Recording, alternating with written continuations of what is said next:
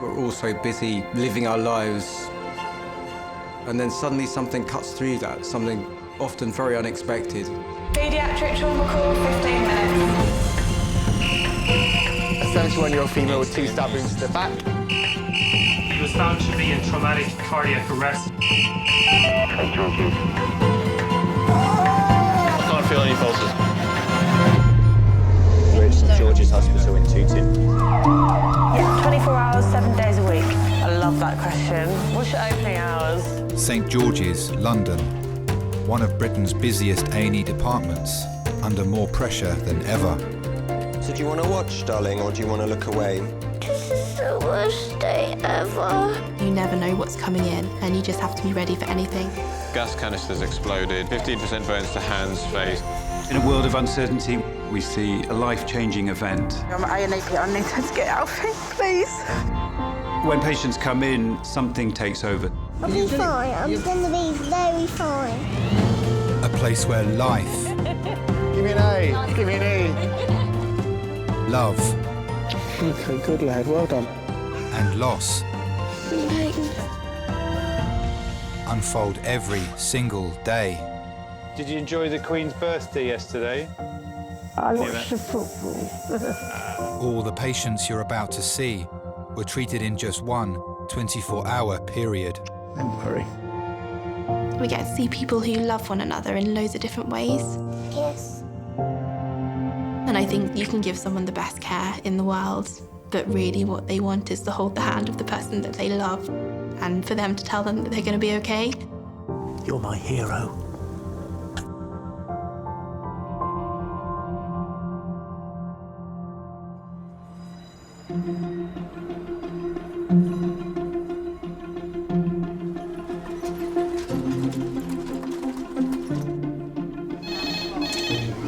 Hello, A&E reception.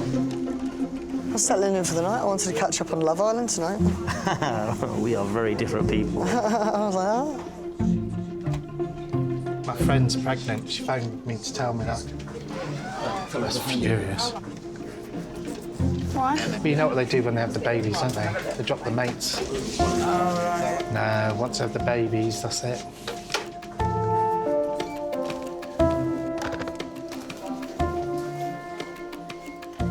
Harry. Hello.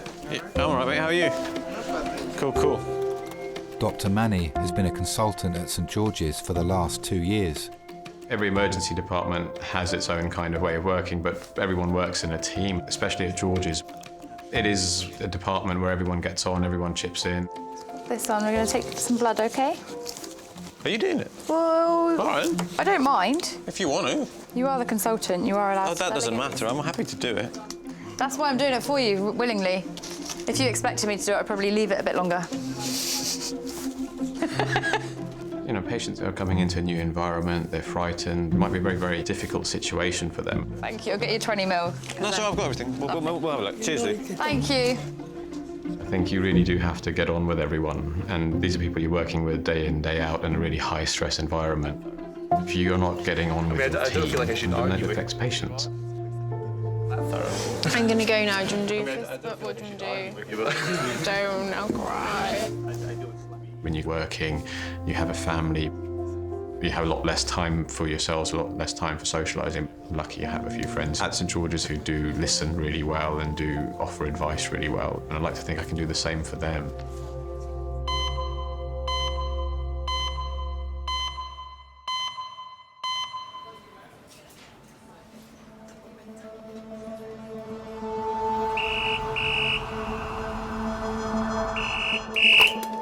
St George's.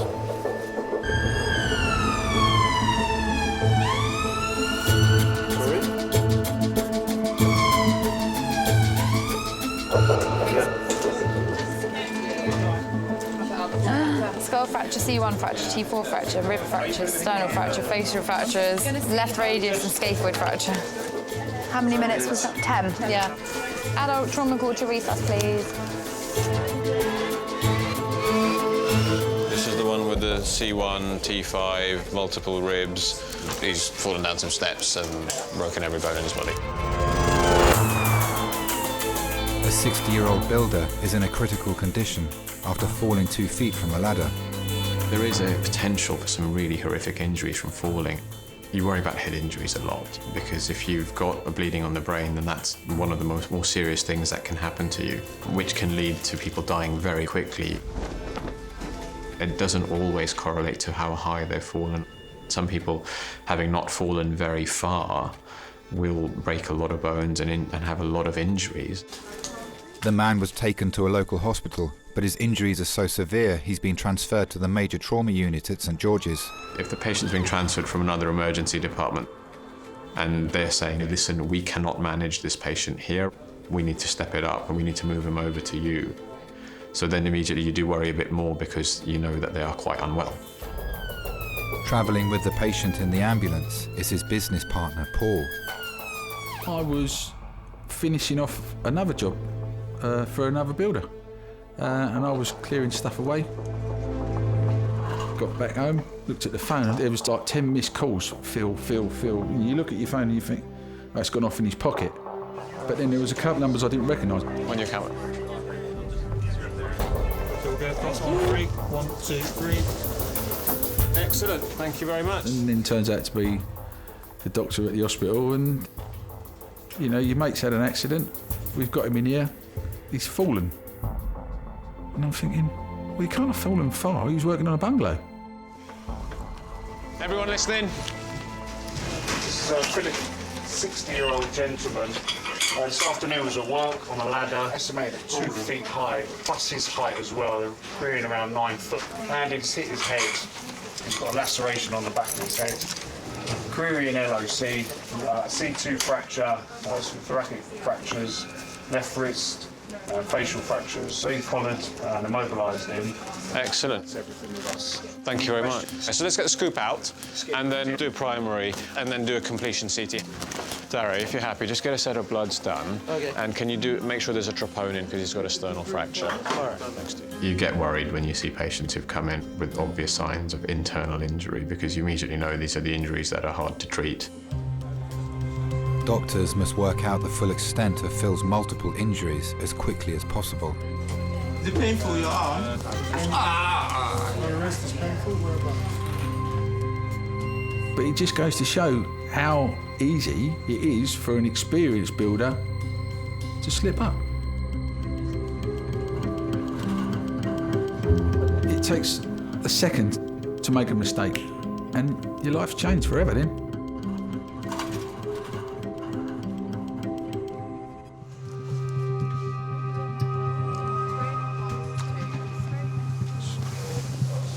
Sorry, sir. All right. 60-year-old bricklayer Phil arrived at St George's after falling backwards off a ladder at work. Just going to go in and out the scanner a few times. I'll give you an injection. It might make you feel a bit warm and funny.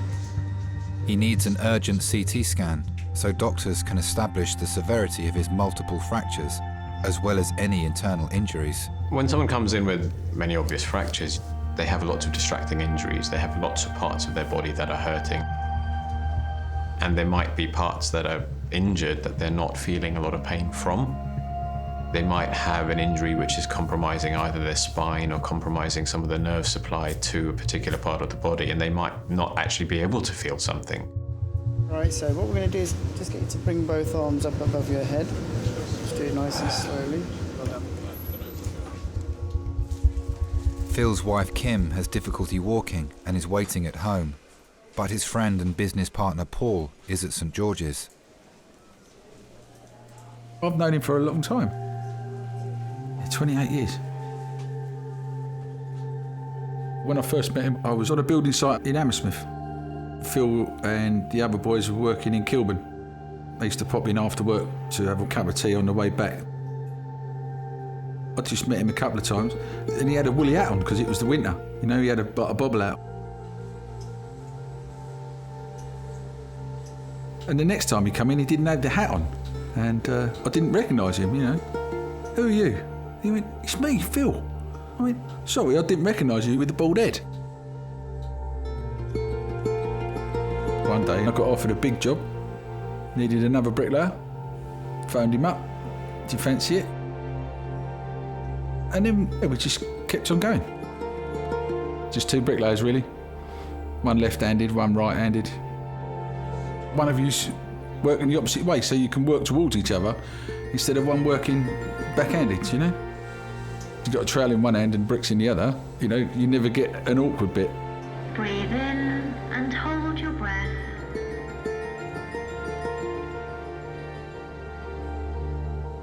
Over the years, we've always had more laughs than arguments.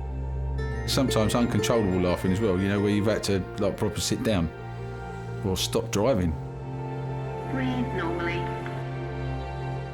We was coming home from a job one day and he said something and we had to pull over, literally pull over and physically laugh for 10-15 minutes until he calmed down enough to be able to drive off. Okay, so the injection's going to go in now. Yeah, there's not many people that I've met in my whole career as a builder that I would say, yeah, I would call him a friend. Without him, you know, life would be different. There'd be a little bit of empty, I think, you know? Breathe normally. Doctors will now need to wait for the full report of Phil's CT scan before they can decide on the next stage of his treatment.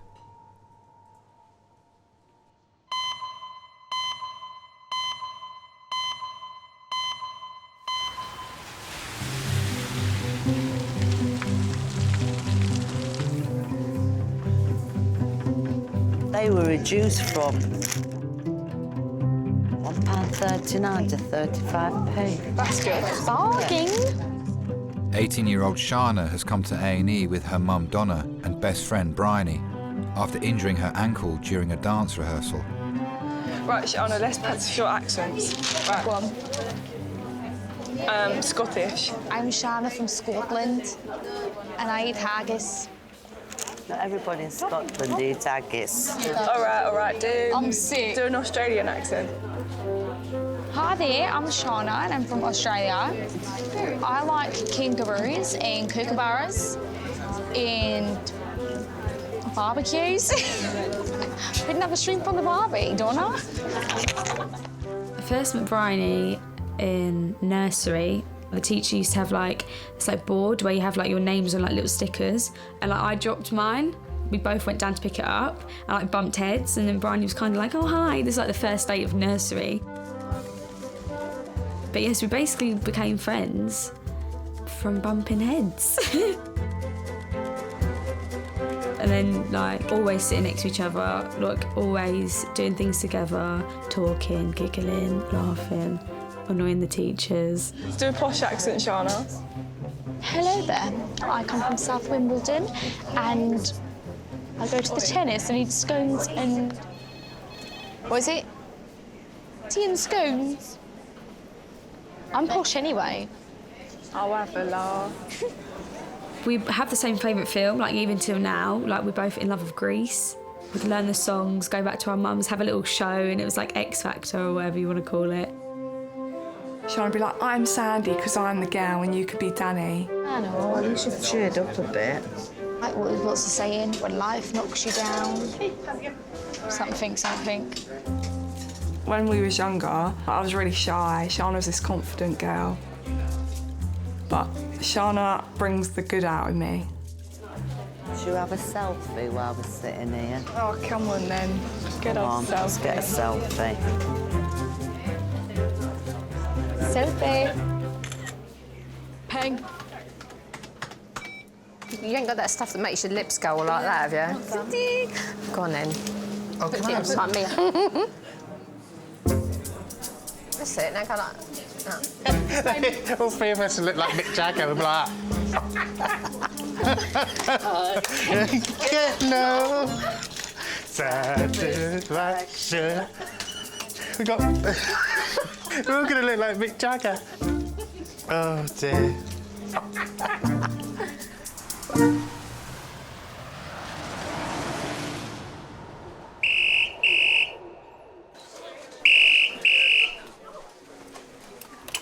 Hello, St George's. Medical trauma. Yeah. A 93-year-old woman is being rushed to St George's with an open leg fracture after falling at home whilst getting ready to meet friends for lunch. Leading the trauma team is consultant Will. An open fracture is where there is the underlying break to the bone, but there is tissue damage above that. So the end of the bone can poke out through the skin. Thanks, bye. So we've got a 93-year-old lady post-fall with an open tib fib fracture. We have immediate concerns, which is, has the blood supply or the nerve supply to the foot been compromised in any way? If the foot doesn't get blood, the foot will eventually die and have to be amputated. The woman's son has been informed and is travelling from his home over 30 miles away in Surrey. Friends Sylvia and Bob were the first to arrive at the scene. Bob and I were just clearing up after breakfast. The phone rang and she said, "Sylvia, can you help me?" She said, "I've fallen on the floor and I've hurt my leg." So we both went over. Adult trauma team to casualty restart. Oh, she's still got her colours in. Yeah, I know, bless her. She was laying with the head towards the front door, and I could see straight away that she got a problem. There was quite a lot of blood on the floor. It looked as though something was sticking in her leg. I'd never seen that sort of thing before. It looked like a dagger going into the shin. But in fact, of course, it was her shin bone poking out. We'll just do the handover now, before we just leave everything. Violet was feeling unwell this morning and went downstairs, felt faint, and then she's woken up kind of on the floor. We think she's hit a cabinet and she's got a open fracture of a rat's eye. We've had ongoing bleeding since transport. She's got 2 dressings on, usually independent by herself. Good, so hands over, brace, pull. Doctors must establish whether the break to the bone has disrupted the blood supply to Violet's foot. It is a potentially limb-threatening injury, and so we will be working hard to ensure that we get blood supply back to the foot. Do you live alone or with someone? I don't. Do you live alone? I live alone. Sorry, I'm already wearing hearing aids, but they're at home. Oh, okay. All right. Try to speak up then. Yes, if you wouldn't mind. Sorry. We're going to put it in a back slab now, so they're nice and comfortable. All right? So I won't go home today. No, I'm afraid not. Will she get over it? That's what you tend to think, you know, at her age.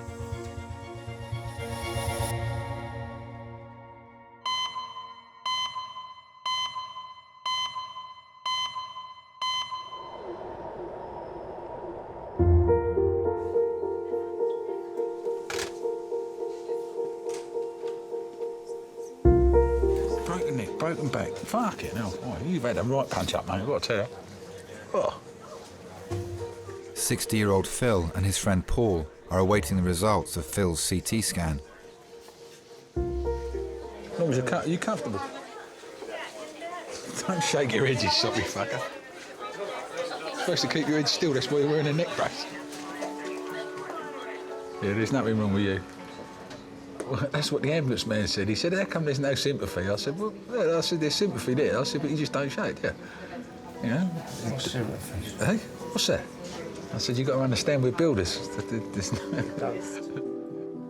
No, you do care, but you don't want to show people you care too much. It's a man thing, isn't it? Man thing, don't show your emotions and all that. Hello there. All right, mate. I'm Joe, I'm one of the doctors. Going to come and stitch your head up. Hello, mate. So what we need to do is staple your head up, OK? Right. So what I'm going to do first is put a little bit of local anaesthetic in, OK? Building site is hard. You know, you just jolly each other along, you know. If he's having a bad day, then, you know, keep him up. You know, if I'm having a bad day, do the same for me, you know. Shout scratch. Your building mate's still there, so they'd get to know loads of things that other people wouldn't. You're right there, sir. Yeah, I'm fine. But when I first met him, I knew he used to disappear. had to have a bit of time on his own, you know. And the other guys used to, where's Phil? Phil told me that, you know, he said, I used to have to, you know, go and have a little 5 minutes, you know, because you got a little bit too much for me sometimes, so.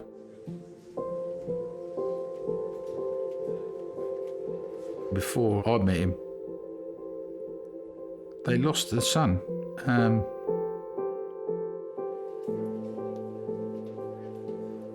A road traffic accident outside of friends. But small, 4. So he always carried that.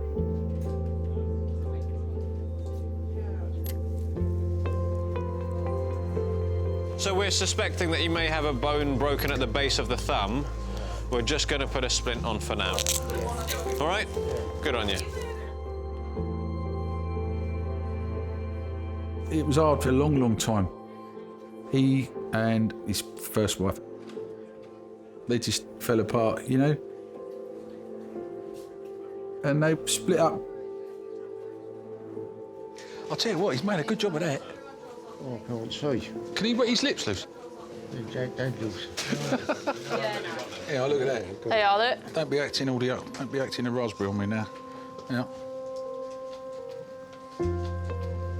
Oh, you can have as many of these sucky lollipop things as you like, but you just can't drink it. Thanks, mate. What? For? You're here, ain't you? Shut up, soppy bastards.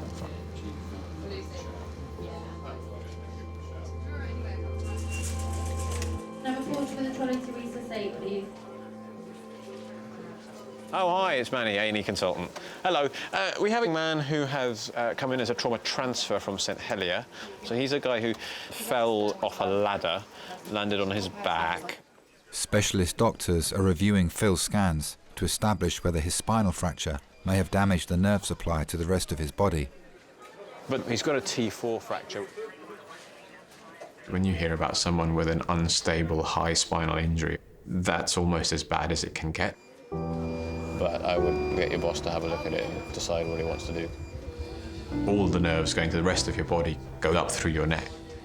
And the higher up you go in the spine, then effectively everything below that will be affected.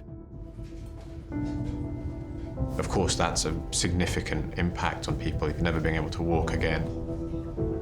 That's the worst case scenario.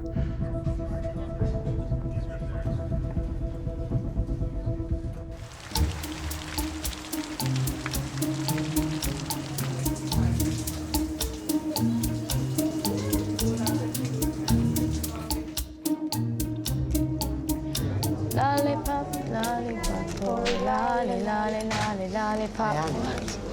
Ba-dum, bum, bum. Shauna? Oh, Shauna. Yeah. I'm coming. Hello. Dance student Shana has come to St George's with her mum Donna and best friend Bryony.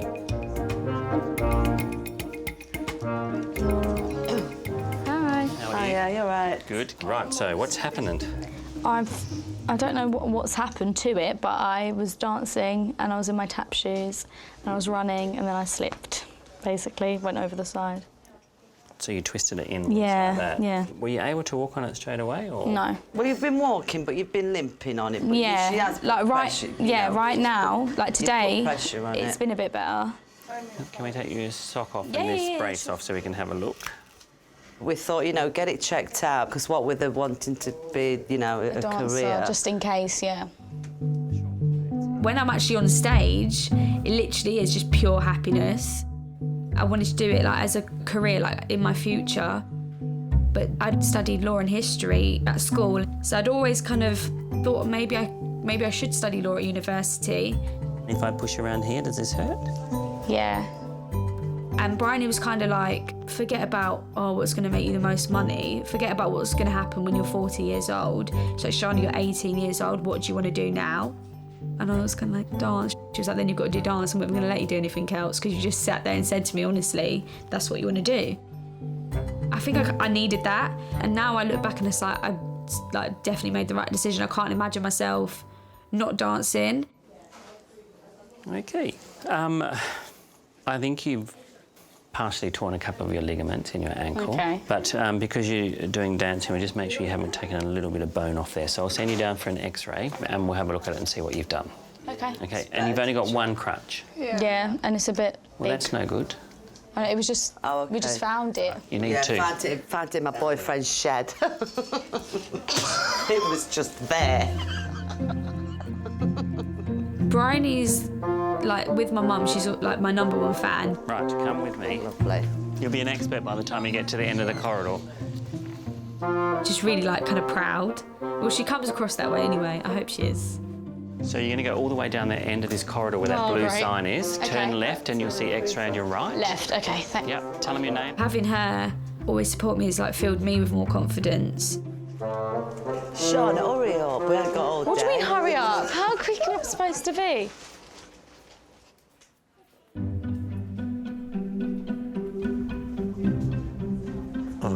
Just fold that in there a bit.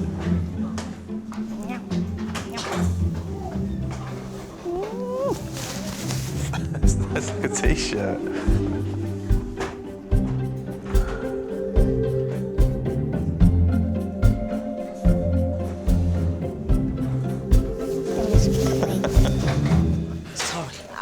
Yeah, the other way around.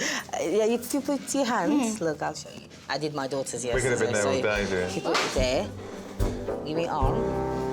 Yes. I'll run. Yeah. Thank you. It's okay. Yeah, don't take it off again. Okay.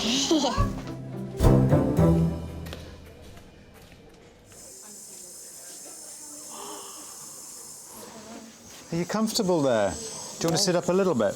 Just a minute, yeah. Thank you very much. How's that? Yeah, that's That okay? 93-year-old Violet has an open leg fracture after falling at home. Doctors need to realign the bones in a temporary cast ahead of emergency surgery.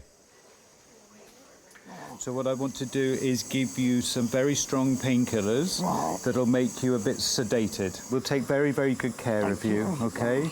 All right, darling. I put my hair up in I know. I was going out for lunch. It's beautiful.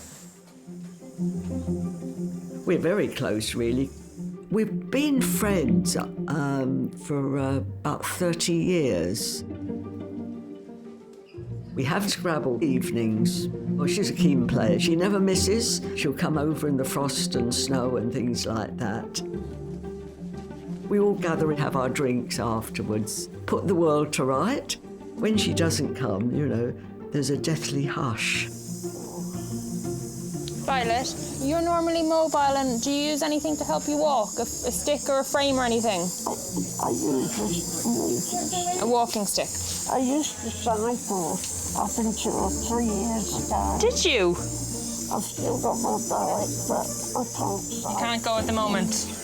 Okay. So it's going to make you feel a little bit snoozy now. The drugs that I've given you make you feel a bit funny. Okay. All right. Yeah, she is popular. Well, she's a good type, you know. That's all right, okay? She organised outings for Marks and Spencer's retirees. It's okay. What they call tinsel and turkey. So she organises a party which will go to a hotel. So they have turkey and they sing carols and so on. And she organises that every year. But that's the sort of thing she does. I think she'd find it very difficult to come to terms with being sitting in a chair watching television all day. So when she's a bit more awake, she can go around for her seated. Good, so she... Nice. Lovely. She's a very tough lady. She'd gone through a lot, and she must have a tough heart. Violet will need a CT scan to establish whether the bones are aligned and see if the fracture has damaged the blood supply to her foot.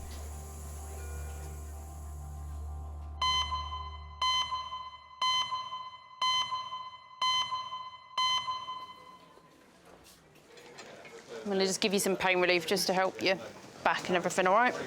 Phil is in A&E after falling off a ladder at work. He's waiting to hear from specialists about the severity of the fracture to his spine. You've got a broken neck, a broken arm, 2 broken ribs, a fractured skull and a broken sternum. Yeah, that's all right. Oh, and a big cut on the top of your Swede and all. Oh, and broken eye socket and all. Oh, and a fractured eye socket and all, yeah. I told you, he's going to get one of them body casts, something like that. You're going to wind up like that, and you walk out with the old braces under there like that. That's Kim. She wants. Are you still with Phil? Yeah. Yes. When he said he was getting married again, I think I said to him, "Are you sure?" But he said to me he'd never felt like that before. I think I've been pretty good here. I think you've been outstanding, mate, to be honest. No moaning, thank you very much. Yeah, he's not one for emotions, old Phil, really. But he actually was looking forward to getting married again. And he's got this silly Cheshire cat face. He just walked about like that for weeks, you know, this grin. He was happy, you know. What can you wish for anyone more than being happy, you know? Yeah, no, I think fishing's out for a couple of months, mate. Who am I going to phone up now? When I get lost going to Willard Park. And it all went through, and he said, I want you to be my best man. And I'm like, oh, are you sure? You know, that's what shocked me when he asked me to be the best man, you know? And I'm like, well, it must mean something to him then. I'll have a cup of tea up the back drip for me. But it meant a lot to me that he thought that much of me to ask.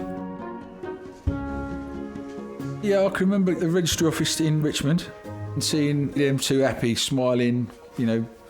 Yeah, she made him the person that he should be, I think.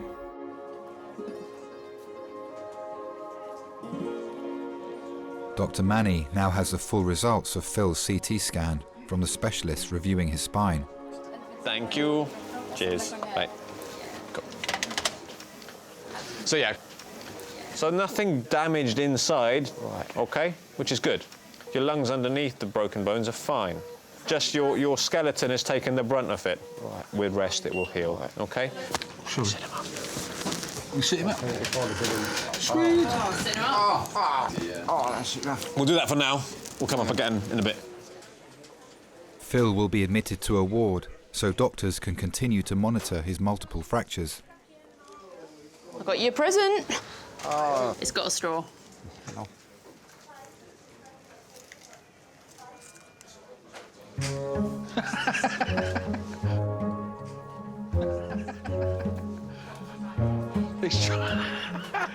Oh, yeah, he found it. You got it, Bush? Fucking... The straw come out. The straw come out of the thing. I was standing over there and the straw's going... Get John to move it. Don't make me laugh. Right then, off we go. Off we go. I think it's very important to have some close friends around you that you can trust and rely on when things are going wrong. For me, my friends range from my wife and a few people I've grown up with to people I work with on a daily basis who I like seeing on a daily basis. There has always been a core group of friends that I will try and meet every couple of months. My wife jokes about the lads' nights, but it is generally, you know, two kind of middle-aged blokes meeting up for a movie and a burger like we used to do when we were 16. If I've ever needed them, I can give them a ring and say, listen, do you mind just having a chat? It's always nice to have someone you can do that with. If I didn't have that, my life would be a lot poorer for it.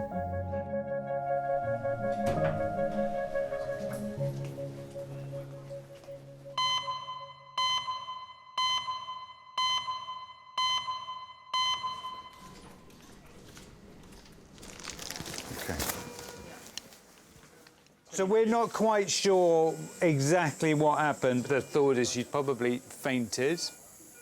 Doctors are concerned that 93-year-old Violet may have damaged the nerve supply to her right foot. Did you enjoy the Queen's birthday yesterday? I did watch a little. Did you watch? I haven't watched I any of watched it. the football. Did you enjoy the football? No, I like rugby better. Why rugby? It's a gentleman's game. Yeah, you're right. I agree. All right, Violet. I've always been interested in athletics and sport. While I was still at school, I used to go dancing. I loved tap dancing. Violet, how are you feeling? I don't know. You don't know. Are you okay? When I became a teenager, I met my husband ballroom dancing. I think he came and asked me to dance. What did you say? Well, naturally, I got up and danced. You're okay, Violet? I loved it, every minute of it. He was wonderful, very, very good, especially the slow foxtrot. And he smoked a pipe, and he smoked Balkan Sobrani tobacco. I would remember that. And we became friends, and then we got together and used to go out. And that's how it went on. She's 93, and she said up to 2 years ago she used to go cycling. She's on like near enough no tablets. Was on her way out for lunch, and that's why she's got her hair in curlers. We were together for 2 or 3 years, and then we got married. I could rely on him all the time. We had some happy times. Breathe in and hold your breath. Doctors will need to wait for the full results of Violet's CT scan to find out whether her injuries are life-changing.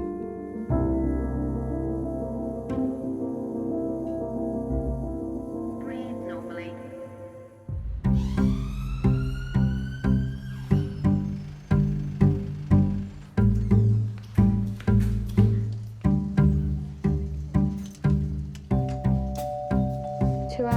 No, we've not been sitting here 2 hours. We have been sitting here 2 hours, about an hour and a half, yeah. Shana is awaiting the results of an X-ray of her ankle. Why are we waiting? My foot is aching. Do you reckon we're supposed We've not reported to reception. We've actually not reported to the reception. That's why we're still here. There's a sign. Go now and check. We've actually not reported. Go and check. Okay. Right, what way is it? Urgent care, wasn't it? Yeah. Yeah, I think so. It was. Is that Shiana? Oh God, you've been gone for ages. You've gone so long, Craig's finished his shift and has asked me to review your x-ray, so come and have a little seat here. Good news, not broken. Oh. Yay.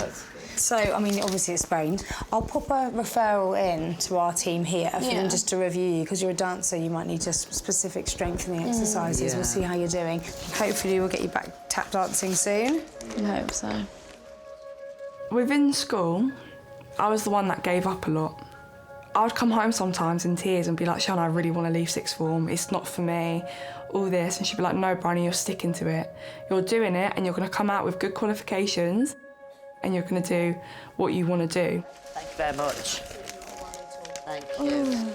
And I stuck to it and I came out with good qualifications and I'm happy that she was there to listen. But when I left sixth form, I wasn't a confident person in like interviews and stuff. And I remember she works in like a little cafe and she said to me, I'm going on holiday in July and they need someone to cover me.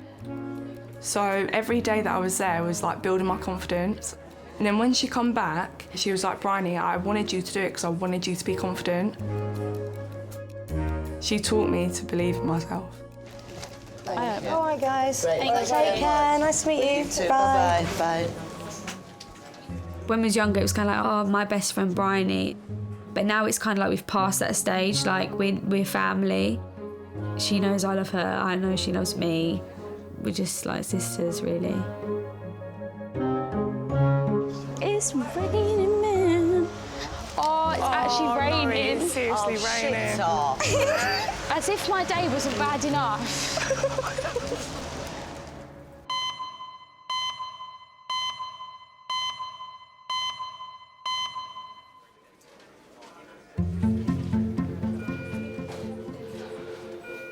You were at my house, weren't you? I was. Oh, I've left all the mess. No, don't worry about that. We did move some of your furniture. Doctors are awaiting the results of 93-year-old Violet's CT scan after she fell and fractured her leg. I'm coming to see you to see if you want me to take the colours out. Yeah, would you mind? Whoever's so kind of it. Yeah, I think, would you mind? I had a very happy marriage because we'd done everything together. Except he had cancer and they didn't know he'd got it. So it was a shock because he was only about 64, so. He just wasn't well and my doctor sent him up for scans. And they rang and said he was very tired. Would we go up to the hospital? And because he was in a little room and unconscious. And then he died Christmas morning. Is it dry? It's very dry now. It's all lovely and curly. Oh. And what was it like to suddenly be on your own after all that time?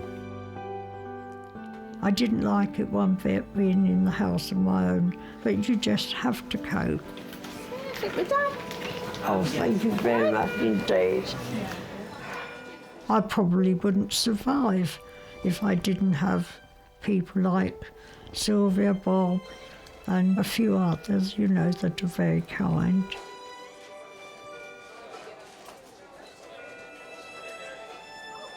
You just need friends, very, very much so.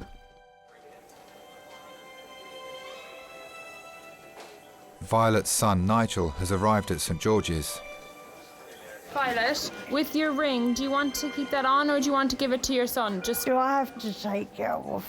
If possible, but if you don't want to, that's totally fine. I don't think I can get it off. That's fine, I'll put some tape on it, don't worry. Nige, was it you as well? I spoke to you on the phone. That's all right. So look, your mum is amazing. I think everything else is okay from, you know, head to knee, and it's just this right leg, but very nasty break. She's in a plaster now and much more comfortable, but it's something that these guys need to fix, and they will use an operation to fix that. So they're going to do it probably in the next hour or so. Thank you very All much. right, that's okay. But you have to realize this is a very significant injury, okay? And at 93 and 2 old knees, etc., it's going to take you a while to get better, because the first thing you said to us when you came in was, am I going home this afternoon? And you won't be going home. It'll take a little bit of time before you get better. All right? Thank you very much. That's okay. You've all been very kind. Yeah, that's Thank okay. you. That's all right. You'll get better soon, okay? Yeah. You're in good hands. If you wouldn't mind to say thank you very much. Yeah, of course. To Sylvia and Bob. I get her some flowers. Violet, we're going to bring you upstairs, okay? Violet will be taken to an orthopaedic ward ahead of emergency surgery to rebuild her leg. Thank you. Bye, Violet. Nice to meet you.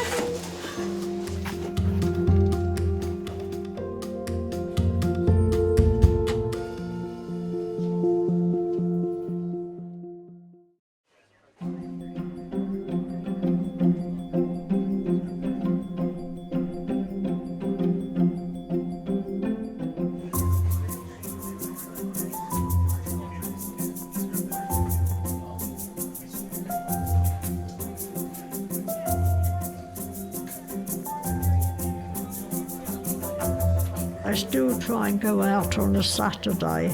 I try and get back a bit earlier when it's rugby, and that's on. I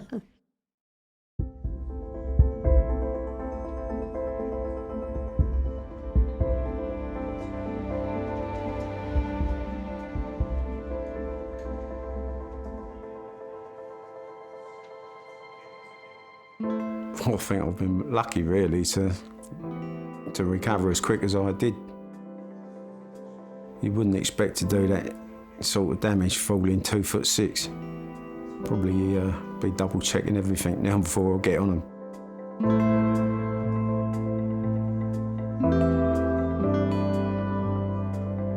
I do appreciate the people that I've got around me now a lot more. You appreciate how much they're there for you. You can make 1,000 acquaintances, but how many of them are you going to call friend at the end of your time when you shuffle off? How many of them in your time can you say, he was my friend? Not many. It's right in my brain. A&E St George's, adult trauma by air. You're going to land in 7 minutes. If they're coming in by air, then you know that it's going to be quite a serious trauma. If you're scanning everything. A 24-year-old who's had a cardiac arrest. When there's a cardiac arrest, you worry, but if it's in someone in their 20s, then you're especially worried. We were just starting our life. I had resigned myself that he was dead.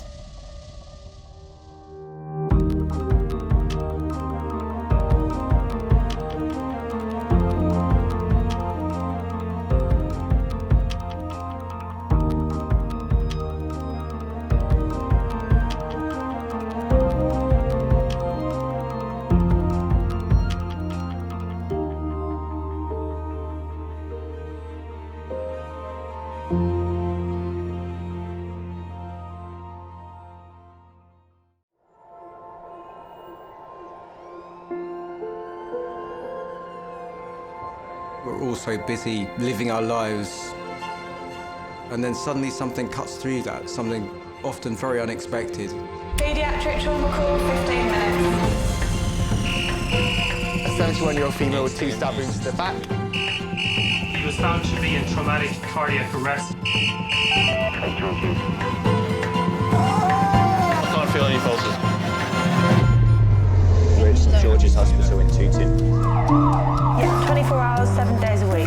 I love that question. What's your opening hours? St George's, London. One of Britain's busiest A&E departments, under more pressure than ever.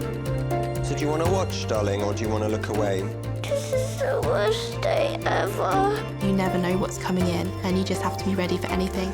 Gas canisters exploded, 15% burns to hands, face. In a world of uncertainty, we see a life-changing event. I'm A&E, I need her to get out of here, please. When patients come in, something takes over. I'll be fine. I'm going to be very fine. A place where life... Give me an A. Give me an E. Love... Okay, good lad. Well done. And loss... unfold every single day. Did you enjoy the Queen's birthday yesterday?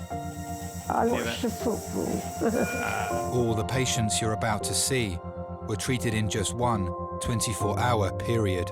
Don't worry. We get to see people who love one another in loads of different ways. Yes. And I think you can give someone the best care in the world, but really what they want is to hold the hand of the person that they love and for them to tell them that they're going to be okay. You're my hero.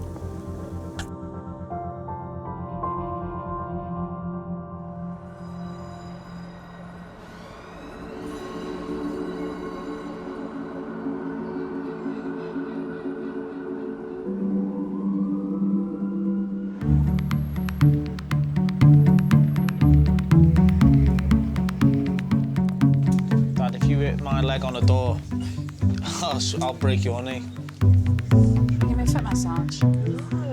Please. You've got a fungalous foot. I haven't got a fungalous foot. I'm going to the doctor. Liz has been a nurse at St George's for the past 10 years. Here she comes to save the day. Right. Who wants to go where? I wanted to be a vet when I was a really little girl because I loved animals. Oh, I almost did the splits then. Have you got keys on you? Splits? Yeah. We had pets at home. I had 2 pet rats, actually, which are very cute. They sound smelly, but they're not. They're the cleanest things ever, and they used to climb up my hair and sit on my head. I still think she'd benefit from a head scan, but that's me. But then about aged 11, I realised that actually the job would entail quite a lot of putting animals to sleep and things, and that changed my mind. Any visas? Both me and my sister did different degrees first of all, but my mum was a nurse and my grandma was a nurse, and we've now, both me and my sister have become nurses, so she says it must be in the blood somewhere. Don't wake yourself up again before we get the morning. Yeah. I love being in resus. I just love the variety, the never knowing what's coming in the door. And a practical 10 minutes. All emotions are heightened. Grief at its worst or love at its finest come out in the resus area. He's got hit around the head with a hammer. Again. Apparently it happened to him 2 weeks ago. I don't think I could ever do a 9-to-5 office job.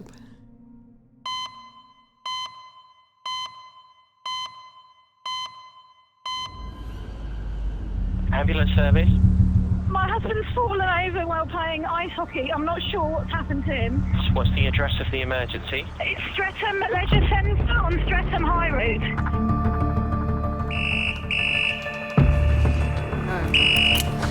Hello, George's ED. 10 minutes. Okay. Thank you. Bye. And a practical 10 minutes. It's a 24-year-old who's had a cardiac arrest. A man in his 20s is being rushed to A&E after suffering a cardiac arrest during a game of ice hockey. There's cardiac arrest and a 24-year-old. Phone goes and says it's cardiac arrest. You worry anyway for the patient, but if it's a cardiac arrest in someone in their 20s, then you're especially worried. The adrenaline kicks in straight away. We'll get our drugs out. But if an out-of-hospital cardiac arrest, it's very rare that you get the person back. You kind of got in the back of your mind, this may not end well. The man was with his wife at the ice rink when he collapsed. The Sunday morning, I remember that the weather was grey and it was raining because we'd been in Sicily and it had been so sunny and beautiful. We woke up late and he said he was very tired and he said that he wasn't feeling well. I thought absolutely nothing of it. I was going to watch him because it was a championship game. We were 17 minutes into the game. Cory was playing really badly. Cory had skated to the goalkeeper and he fell on the ground. Are they here? I remember his helmet hitting the floor of the ice. I just knew something was not right at all, and I just got up. I was like banging on the doors to the ice rink. They rolled him over, and I could quite clearly see that he was starting to go blue. And I just started screaming that somebody needed to do something.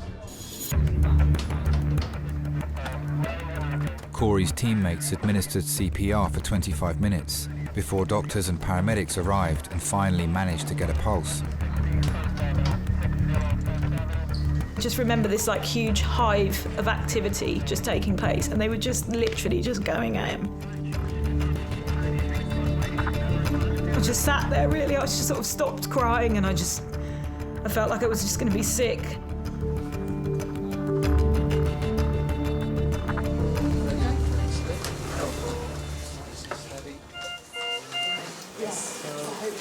Cory is a 24-year-old who was playing ice hockey.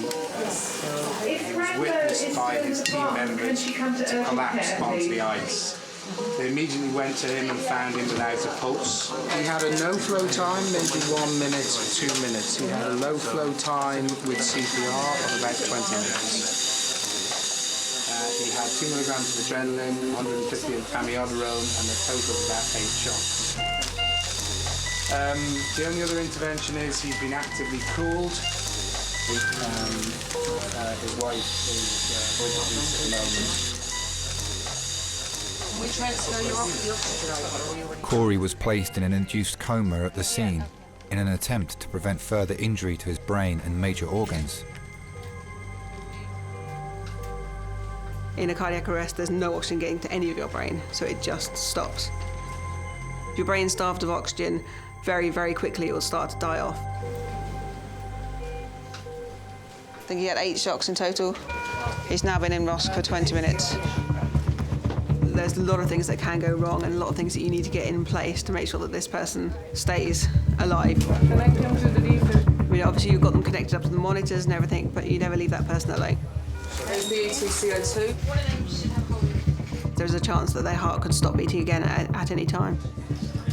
Are you free to check out some fentanyl with me? Doctors need to work quickly to minimise the risk of continuing damage to Cory's brain.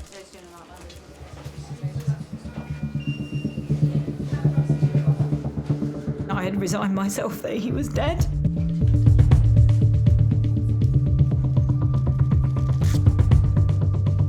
It was just so sudden. Like, I think if somebody gets sick gradually, you can kind of process that information, but this, I don't... Yeah.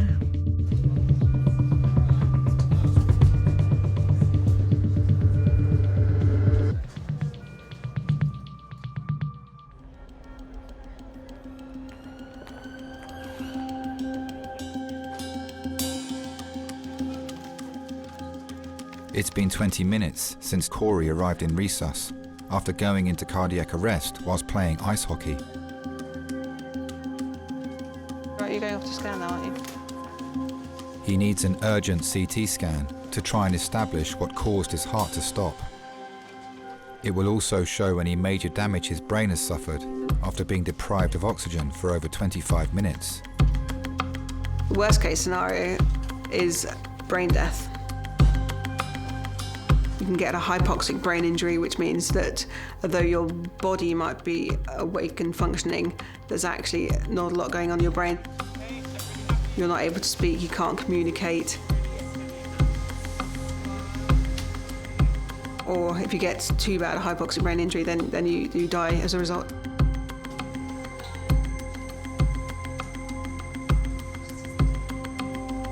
His wife is waiting in the relatives' room. When Cory was in hospital, we'd been married for a week. I first met him at my friend's birthday party in Toronto. I was on a study abroad year. He was just making me laugh. I felt like I'd known him forever and we just really hit it off. He was so genuine.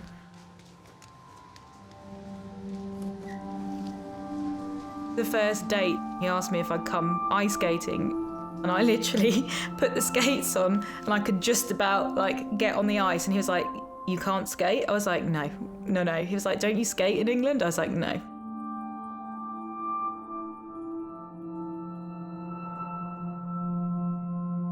I remember our first kiss. I can remember him being very sort of nervous and twitchy, which was odd because we'd been spending quite a lot of time together.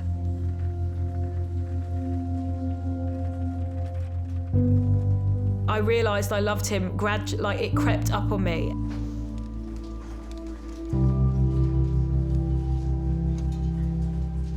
One day, we were in this really noisy tapas bar. I was sort of looking over the dinner table, and I just kind of knew from then that it was right. I was just like, this person's great. It's kind of when you realise you want to spend your life with someone and that things didn't get any better than this, so. Doctors will need to wait for the full results of Cory's CT scan before they'll know whether he's suffered any life-changing injuries.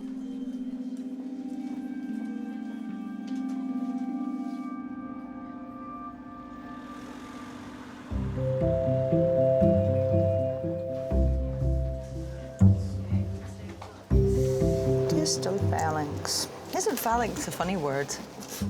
You've broken it. You broke it down. Look, you see the bone? Yeah, I see. Ah! I'll keep you still now, wouldn't it? No more running for a while for you.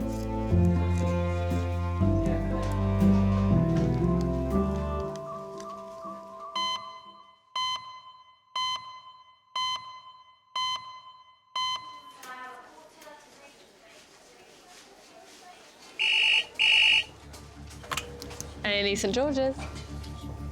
Adult trauma, yeah, by air. Right ankle. And you're going to land in 7 minutes. 0, thank you, bye. Adult male HEMS trauma call, 7 minutes. As an adult male trauma call, 7 minutes HEMS by air. Fallen 10 feet scaffolding, yeah. Puncture dislocation ankle. A 55-year-old man is being airlifted to St George's after falling from scaffolding at home. Trauma call coming in. Yeah, going to 7. It was just a general Sunday. I agreed that I'd cook him a cooked breakfast of 4 works. And after that, he decided that he wanted to go outside and do some work on the house. That's quite a significant fall. So we're going to go straight to CT, do a trauma serious CT to find out everything. Yeah, absolutely. 10 feet is quite high. So he went up the ladder and I went into the kitchen. And then I heard this crash. Due to the severity of his injuries, paramedics dispatched an air ambulance crew to the man's home. Copy, patient being loaded onto the aircraft at 16. Got you listed from radio route to St George's at 17. So I rushed out to him and he was laying there on the floor. And that's when I noticed that his foot was literally being held on by his sock.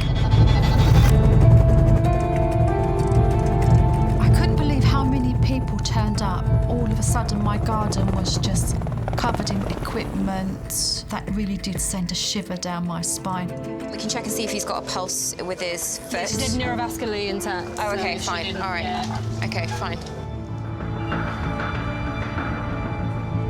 I just felt that a bit of life had gone out of him. Thought, you know, there's that big, strong guy at the mercy of everybody else rather than him taking control, which is usually what he does.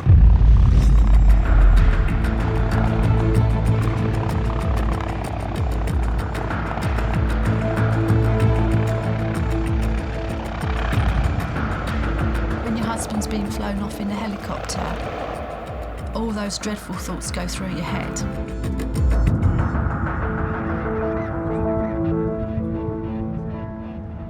It's just a very strange feeling when someone that you love just disappears. We're wondering if we can go straight to CT. If they're coming in by air, by helicopter, then you know that it's going to be quite a serious trauma. And there's either been a very high impact or there are very serious injuries involved. Okay, this is John. He's 55. He was on a building stage, and as it tipped over, he jumped off and landed on his right leg and sustained an open fracture dislocation of his right ankle.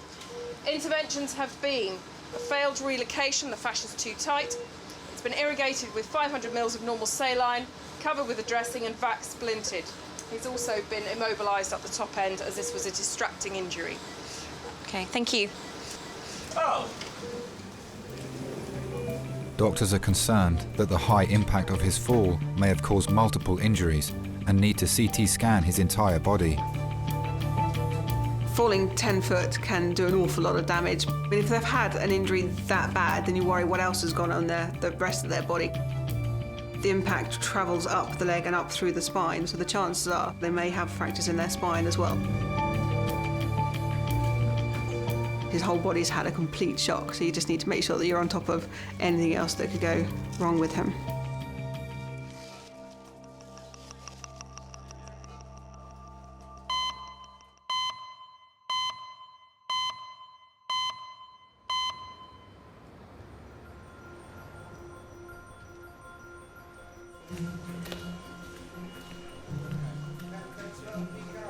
Yeah, I just have porridge with dried nuts and fruit on top. How do you cook yours? Do you cook with milk or water? Water.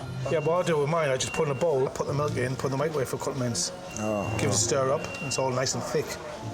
I'll tell you what's nice as well, but it's expensive. Manuka honey. It's supposed to be one of the most healthiest things you can have.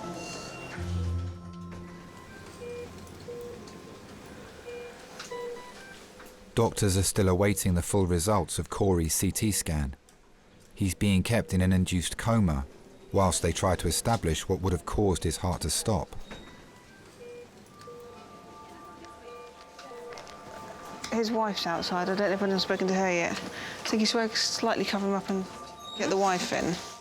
I can quite happily deal with any of the situation, any of the patients that come in, and if they're really sick or even dying, I can cope with it until the relative comes in. And the point at which the relative comes in and starts crying is when it hits me, and I think, oh, actually, that makes the whole situation kind of more real. Hello there. Is anyone here the wife of Cory? Becky's not had, like, a brain problem. We're just waiting for the scan result to come back. You're right. John's come in. So we're still breathing for him. So we're also going to get the cardiologist to come down and do a quick scan of his heart whilst he's down here.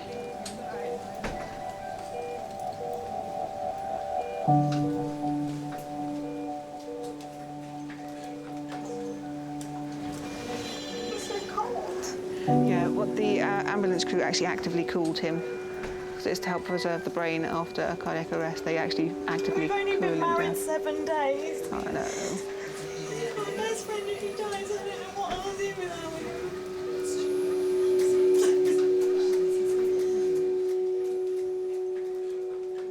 We've been living in London just over a year, and it was New Year's Day, and we went to the pub. He kind of looked across the table and said, well, would you like to get married? Should we get married? And I was like, yeah, we should get married. So we actually went and bought the engagement ring together, and he wouldn't tell me when he was going to give it to me. And we had planned to go to Budapest, and I was like, he's so going to propose.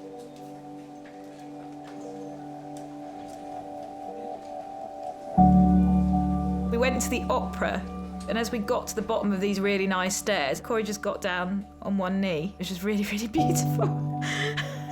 He did it better than I ever could have imagined.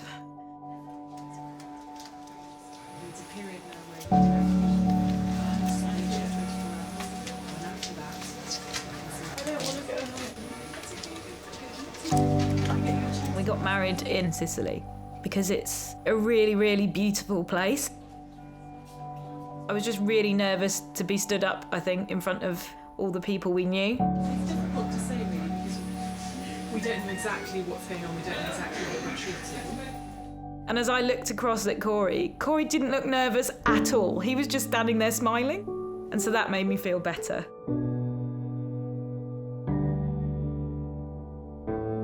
It just felt so natural. That sounds odd, but it just felt like really the right thing to do.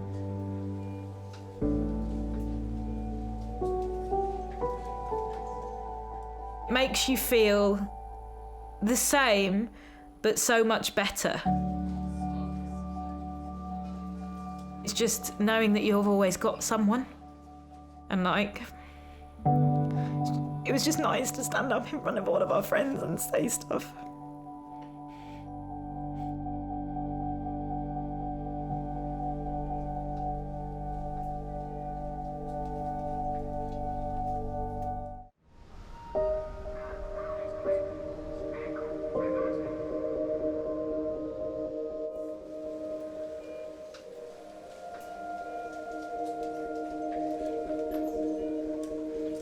"55-year-old software developer John needs an emergency CT scan after he fell 10 feet from scaffolding. His wife Penny is travelling to the hospital from their home in Surrey.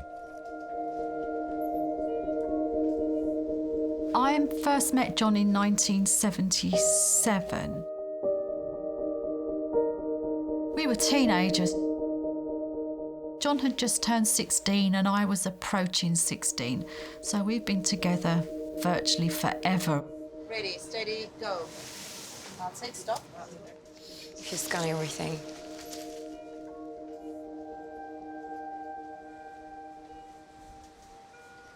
I remember our first kiss on the doorstep of my house, of course, because we didn't venture out very far. He's a good foot taller than I am, and I used to have to stand right on the doorstep where the door closes and then sort of stretch up to kiss him. And he says one of the first things I said to him is, I don't do French kissing.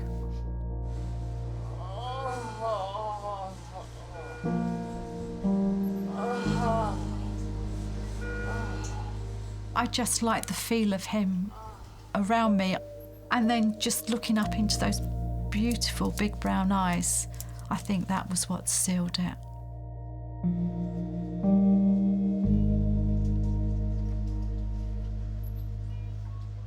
It was whoosh.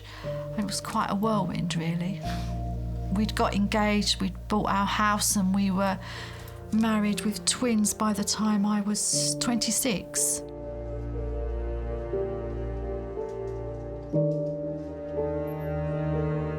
The only memories I have without him really are just very young childhood memories.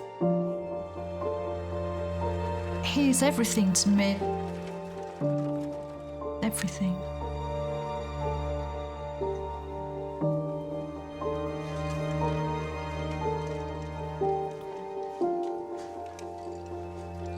Doctors will need to wait for the full results of John's CT scan before they can decide on the next stage of his treatment.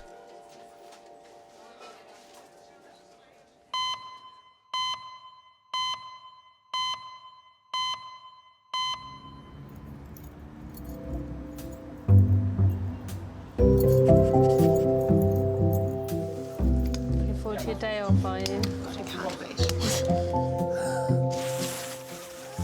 I did say to her, don't put it anywhere near your ear, and obviously that was like a red rag to a bull, so she just did it.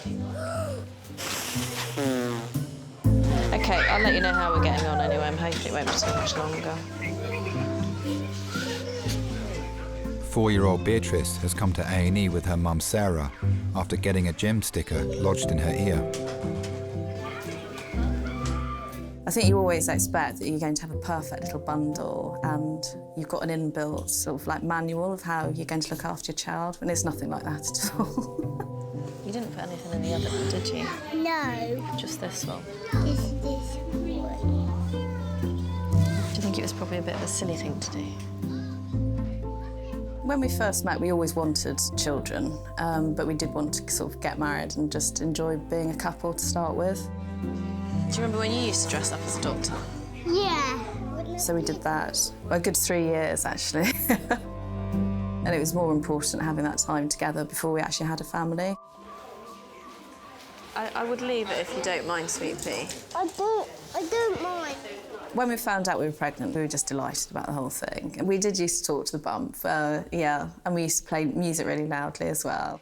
Right, I can see a doctor. Stand up and smile, they might come quicker. Stand up tall, look. Hello, hi. Obviously, there's a lot of books as well to tell you the exact things that you need to do to create Einstein, so we did all of that. As I think every parent probably does, but just no one actually ever admits to it. Let's lift you up. Right. You're going to tell the doctor what's happened. Tell me what's happened.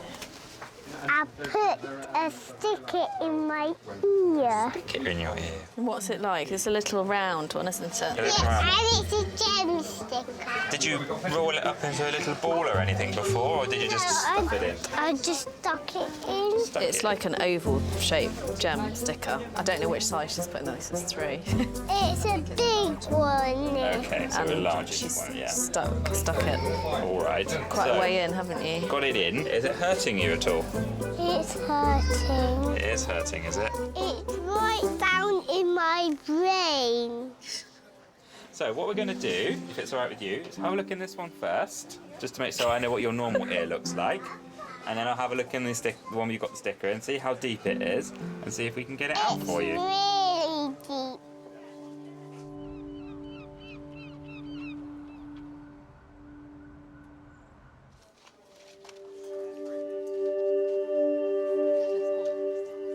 Initial results of John's CT scan have revealed a complex ankle fracture. Doctors are concerned that the impact may have damaged the blood vessels and nerves in his foot. Hello, sir. So, how bad's your pain now on a scale of 1 to 10? About 4 or 5, maybe. Okay. Oh, maybe a 6. All right, just leave it. Don't move it. That's fine. Sharp scratch. Ooh. Are you okay? Yeah, it was just really painful for a couple of seconds. Specialist orthopaedic doctors have arrived to assess the extent of his injury. Now that it's a bit calmer, I'm just going to ask you again about that feeling of numbness in that right leg. Is that still there? I think I can feel my toe. I'm trying to wriggle my right toe. Can you do that? I can't. Well, hang on a second. That's perfect. That's all I need to see. I'm just going to have a little look at the wound. Shouldn't be too much moving of the ankle. Oh, I hope not. It's really sore. I know. I appreciate that. I just want to have a little look up.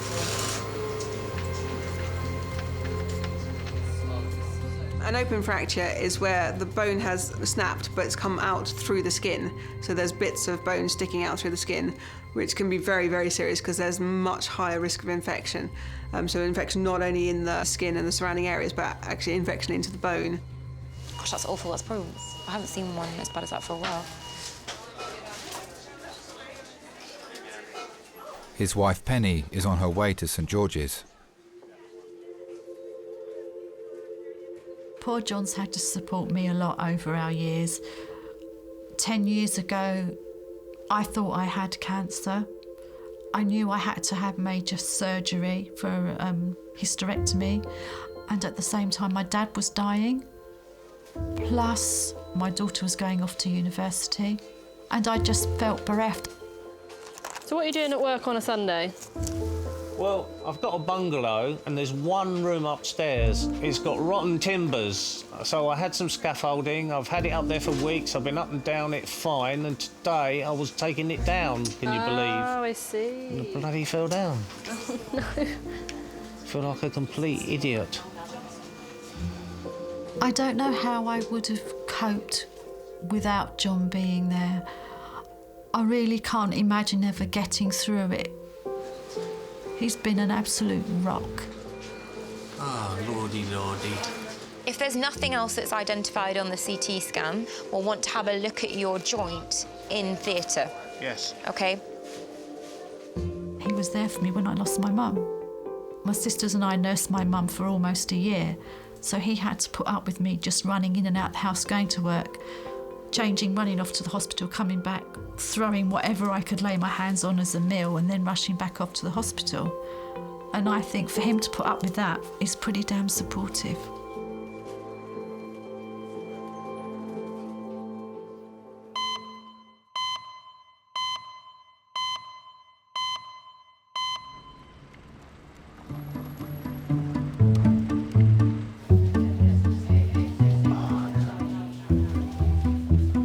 Like having toothache in it all night long. Yeah. Do a bit of that, they might be able to do something for you, at least take away the pain.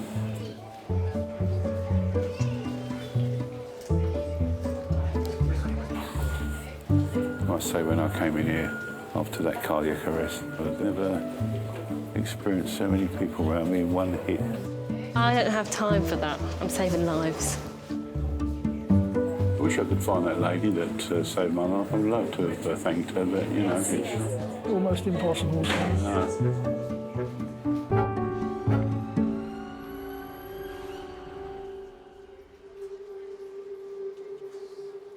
Doctors have received the initial results of Cory's CT scan.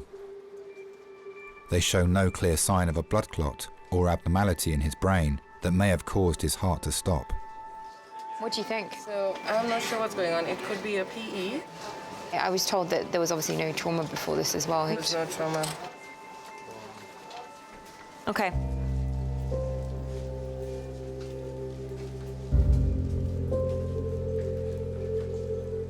Cardiologists have arrived to conduct an ultrasound of Cory's heart to see if a blockage or defect is putting him at risk of another cardiac arrest.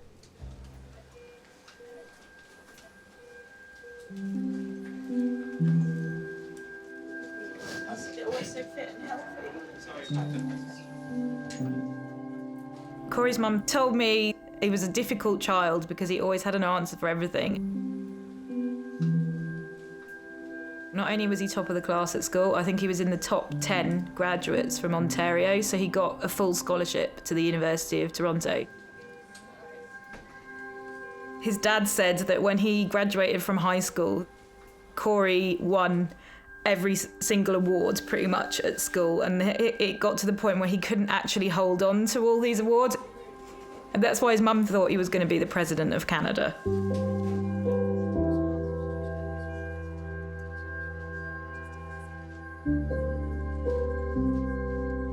They shove them out on the ice in Canada when they're like 1. So Cory started skating probably at the same time he started walking. His dad was a hockey coach, so he used to turn the back garden into an ice rink. So this basically involved turning the hose pipe on and filling the entire garden with water so it froze over.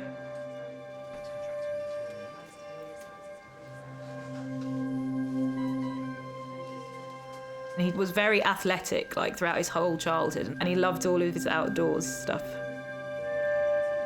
He'd always want to try something new, know new things and do new things. That's what I was attracted to. Stay ventilated like this for a few days. By keeping them nice and sedated, stops the brain going to be active. And it means that hopefully you don't have less sweat in the brain. He's got swelling. Well, by having get swelling all over because of the shock. Because his body didn't get enough oxygen.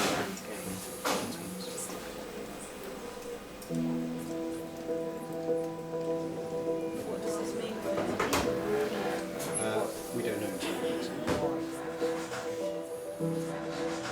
Until the patient's woken up, you've got no idea how this has affected them, how badly brain damage they've got, how they're going to function, whether they're going to be able to function normally again, and how it's going to affect their life long term. We were just starting our life. Like, Cory just said to me recently that he was really, really happy, and like, it just seemed cruel to take it all away from him. Do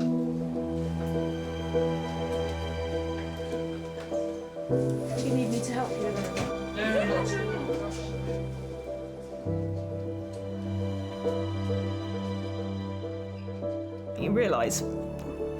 You realise like what a good life you've had.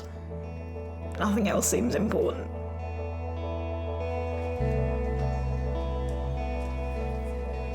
With no obvious blockage in his heart, Cory will be taken to intensive care, where he'll be kept in an induced coma. Doctors will be unable to assess the extent of the damage until they feel it is safe to try and wake him up. Everything that you see in A&E, it just teaches you to live life to its fullest, because you wake up one day and anything can happen to you. I mean, I do look at these long-term relationships and think actually it would be nice to be in a relationship like that myself.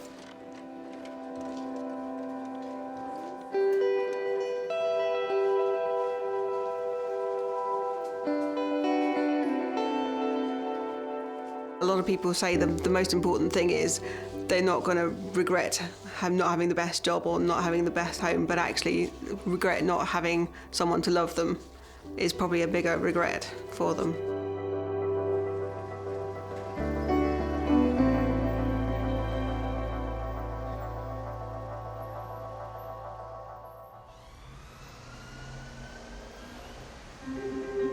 You're very brave. You've got to do a deal with the doctor and tell him that you're not going to do it again, haven't you? Yeah? I'm not going to do it again and stick it in my ear again. Or anywhere? Or anywhere. No? So you just look at me. 4-year-old Beatrice has a gem sticker stuck in her ear. Don't move, don't move. Don't move at all. Oh, nearly got it. Just stay really still, sweet pea. Doing really well. It's just really well wedged against the sort of the wall. Okay. She did say she pushed it right. So you've done a good job of it. If you're going to do it right, eh?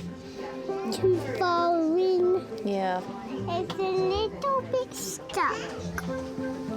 Having children, it has changed our life an awful lot. changed it for, you know, in a very positive way. The thing is, it's right tucked onto the edge. It's quite hard to get some purchase around it. You're suddenly very tired. I think we thought we'd never actually eat a meal together again, but you are a family, and this is your child, is your baby, and you just work it out together of how best to look after them, really. But we still have fun together. The small plate is when my thing is in there. Yeah? Let's hold my hand. It gets really It might be a little bit ouchy, but if we can get it out, then we don't need to come back, yeah? Ready? It's really good.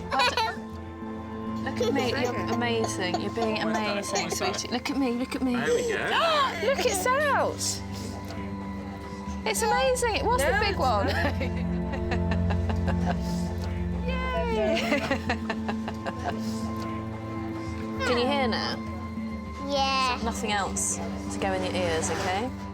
Okay, Mummy. Come on then, let's lift you off. Well done. You're very, very brave.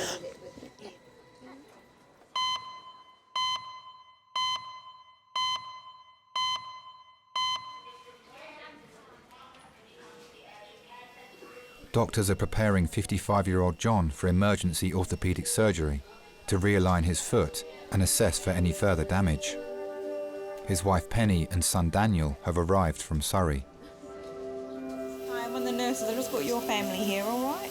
Are they here? Yeah. Oh, super duper. John, it's me, darling. How are you doing? Fine. All right, son? Yeah, I'm all right. You? Yeah. You all right, dolls? Yeah, it's... I just feel such an idiot. Well, do you know what, babe? It's done now. I felt it going, and I thought, I'd just jump off. And I waited for my moment, I jumped off, but I just landed so hard on that right foot. Yeah, you would. Jesus, that was really hard. But do you know what? I've still got you. It was really difficult seeing the person that I love in so much pain, and to know that I couldn't do anything for him. To know that he was just not himself. Sorry. Babes, don't worry about anything, all right? We'll sort it out. I just thought while you're here, you can... Yeah. Why have you got this on? I don't know. Maybe they don't want me to look around. So we're just saying to John that we kept this on just as a precaution, but so far it looks like it's just his ankle. He's literally going to theatres now and see what's happening. Just gotta hope it's not infected. Yeah. So that's the main risk. Is there anything that you wouldn't want us to do while you were asleep if it became life or limb threatening in an emergency? It'll be a bit worrying to wake up with no foot or ankle being chopped off. That is true. Is that a possibility here? This is a serious injury. Okay, I so understand. we need to get onto it quickly. Yeah. Okay. Yeah, But go on, yes, crack not on. on this sitting, no. Okay. So we'll have a little look and see, but it might be that this is the first sort of emergency operation to get everything lined up And then again. I might have to have others. Exactly. So how long is it going to be in theatre? So minimum an hour and a half, maximum 3-4 hours, something like that. Jesus Christ. Oh, well, good job I brought my book, darling, then, yeah?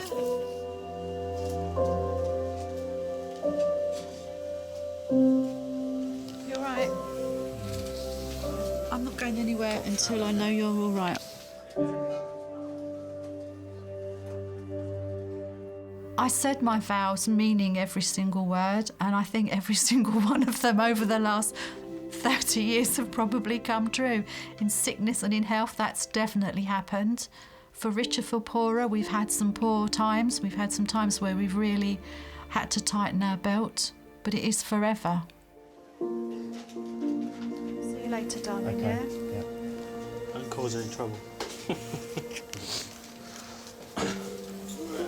We all think that we have loved, but it's not until you meet the right person that you know what love is. It's a rather lovely feeling to have tucked in your heart.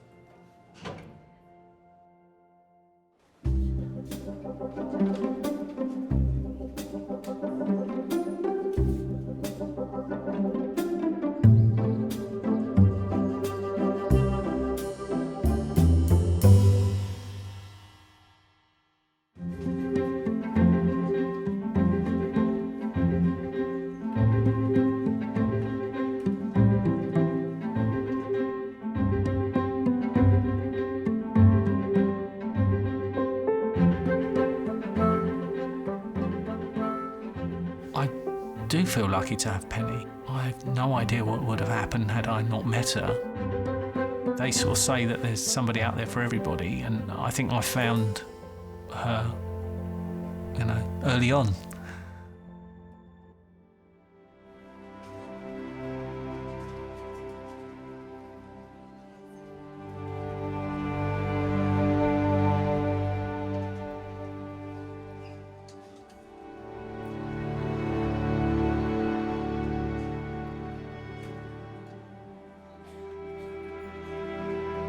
I was just going to the car to drive to the hospital. It was about midday and they'd called me and said, "We've woken Cory up." I remember Cory being there in his bed and he looked very, very sleepy, and he was awake. But he sort of gripped my hand and he just sort of looked kind of vacant, and it was just, like, in some ways I was so happy that he'd woken up, but then they couldn't tell me what he was going to be like.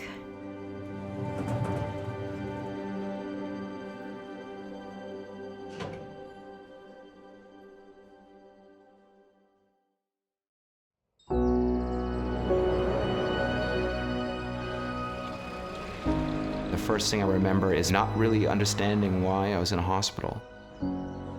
I saw Alice. She was super beautiful. Loving somebody when they're fit and able and healthy is one thing. Loving someone when they're sick and ruined is another. And she's shown her true colors.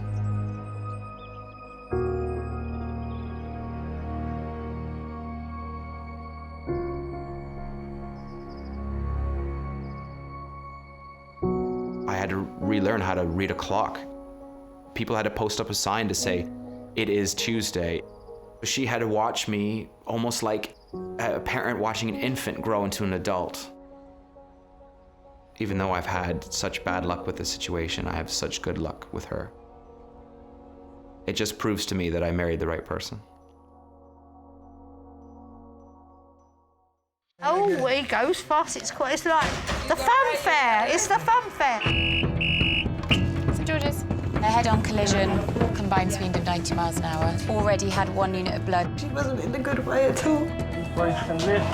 Michelle, let's get a scan done quick, guys. There might be something with the chest. Adult male trauma call, 5 minutes. A lot of these injuries are time critical. If you don't restart the blood supply to the foot, the worst case scenario is that there might be some kind of amputation.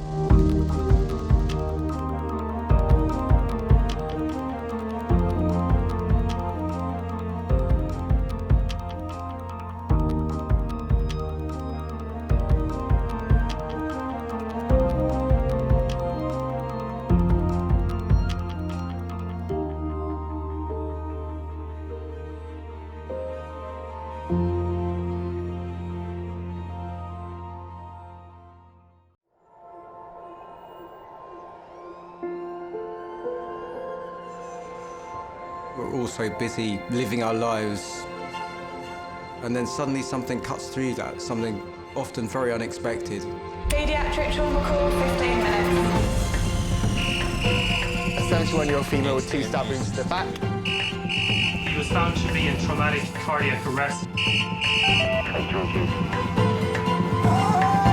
can't feel any pulses. We're at St George's Hospital in Tooting. Yeah, 24 hours, 7 days a week. I love that question. What's your opening hours? St George's, London. One of Britain's busiest A&E departments, under more pressure than ever. So do you want to watch, darling, or do you want to look away? This is the worst day ever. You never know what's coming in, and you just have to be ready for anything. Gas canisters exploded, 15% burns to hands, face. In a world of uncertainty, we see a life-changing event. I'm A&E, I need to get out of here, please. When patients come in, something takes over. I'll be fine. I'm going to be very fine. A place where life... Give me an A. Give me an E. Love... Okay, good lad. Well done. And loss... unfold every single day. Did you enjoy the Queen's birthday yesterday? I watched the football. All the patients you're about to see were treated in just one 24-hour period. I'm Cory. We get to see people who love one another in loads of different ways. Yes. And I think you can give someone the best care in the world, but really what they want is to hold the hand of the person that they love and for them to tell them that they're going to be okay. You're my hero.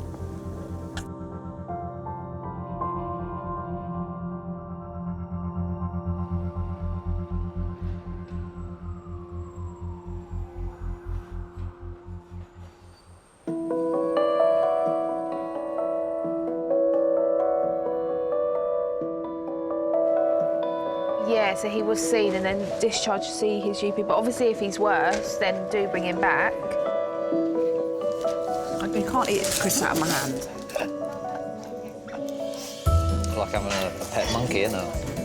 Oh my God, so last night, Tara and Mum set me up on Bumble. That's hilarious. I did. At first, she set me up on Match.com. You have to pay $6.99 a month. I was like, I'm not that desperate. Do it.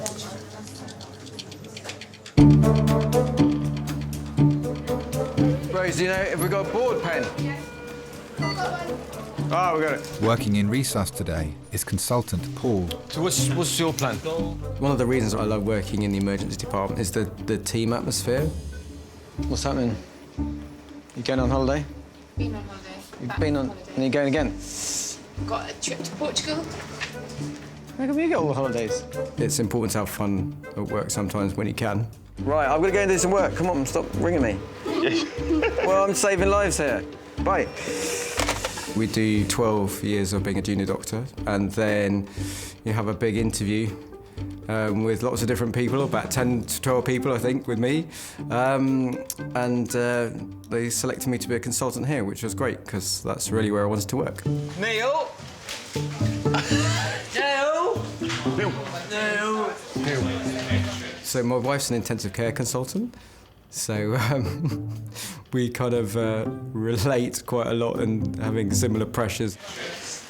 We can have a quick 5-minute discussion about a really sick patient that we had that day, and then we'll move on to talking about getting the kids to school the next morning. Where are we going again? 6. Having these sort of moments of fun and laughter is a way of us dealing with the stresses and the real pressures that we are under every day. It means that we work better as a team when we're really put to the test, because you know you can really rely on these people. You're there to do a job, a very important job.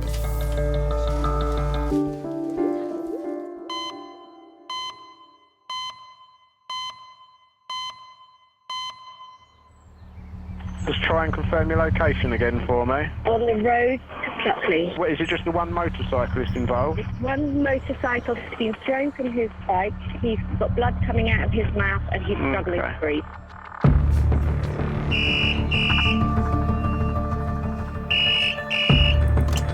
Hello, Center Zaini. Okay, so intubated. Right side chest injuries. Yeah, thank you very much. Bye.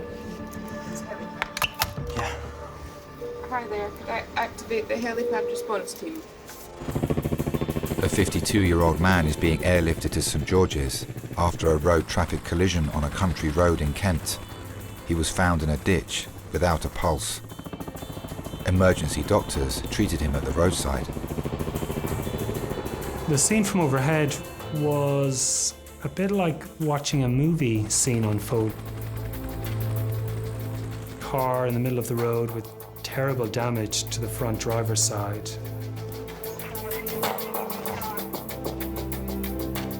The impact had been immense. He'd been in cardiac arrest. It was one of the more extreme jobs we've had. The outcome in that sort of scenario is almost always very poor. The motorcyclist's wife was at home when she heard about the accident. It was a Saturday. He was either going to cut the grass and do a few jobs around the house in the morning, or go out on his motorbike.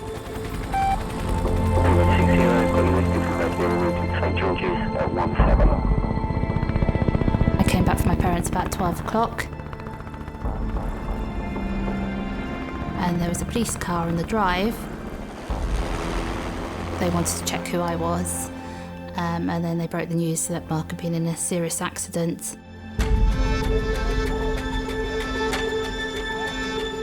Absolutely terrifying. You're in this sort of bubble or a nightmare, and you just feel that your life's just been thrown completely upside down. Traumas where the heart has actually stopped are very, very rare. We don't see them very often at all. And when you do see one, you know that this is the absolute worst trauma that you can get. He'd had no blood flow to his brain and no oxygen to his brain for potentially a long period of time. HEMS said this patient's too unstable to go to the CT scanner. It was a really worrying sign. Okay. Yeah.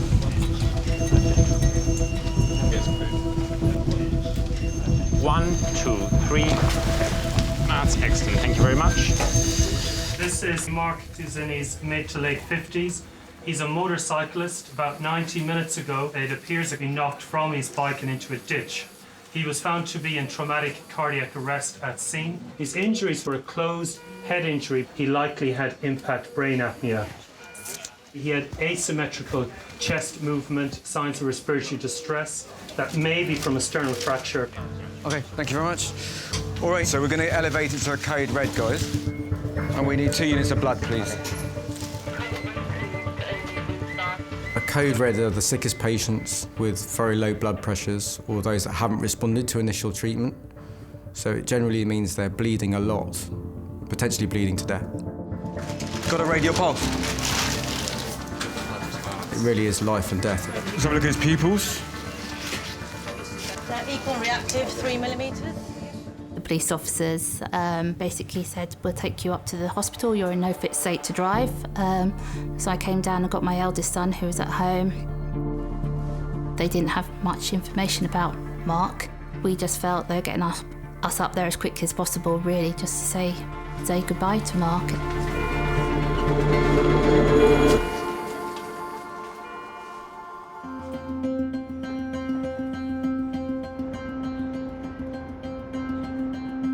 So that's the first unit of blood going up now. So let's just put that straight in. I want to aim for a systolic of 100 because of the head injury.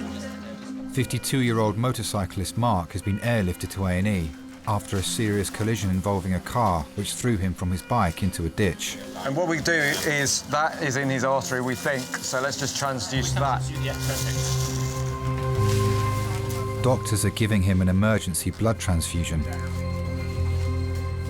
What really concerned me in his case was the fact that his heart had stopped, and that lack of supply of oxygen to the brain was a real worry for me. So we'll go to scan. Okay, let's go.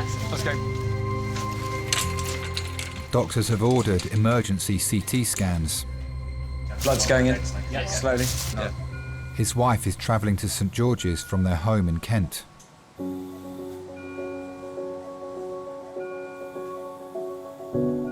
I got to know Mark over about a period of a couple of years. Mark and I first started dating. Mark had a red MG Midget, so a really nice car that we used to go down to Rye in. Breathe in and hold your breath. He would often be coming around to visit me at my parents', and so we'd come and sit and have a cup of tea in the garden. And my nan would be going, oh, you know, he's your boyfriend. And I'd be going, no, he's not. It's just coming around for a cup of tea. One night we went out just ourselves. Again, it was just sort of as friends, but I thought, no, this is the man I'm going to marry.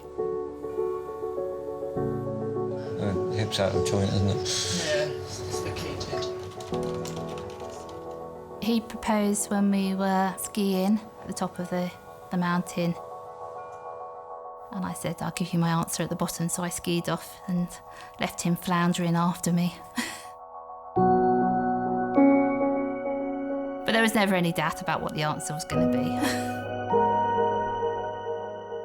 I can remember it was absolutely pouring with rain, and then that lifted about 10 o'clock in the morning. It was the most glorious day.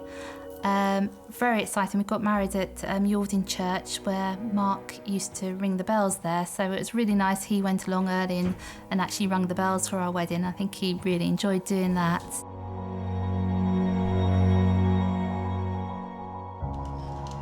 We thought on X-ray there was probably an acetabular fracture on the limb. I always worried about Mark going on the motorbike, and I was always had that sense of relief when he came home.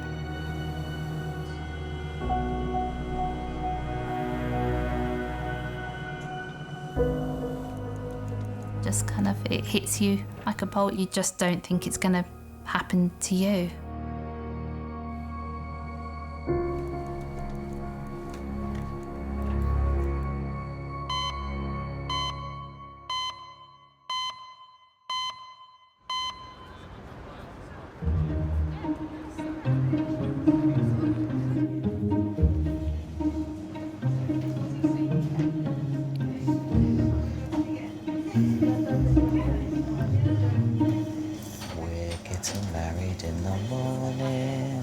No, we're not. Ding dong, the bells are gonna chime. No, we're not. We're getting married in the morning, so get us to the church on time. Well, I can show you what else I put on the list. That's a good thing to duck by us. Oh, excellent. That's what I've dreamt of. With chest pains, looking through a John Lewis gift list. You should be more interested than you are. I actually cannot hear anything out of this ear. No, I haven't. Maybe. Yeah, but why is it blocked? Working on A&E reception today is 23-year-old Melissa. Oh, it's annoying. It's reached into your ear, Yeah. and just in one motion depress the plunger. Oh no, makes me feel sick. Got to have very clear ears to work on, so you have to hear everything. And sometimes a lot of us think when the tannoy goes off for a trauma call, you think, I didn't hear that. Hello, A&E, can I help?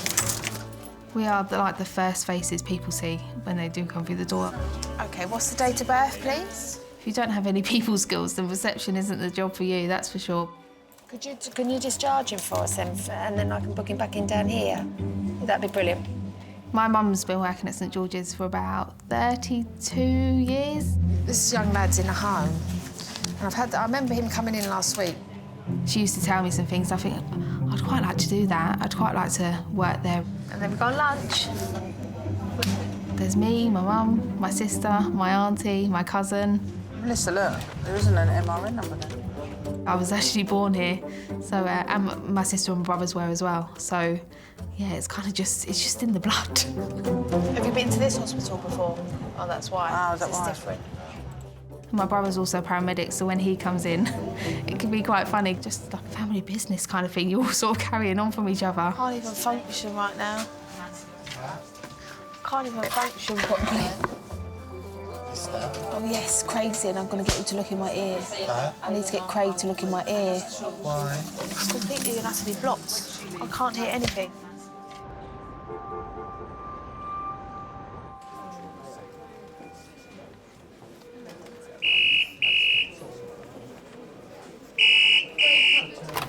St George's.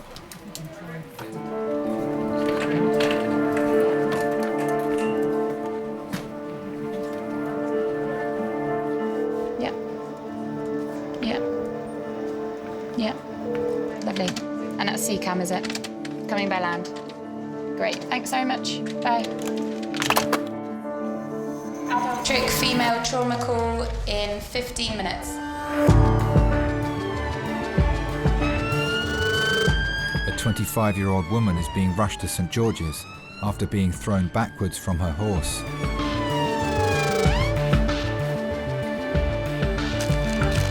Fallen from horse. Bit tachycardic, but very anxious. Well, you can get some really severe injuries from falling from the horse. And often they're going, they're travelling at a fair speed, so you're coming off at high speed. Head injuries would be a big possibility. You'd particularly want to know if the patient was wearing a helmet and what their level of consciousness is at that time. And then they could sustain chest, abdominal or pelvic injuries. The rider's mother arrived at the scene of the accident and is travelling to St George's. I got a phone call from a girl who keeps her horse at the stables, and she said that she'd had a fall and an ambulance had been called. I knew at that point that she wasn't okay. And I went straight to the stables and she was just lying in the riding school. She was really distressed. It became apparent that there was something radically wrong with her legs or pelvis area, as one leg was about 6 inches shorter than the other and she was in extreme pain.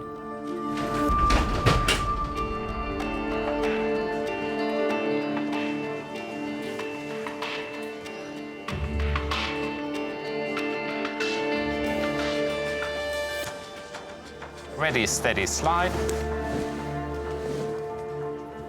So this is Kaylee. She's 25 years old. At 11 o'clock this morning, she was thrown from her horse to her right-hand side onto the grass verge. Her right leg on examination was shortened and rotated. We've given 10 milligrams of morphine between 12 and 1 o'clock right now. Pain score of 8. No medical history and no meds. OK, let's do scope blocks and tape then. Let's take the top end first. Can you really think about your neck for me? I know it's hard with your leg, but is there any pain in your neck at all? Doesn't feel like it. OK, so just let me press. Particularly concerning is the neck, because that's the highest level of spinal cord, and if that's damaged, they might not be able to move their arms or legs, or potentially even breathe. Slowly turn your head that way for me, all the way. Keep going, keep going, keep going. How does that feel? It's a little bit sore. Where? Like there. No, it's not working. All right, so we're going to get a scan. We'll give you some more painkillers, OK? Kaylee will be sent for CT scans to her neck, spine and pelvis. She's a real busy person. She runs her own business. She's just never still. The very thought of her having an injury that would require her then to completely change the way she lives her life, that's a scary thought. Ready, steady, roll. Down. Ow. Yeah. Are you in pain? Don't move your neck. You know it's difficult. It's okay.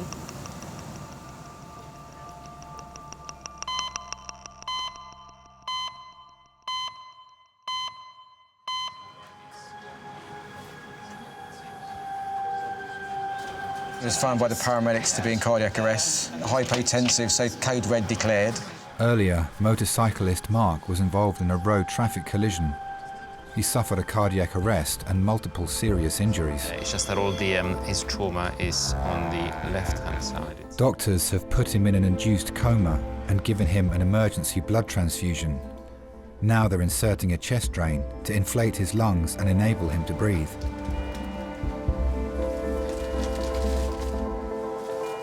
The day that Thomas and Felix were born were just absolutely fantastic. He's always been really proud of his boys. I mean, he just loves them. Mark was always very hands-on dad, taking them to activities on a Saturday.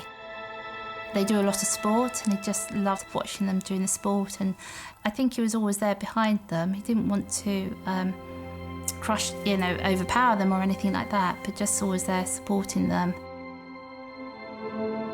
The whole thing you say goodbye to is the life that you've led up to that point, where then suddenly that goes completely thrown up in the air and everything you've known, it's just you don't know what the future's going to hold for you.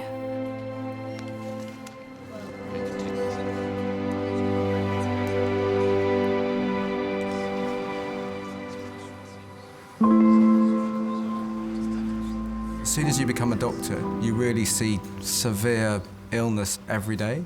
That can be pretty hard to take because it really changes your perspective on life.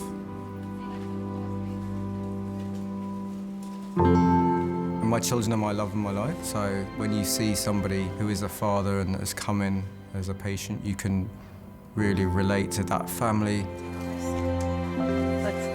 pressure is low. We had a good pulse on that side, but he's got no pulses bilaterally. It's not good. Mark's blood pressure has suddenly dropped. If you've got a really, really low blood pressure, it suggests that your heart's not working properly. And that would mean that you're not getting good blood flow, particularly to the brain. And if they don't get good blood flow, then their tissues begin to die, and ultimately your patient will die. We haven't had an X-ray yet, have we? Post chest drains. No. Let's get that done. Hi, yeah, can we get an urgent chest X-ray in resus 4, please? Thanks very much. Cheers, bye.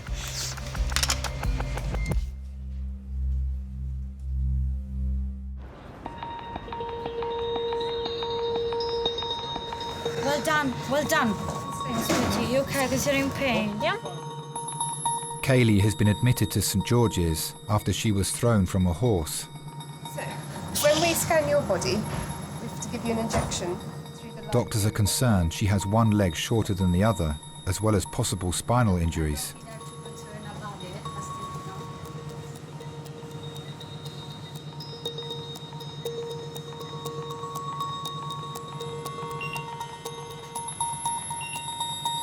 I always wanted 4 children. I knew that Kaylee was the last one. She was probably the only one of mine that was completely planned, really.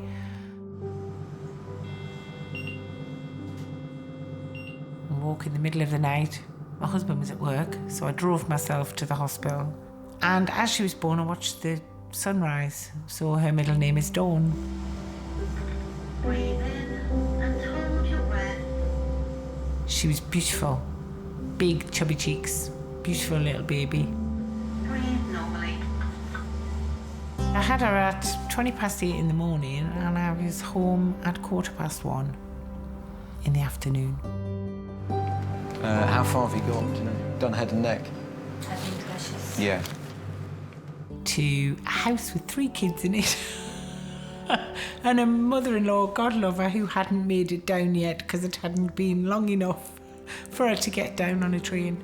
So by the time she arrived, I had a roast dinner made. And, yeah.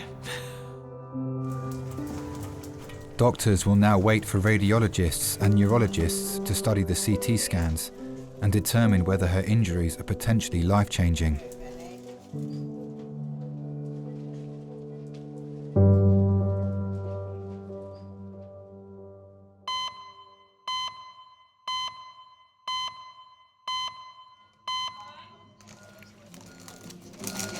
I love you, you know.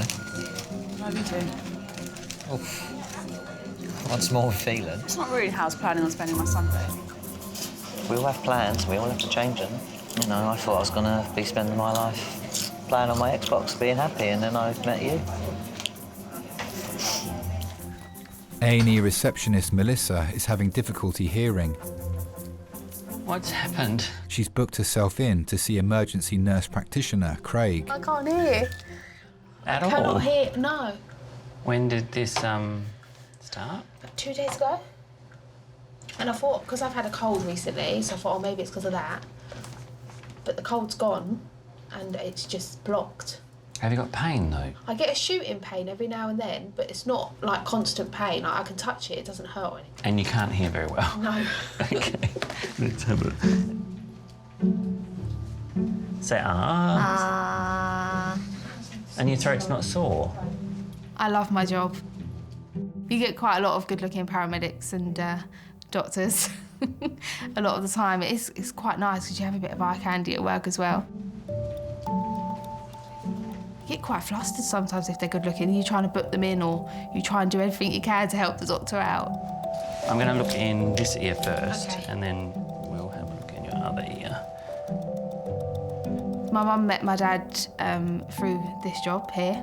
My dad used to be a paramedic.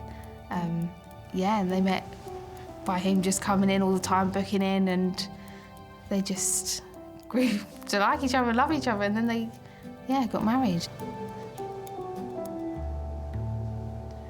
You've got an ear infection. Have I? Oh, yes. You certainly have. That explains it then. What should I do? We can give you some ear drops and get you filed up with ENT in a week. Okay. Because my mum used to work shifts, you kind of just, Dad was sort of Monday to Friday, so weekends I was always with him. Cool. All right. Thanks, Craig. We used to live in Streatham, so we used to just walk up to the high road and go for a wimpy. But yeah, so I think definitely a daddy's girl.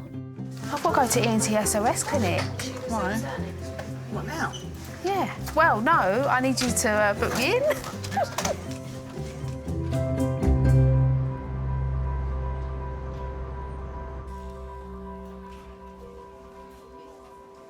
Kaylee is in resus after being thrown from her horse.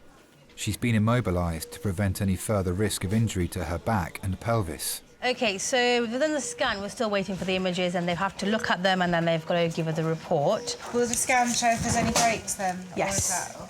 How big's the horse? 16 hands. What does that mean? That's 16 hands. Yeah, pretty much. Yeah. You measure Sounds quite big, that. Yeah, I know, but it just doesn't mean anything to me. It wasn't a little pony. The painkillers are starting to work though, finally. Are they? Well, Yeah. just well, remember that was us, all Yeah. right? Yeah. Yeah. But thank you, guys. No, it's our pleasure. Hope Go. we'll hang around. We've got to, well, we're cleaning at the moment. I think we've got half the manure in the back of our truck. Yeah, I was going to say Yeah. So just clearing it up for the next person. Best of luck, Kate. All right. Thank you. Speedy recovery. I grew up in a household in the northeast. There was 4 of us in a small household in a small town in a very tight community. If you did something wrong, the neighbour down the road would cuff your ear and you'd get a telling off, and then when you got home you'd get another one because you'd upset the neighbour. It was full of soul and full of hard-working people. I will do, don't worry, I'll ring everybody later on and just let people know how things are, but yeah.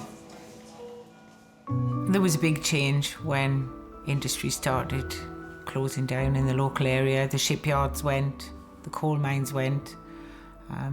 People couldn't manage because there wasn't an alternative.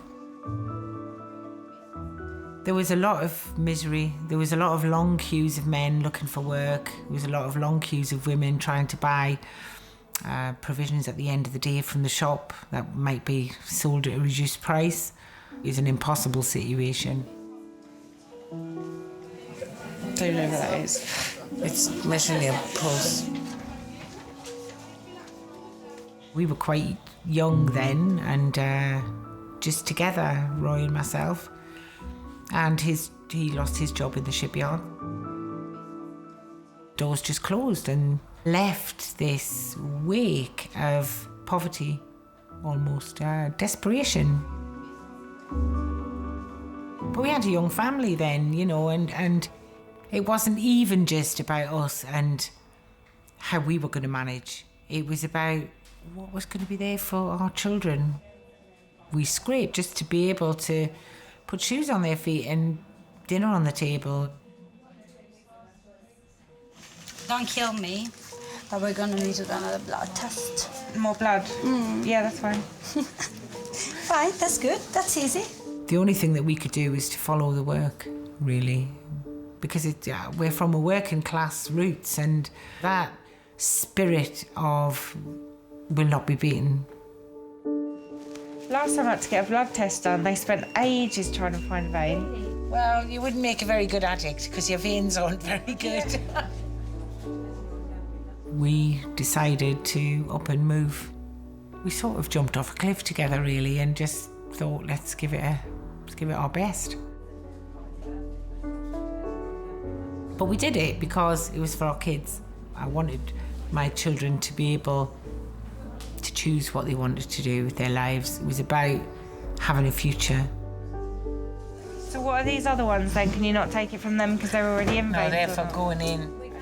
Horse riding for Kaylee, it's been a massive part of her life. From the age of 9, she's worked at local stables, she's worked in a riding school, she's wanted to work with animals of all description, from small to tall. I've always been aware of the risks of the sport, but riding is so massively important to her. If that was taken away from her, she wouldn't be the same person.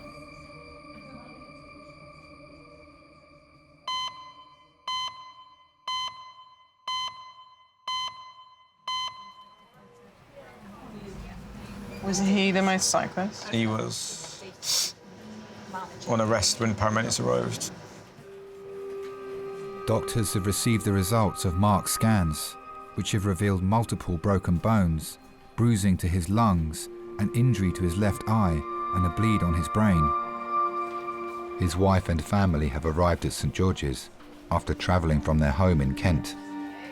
You're fearing the worst because there's nothing to tell you otherwise, and the fact that people at that time, I think they were very busy with Mark, so they couldn't come out to us straight away. You know it's serious. All right. So who's there? Wife and son. Yeah. It's never easy, particularly when you have to break bad news or explain something very, very difficult. It's potentially the most emotional time because you've spent your time very dedicated to the patient and their medical condition, focusing on that, doing the best. And then you see the human aspect of it. You speak to the relatives and you explain that the patient may have suffered some really serious injuries and you don't know how they're going to get on or even if they're going to survive or not. So you know he was involved in a motorbike accident. At first, paramedics turned up. They thought his heart wasn't beating. He's had a scan from his head down to his toes. There's a small bleed in the left side of his brain. And he's got a pelvic injury, so his hip's dislocated on that side. So what concerns me most is his brain injury. The bleed, although it doesn't look that big, it often shows that his head's taken a good high-speed knock. And the other thing that concerns me is that if he didn't have a pulse for some period of time, he may not have had good blood flow to his brain. So there's quite significant injuries that I'm concerned about. Is he conscious or not? No, so because he's got the tube down, we give him some medicine to keep him asleep. Okay. Have you got any questions at all? So he's just in a coma Yeah. at the moment, Yeah. with not knowing what the impact is on him. Exactly. Okay, okay. Those moments can be really difficult. Quite a few years ago now that my dad died very suddenly, completely out of the blue, and had a cardiac arrest. And so I've kind of been in that position of going to the hospital and having the doctor come in and break bad news to my family. So I kind of have an understanding of what the family might be going through when you break bad news to them. That just changes your life forever, really.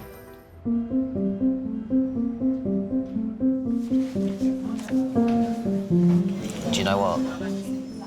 What? At first, when this happened, I was afraid. Were you petrified? I was petrified. And I thought, how am I going to live? Like, how are you going to live without me by your side? Well, You'd have spent so many nights. at no point did I think you were going to die. You'd have spent so many nights thinking how you've done me wrong. But you'd be strong. I know you'd know how to get along. Yeah, I would. And then, I'm quite independent. And then I'd be resurrected and you'd go, oh, so you're back. I'd go, yep, from outer space.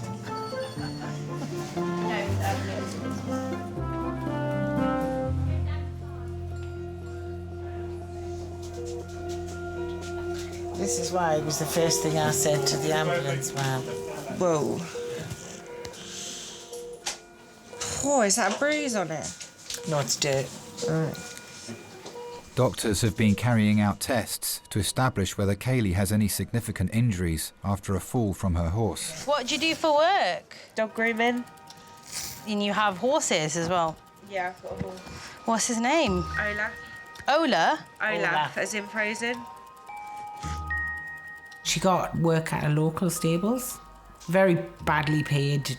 She's loaned a horse, she's shared a horse, and finally she's been able to buy her own horse. It was something that she's had to save up for, buy. We looked at a lot of horses. And then she saw this one, and she got on him, and they just fitted each other perfectly. He stole her heart that day, and he's kept it ever since, really. The full results of Kaylee's CT scans have just arrived.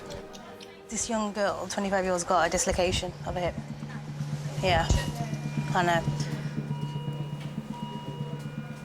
Hi there, right, so, afraid you've dislocated your hip, which is why it's so painful. Yeah. I'm afraid it is an emergency, so we do need to get you upstairs into theatres as quickly as possible.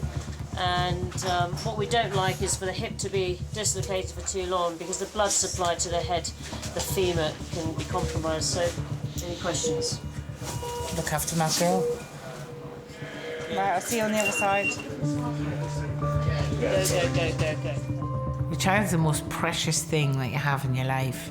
All you can say is, I'm here, I'm with you, I've got you. And really, actually, what you want to do is fix it all, and you can't. Kaylee will now be rushed to theatre for emergency surgery to her dislocated hip, so doctors can try to give her the best chance of walking normally again. Can you put on theatre, man? Yeah. Please, thank you. Can we have that lift, please? Let's say that lift.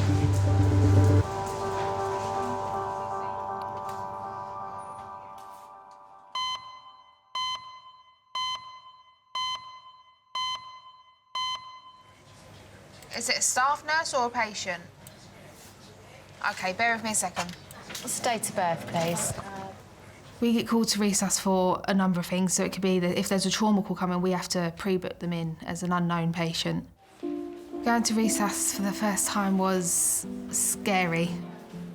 My dad got brought in once. I was actually at work with my mum, and he collapsed at home. And the paramedics that went to him, we knew. Obviously, being in the job, you do get to know everyone, which was quite nice in a way, because you know that they'd look after him. And yeah, he got brought in into resus. It was awful. It was horrible. We found out that he was actually in cardiac arrest. He was on that horrible machine that does the CPR instead of having to constantly do it. Which was really hard to see, because I mean, you see it on patients and stuff, but when it's actually your own dad, it was really hard. And yeah, he got taken in, and they let my mum in to sort of be with him, and they looked after him and done everything, absolutely everything. And then he got transferred up to ICU, where he was there for 3 days, and unfortunately passed away.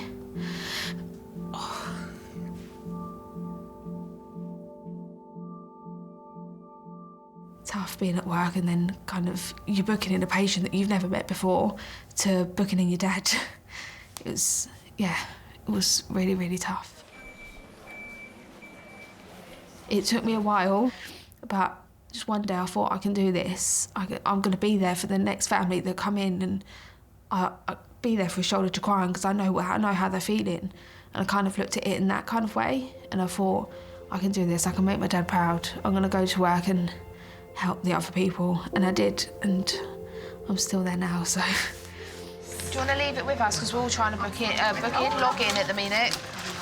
We're all having a bit of an issue.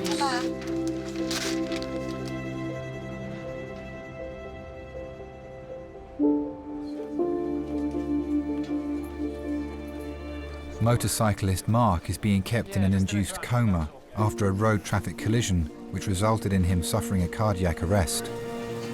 Just want to check the calcium, see if it needs a bit more, or we're good. Oh, here we go. This is it. Scans have revealed a bleed on his brain and other serious injuries. Even if you've done the best that you can for that patient, you still don't know how they're going to get on long term. It's as much as the family don't know what's going to happen, I don't know either.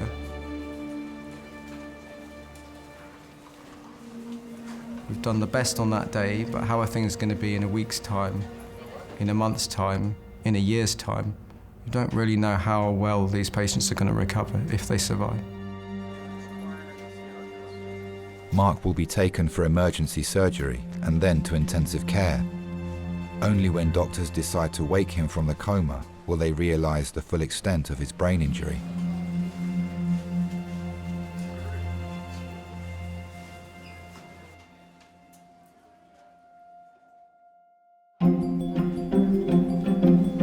Yeah. Hello, Amy, can I help?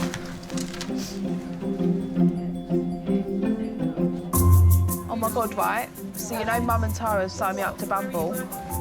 Going on a date? Going on a date? He is so fit, Lucy, like, I'm not even joking. He's well fit. I know.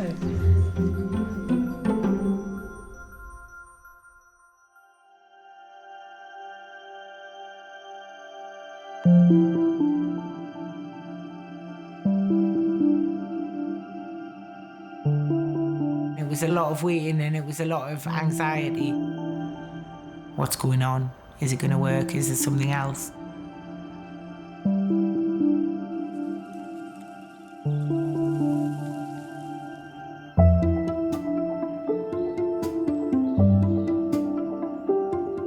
He went absolutely crazy when he saw me, and makes you realise the bond that he has with you as well as you having with him, because it's hard not to take it personally when he chucks you off that many times, when actually horses don't think like that. They just think it's going to hurt, get her off.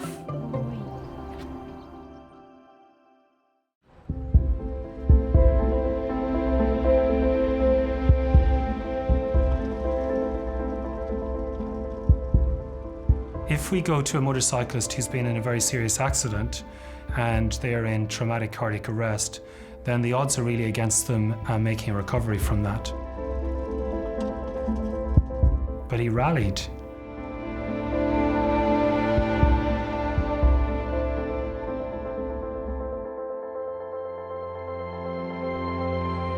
I kind of kept a bit of a diary during the time.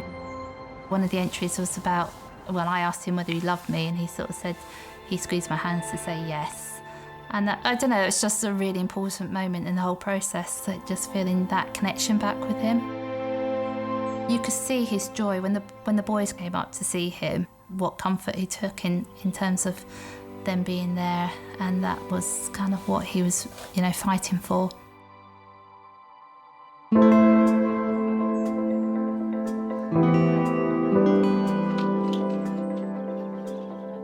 When I wake up in the morning, I still think that this whole experience is a dream.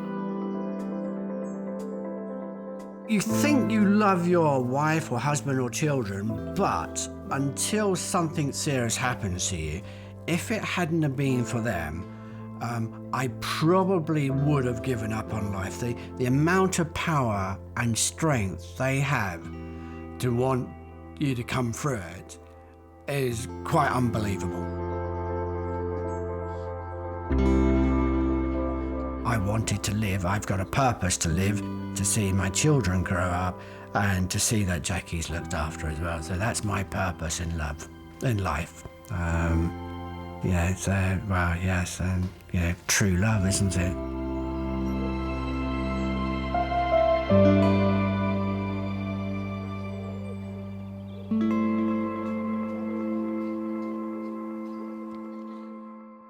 How are you?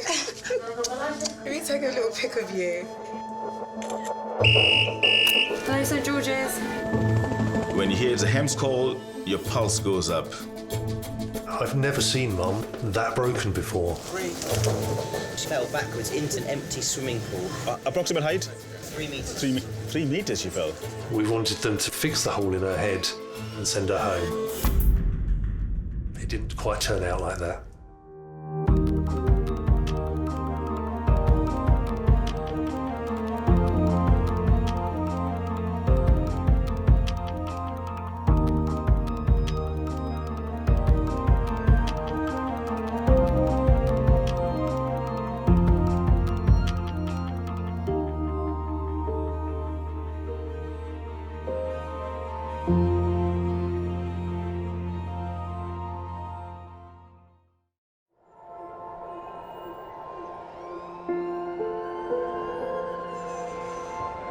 all so busy living our lives.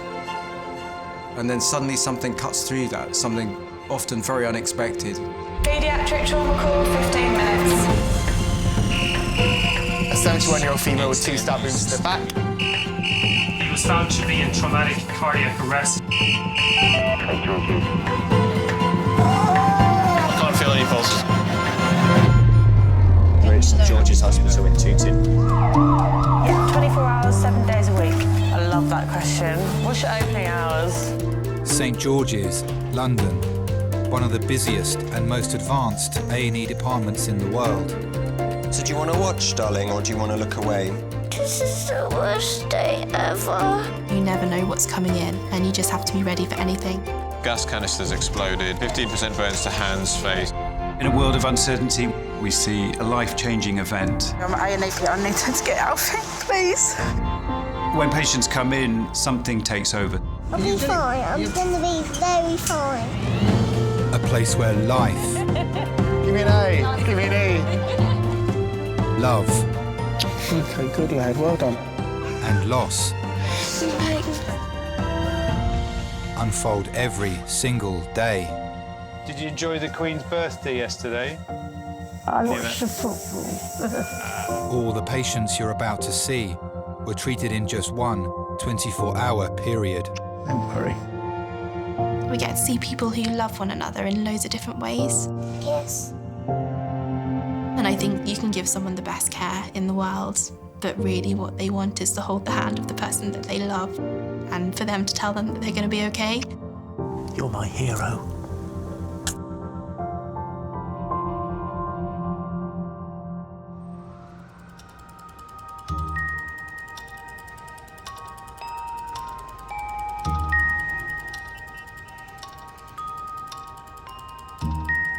What are you going to get for breakfast today? Got Weetabix. I'm on a diet. My diet starts again on Monday. I'm still in my birthday and holiday mode, so I'm not letting it slip away just yet. That's by my last one in a minute. G. Where? Give me a clue. I'm gonna give you a good clue. You got G. look. G. Look at where it is. Over there. Gorilla? Yes. Oh, I spotted with my little eye something beginning with window. I mean... I went window. Do you need any help with anything? No, that's cool. Okay. Working in the resus department of A&E today is junior doctor Raj. Adult male code red trauma in 15 minutes. I had quite a good childhood. I was a sensible / naughty kid. I was the one at the back of the class talking all the time. Have you got ortho? I'll be nurse too. There we go. I'm actually the first doctor in my whole family. My dad, he'll say this is my son. He's a doctor. He's proud of it. Yeah, I can do chest drains. Okay. It can be embarrassing at times. You can't keep going around telling everyone I've saved someone's life because you do work in a hospital. And there are a lot of other doctors who do important things as well. I remember once one of my bosses at my old job put his hand on my shoulder and said, "You will have to make a sacrifice one day." I think that was an eye-opener for me. I have a commitment to my job and the patients, but I also have a commitment to family and personal life. Yeah, it's a weak radial bilaterally. It's something that I really want to manage well in terms of making sure that I do have the work commitment, but also don't try and sacrifice family life for work and vice versa.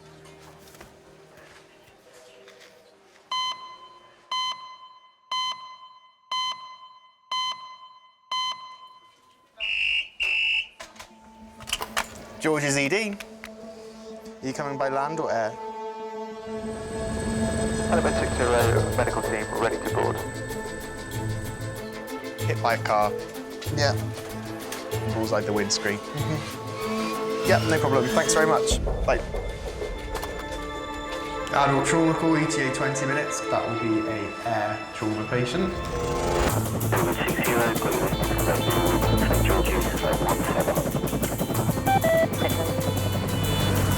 A 61-year-old female is being airlifted to St George's from the scene of an accident over 40 miles away in Hampshire.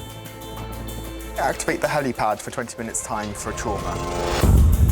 She was out walking when she was hit by a car after it mounted the pavement. RTC, bullseye. Yeah. When you hear that the patient's bullseye, the front screen, so the head is smashed against the screen off the window of the car, it's one of those cases you always know the pedestrians on the losing team.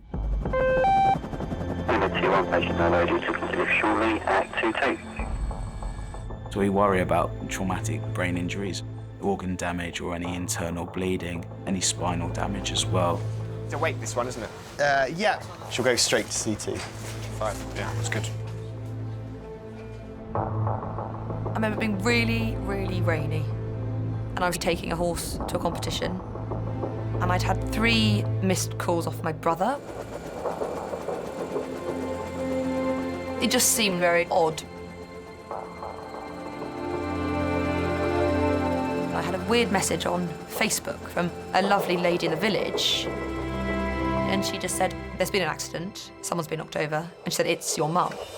So everything's outside CT, ready to go. I'm going to be in there. Cool. I was in the office, and our next-door neighbour rang, and he said, Nicky's been hit by a car. To which I could hear this noise in the background. I said, what's the noise? And he said, oh, that's the air ambulance. I then thought, crikey. I remember standing up in the office and saying, guys, I'm out of here.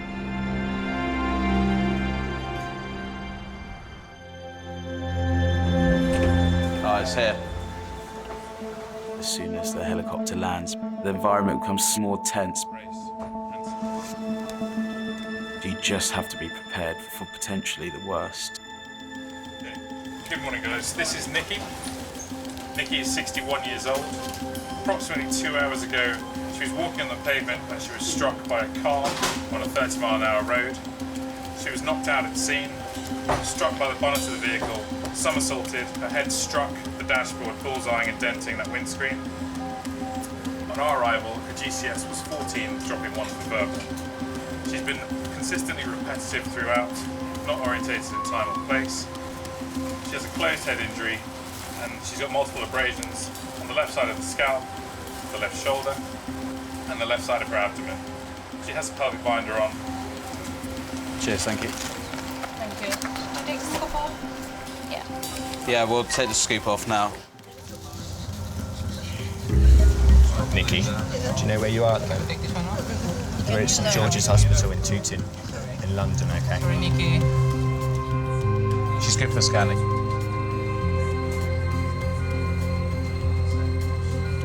In my head, as soon as I knew she was going to St George's, my whole idea of the accident changed.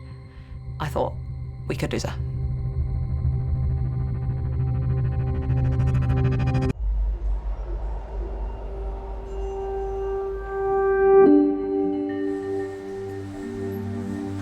Head smashed into the windscreen, somersaulted across. 61-year-old Nikki arrived at St George's after being hit by a car. GCS 14 at the time, dropped 1 for verbal. She's been taken for an urgent CT scan. In terms of the trauma call, what we want to identify are the head injury and any damages to the neck and spine, because the worst outcome could be death or paralysis. The injection's about to start now.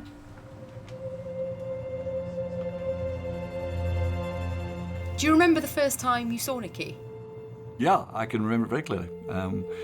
I was in a pub in West Byfleet,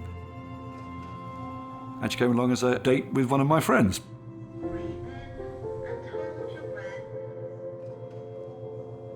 She had this very good, dark, rich skin. Sporty, and she was off to play hockey the next day. I think she was having a pint of lager. And I thought to myself, yeah, you're the sort of woman that I like. And then, sadly, she split up with my great friend, and then I thought I would make my move with Nikki. She's got quite an abrasion on her face. Yeah, so we'll wait for the max facts and all that on. Yeah. That'll give us a better idea. I was driving in those days a Hillman Avenger, pale blue. I took them out to Chu Chin Chow Chinese. I remember we drank a bottle of Blue Nun. I wined and dined her for a couple of evenings before being told the news that she was actually going out with someone else. A couple of weeks later with my great friend, we were playing frisbee on the grass, and who should appear? Nikki. I did in my own quiet way say, well, what are you doing here? She said, I missed you, you made me laugh. I suppose the rest is history, really. Where are we going to? Recess 7, yeah?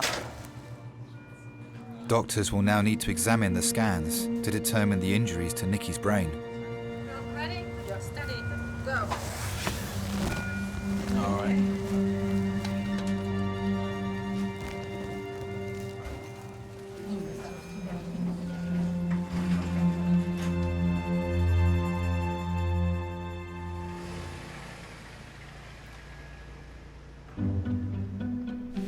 Well, I love a bit of opera. Well, no, it's not so much opera. I like Russell Watson. Some of the songs at the moment, I really love them. Like Smooth Extra. Some of the old classics I've got, they're brilliant. Not like this Rihanna, but like work. Yeah. I've just come home from work, I put the radio on and whatever that, I don't want to know about her day. It is true though. My name's Chris, I'm one of the doctors. You must be Samuel. Yeah. Who's this with you, Samuel? He's my dad. He's the best dad in the world. Best dad in the world? Look at that. Famous company. Oh, there you go.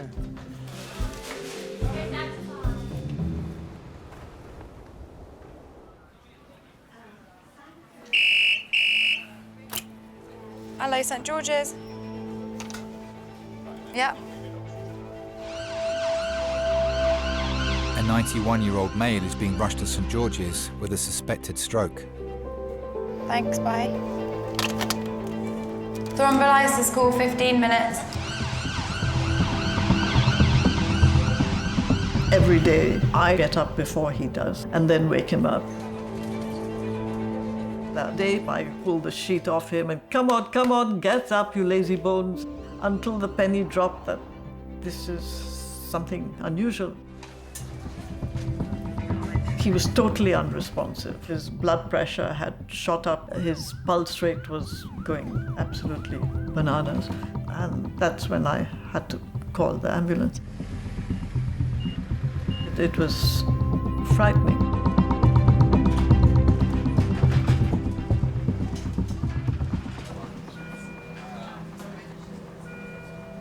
So we've got a 91-year-old Sam presenting, we think, with a query at EVA. So he's got a left-sided, we think, worsening droop. So can't assess his arm and legs for weakness or his speech because he's non-verbal at the moment.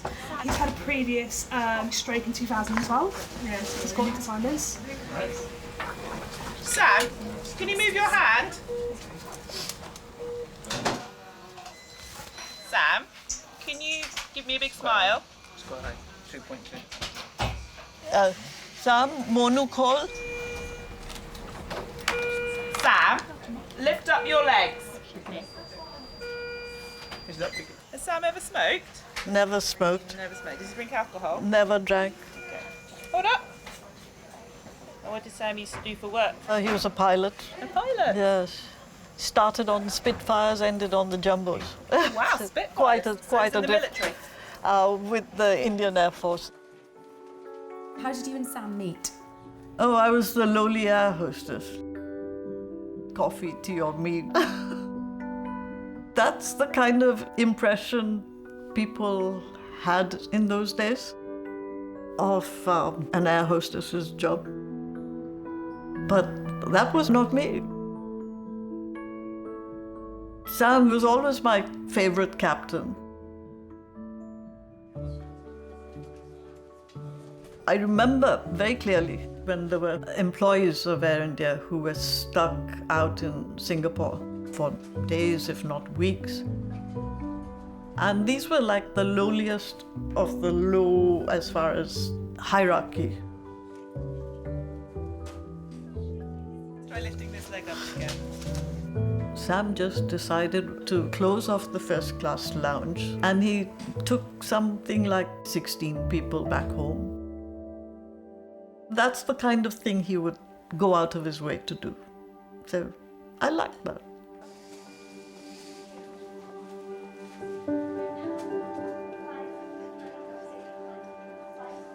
My parents were not at all pleased. This was pretty scandalous stuff for a place like Bombay. I knew what I was doing. But what you think of theoretically and what actually happens in practice may sometimes differ. If you want, you can just go next door, just behind the screen here. Oh, right, yeah.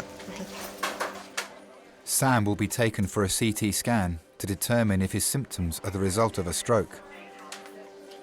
Sam, we're doing a picture of your brain, a CT brain, okay?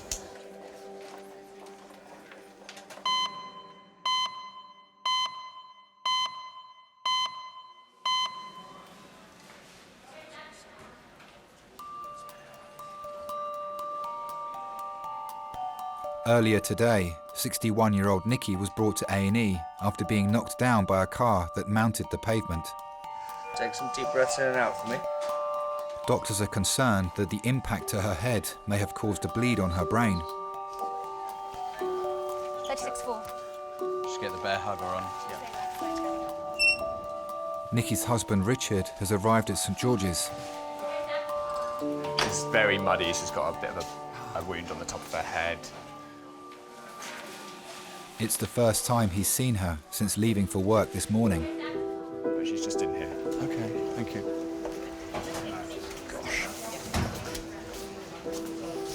Nikki, here you go. Someone here to see. Oh, my darling.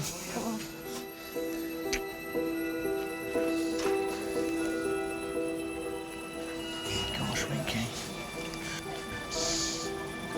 Everything's going to be fine. Listen to me saying it.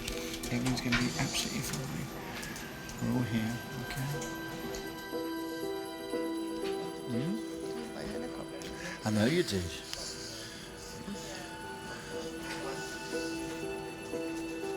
I'm just going to go call my children, if I may. Is that okay? Nikki's children are travelling across London to St George's. I'm at A&E now. I've just been to see her. She's had a right old bang, blimey.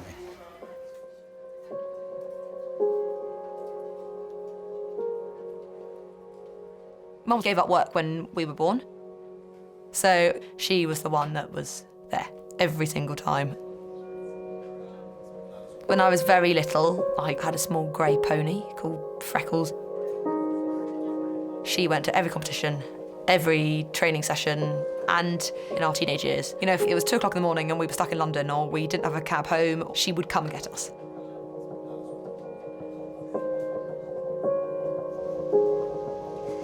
Dad, being a big businessman, he's been incredibly successful. But Mum allows him to do that job. You know, things like, I don't know, parents' evenings and school plays. He missed out on those bits.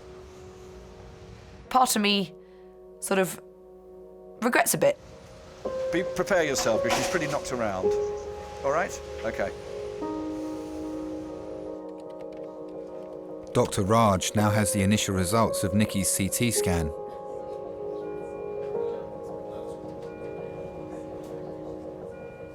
Hi there, I'm Raj. Richard. I'm Raj, How one you of the doing, A&E doctors. We scan basically head to pelvis with all the spine as well. So we're still waiting the formal report. But one thing that's been picked up is there may be a small subarach bleed around the brain, just around the site of where the impact is. So what we're going to do is discuss your case with the neurosurgeons as to what they'd want to do, okay?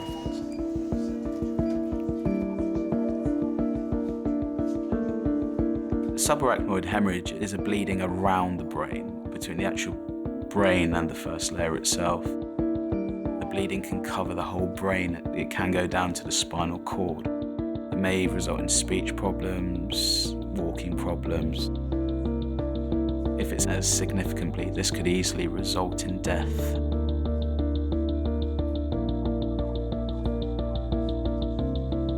I suddenly thought, God, how is our life going to change this amazing life that we've had? And also, how could it be Mum?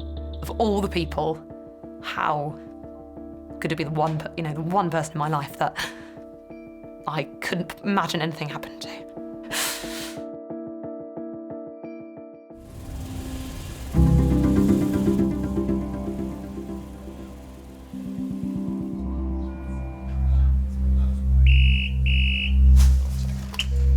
St George's. Pediatric trauma. Fall out of pram, head injury, yeah. A 4-month-old baby is being rushed to A&E. Pediatric trauma call, 12 minutes. The baby fell onto concrete in a car park near the family home. Fallen out of a pram with a head injury. Consultant Reese has been called to resus. When a child falls onto their head, onto concrete, I'm really worried that they may have significant head injury or some internal injuries. And obviously if they have a head injury, then I'm going to be worried about their neck as well. Travelling in the ambulance is the baby's mum and grandmother.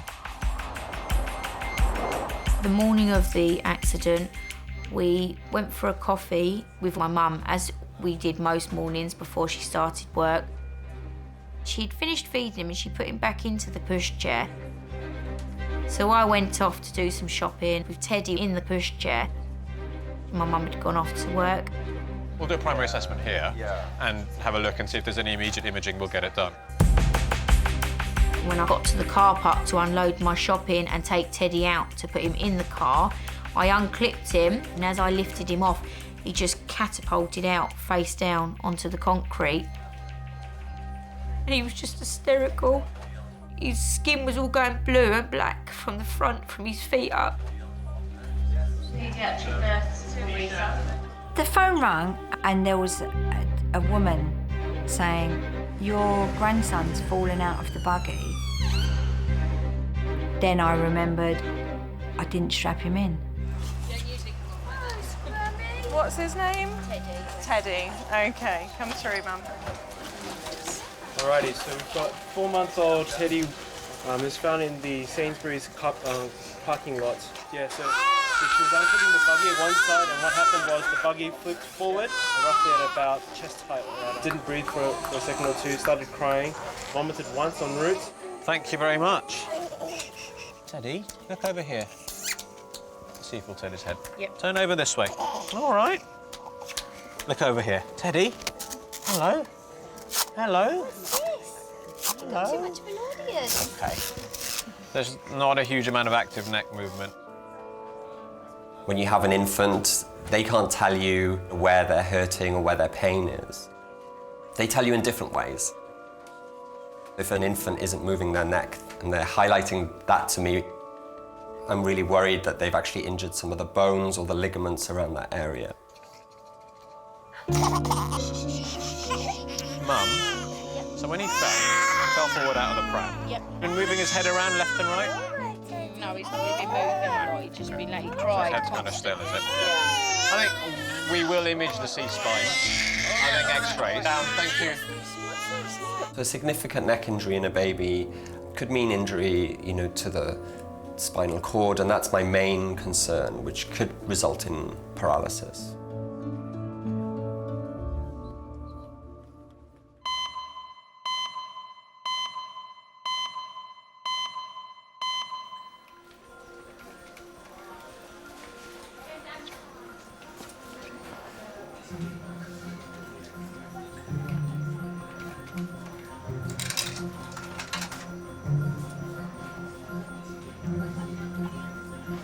Oh no.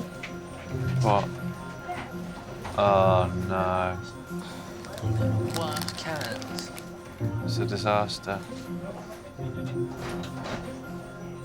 You give it a shake, go on. Go on. Hey. Hey. I look mad.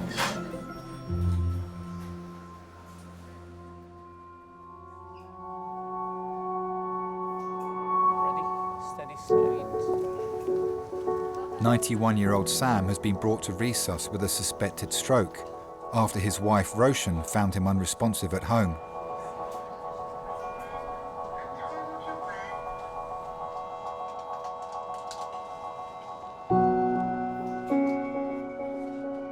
We would both read The Guardian.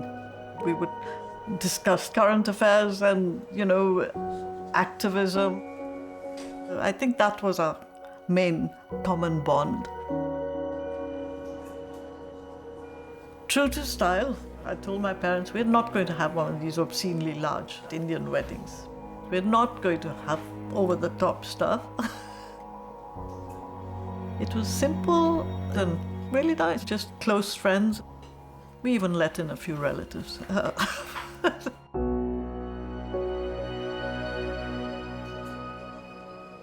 After we had got married, I had no desire to have children.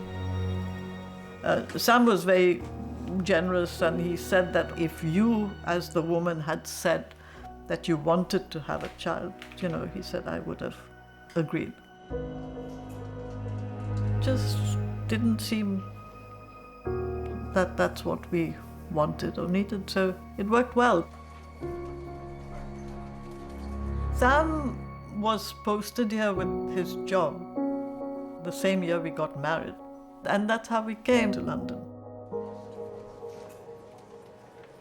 We used to walk around on foot and just admire all the old buildings and all the lovely history. We went to Trafalgar Square when Nelson Mandela was here. I got to shake Mandela's hand, and we had this whole brilliant day together. And it was wonderful. But in some ways you can say it makes me feel sad, because you can't retrieve time, can you?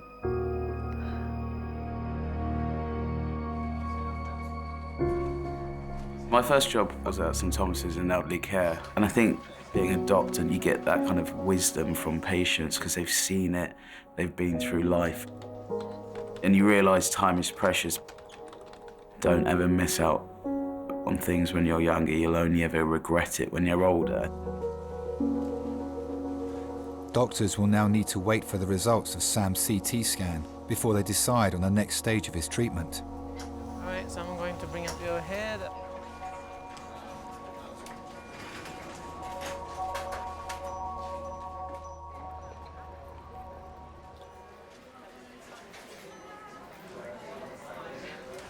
X-ray are free for us to go round.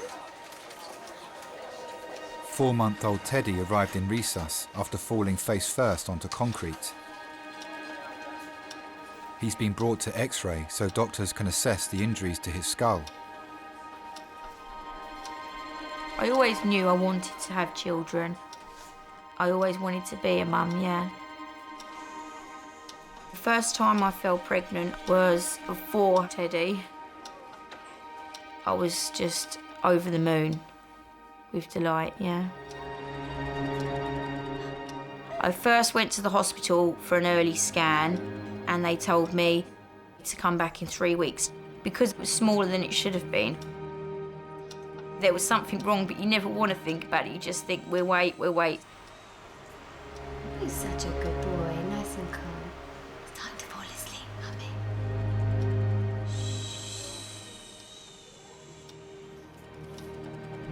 When I went back, around before, I'd say 8 weeks, then we found out that I'd lost the baby. I still remember to the day when she told me. It was really sad. She just said, I'm really sorry, it's not good news.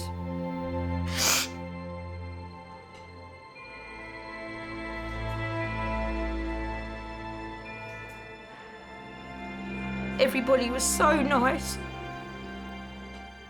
I remember them just cuddling me and trying to take away the hurt that you're feeling, but there's nothing that anybody can say.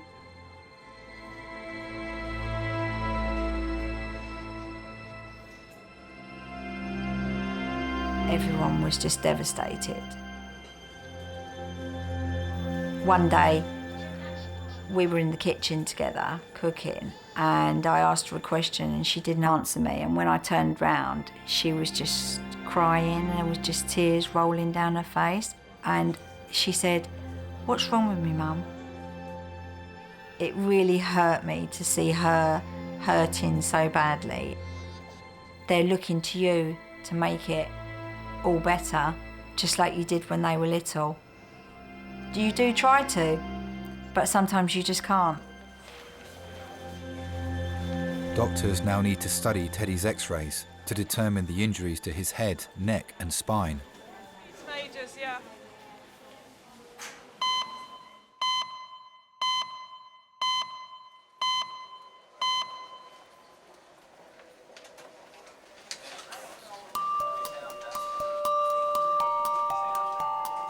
Right, Annie's going to be here in about 2 minutes, and then the guys they're coming down too. What's the story? This is just ahead. I'm waiting the formal report. The initial results of Nikki's CT scan have revealed a bleed on her brain. You can come through. Your dad's here as well. It's just into this. Hi, Dad. Come on. Hi, Mommy. Come on. You're right. She's a tiddler. She's a right old bang, isn't she? Are you okay? You really saw.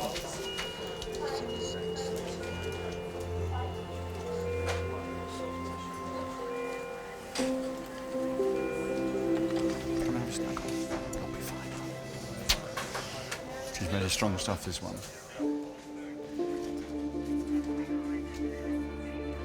We used to have some amazing Cornwall holidays. And I remember sitting on the beach eating Cornish pasties, which was our massive treat. We never got given them. And it was always in the pelting rain, in a pair of shorts and a fleece, because it was always freezing, but we had to wear shorts and flip-flops, and spending a lot of time just playing silly games on the beach. And that was one of my favourite things to do.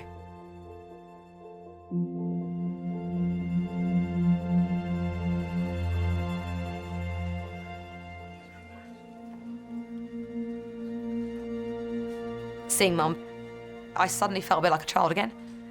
And I think Dad was brilliant because he was back to being my dad and he could just help. He was just such a relief. Did you ever feel that you missed out with the children at all? Yes. Yes, I think that's I did, yeah. Do you think the children missed you? Yes, I think they probably do, yeah. I was very, very grateful for him just being him. You're in the best place there is too. You're in fantastic hands.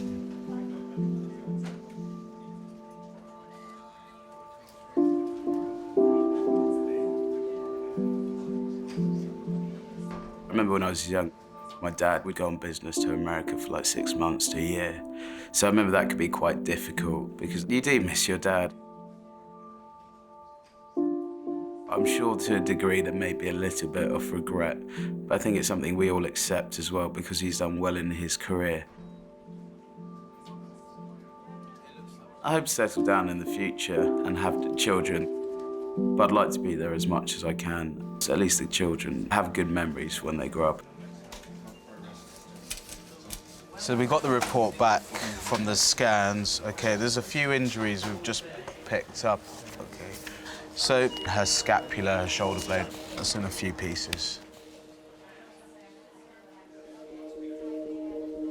In her back and spine, she's got a few spinal fractures. T12, L1, L2, L3. So we'll chat to neurosurgery again because of the spinal fractures. Thank you very much.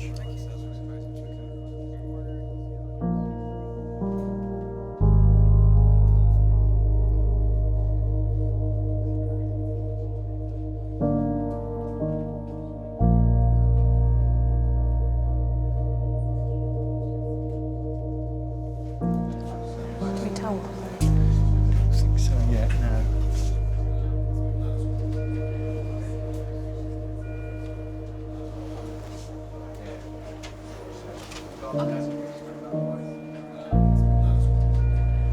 What does Nikki mean to you? Everything. You can't quantify that. That by saying everything, she's precious. She's a rock. She was an absolute rock. I couldn't break it down any more than that. It's simple. Let's just say that. Thank you very much this morning.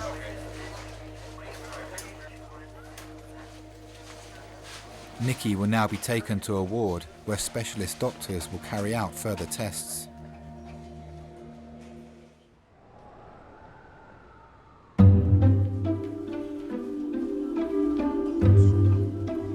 Retired pilot Sam has been brought to resus with a suspected stroke. Now, where is this monitor going is what I'm trying to find out. Ah, no wonder it's not picking up your oxygen levels. It's not on your finger. Yes, he seems to... Not a big fan of this. No, one of his idiosyncratic things. He never wore a watch. I won't take it personally. Doctors now have the results of Sam's CT scans. I don't think he needs to come into the hyperacute stroke unit because I don't think he's had a new stroke. But I think it may be worth me speaking to my medical colleagues to see if they'd be happy to monitor him just to see how he gets on. We'll wait for the blood test to come back and then I'll update you. Okay, thank you. Did our tissue correct? Are you trying to take that off again? I'm watching you. Don't be a bad boy. You've got to keep that on. Some time ago, when the GP had sent Sam to what is called a memory clinic, and after the test, the psychiatrist there said that they suspect that he has early signs of Alzheimer's. Are you cold, Alec? That word Alzheimer's just sent such a shiver of dread through me because I've always seen it as one of the most cruel of many cruel diseases that exist. It strips a person of their personality, it strips all your dignity.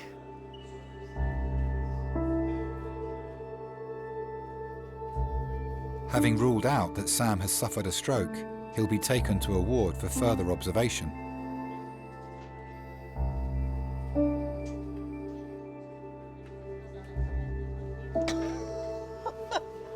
I don't believe the cheek of it. Does that mean you're hungry or that you're... Why are you sticking your tongue out at me? Cheeky sod. Sometimes there'll be just a little spark, your hopes will light up that, well, something is there still, but it's like gone in a flash. Dominica, why are you sticking your tongue out at me? In the past, we both agreed that life without quality of life was not worth living. He's not there yet, but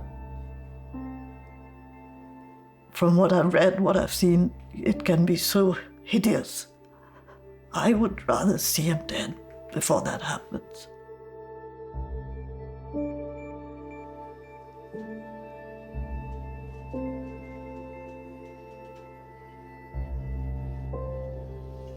In many ways, it's as if my life with Sam as I knew him has ended. And I just simply have to try to make the most of whatever time I have left.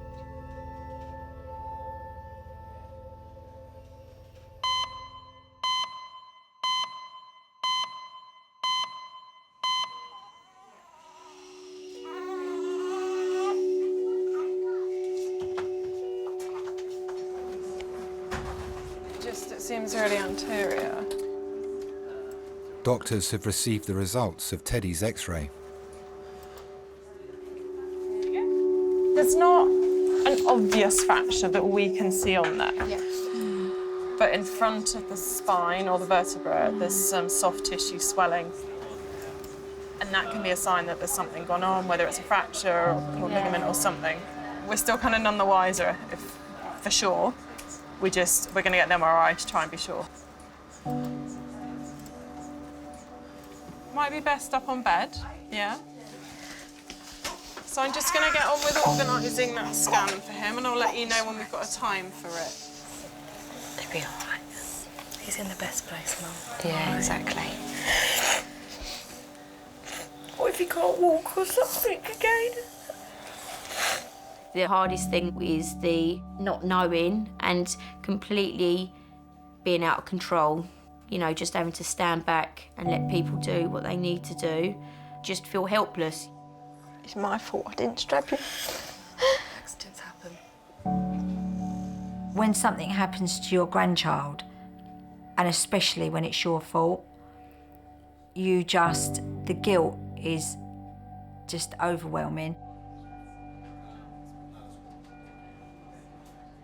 My biggest fear was that he wasn't going to be Teddy, the normal, bubbly, smiley Teddy that we all know.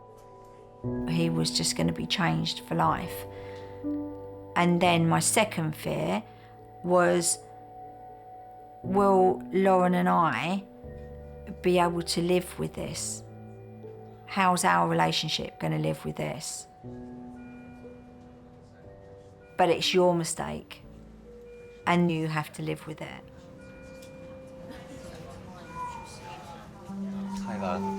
I've had a look at the x-rays, and I just really want to see what he's like, as well as the x-rays, because it's important that we treat him and not x-rays. Let's have a look. Let's see, young man. How are you, young man? Has he been quite sleepy since he's back? No, he was all right before, but now he seems like he's really sleeping. Yeah.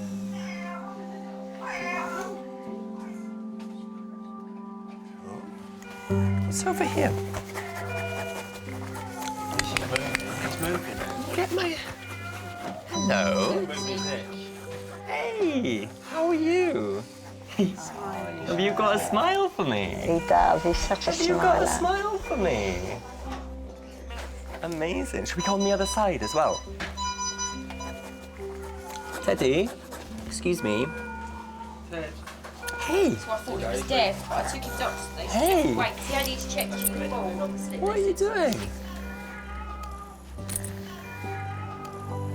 Okay, it's not so bad, is it? That's not so bad. Oh, matey. Amazing. Okay. So, looking at him, I'm a lot happier. Okay. I'm gonna get the neurosurgeons to have a look at the x-rays as well. If there's still concerns, then we may need to do the MRI scan. We'll see how he goes over the next few hours. I'd like to keep an eye on him for a period, you know, just to see where we're going and get a few more opinions.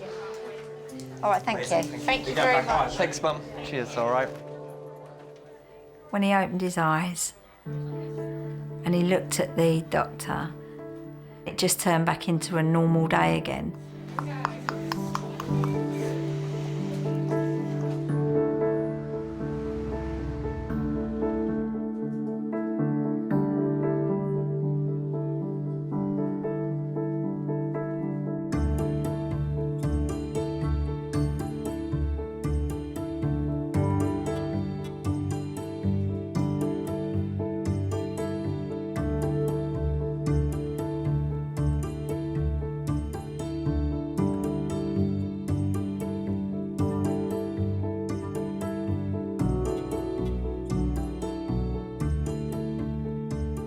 His latest nickname for me was Yo-Yo, because one day I said to him, I'm like a bloody yo-yo going up and down these steps. So he said, okay, I'll call you Yo-Yo now. This is the sort of thing which keeps you going. He will give me a big hug and a big kiss, and he'll say that, thank you so much for everything you're doing.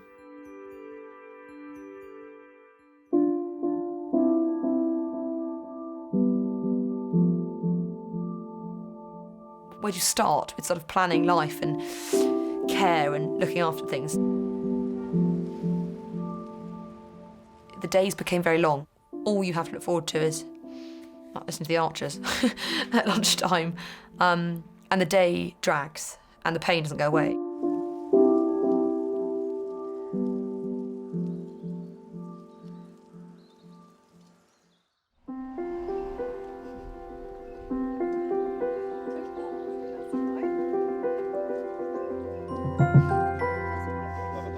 She's so mum. She'll say, yeah, had a bit of a bump, but she said, everyone has been great.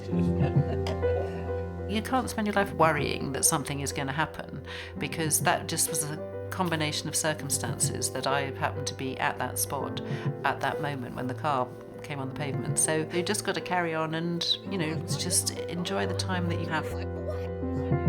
We were at an event the other day, a pony club event, and people look and say, that woman is amazing. I couldn't be more proud of her achievement in getting over this. Hasn't felt sorry for herself once. Do you realise how important you are to them?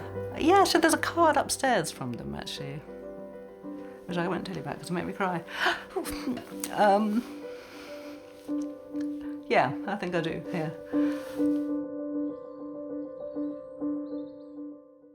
So, what have you done? I've stepped on glass. Fragile tape. I've never seen that before in 28 years. Adult male trauma, 25 minutes. Fall in the front boat, onto face, wood in left eye. His head was bandaged up, there was blood everywhere. He's got a piece of driftwood that has penetrated his left eyelid. Your first question is it just the eye, or is it something more? It's like something out of a horror movie.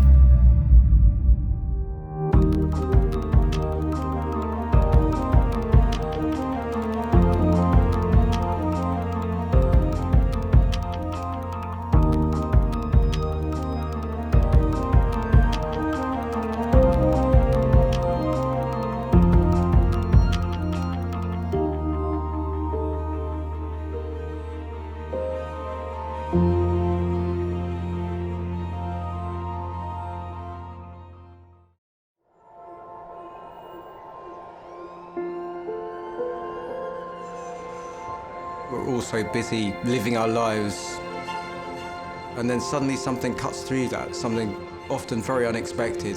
Paediatric trauma call, 15 minutes. A 71-year-old female with 2 stab wounds to the back. He was found to be in traumatic cardiac arrest. I can't feel any pulses. We're at St George's Hospital in Tooting. Yeah, 24 hours, 7 days a week. I love that question. What's your opening hours? St George's, London. One of Britain's busiest A&E departments, under more pressure than ever. So do you want to watch, darling, or do you want to look away? This is the worst day ever. You never know what's coming in, and you just have to be ready for anything. Gas canisters exploded, 15% burns to hands, face. In a world of uncertainty, we see a life-changing event. I'm A&E, I need her to get out of here, please. When patients come in, something takes over. I'll be fine. I'm going to be very fine. A place where life... Give me an A, give me an E. Love... Okay, good lad, well done. And loss... unfold every single day. Did you enjoy the Queen's birthday yesterday? I watched the football. All the patients you're about to see were treated in just one 24-hour period. Don't worry. We get to see people who love one another in loads of different ways. Yes.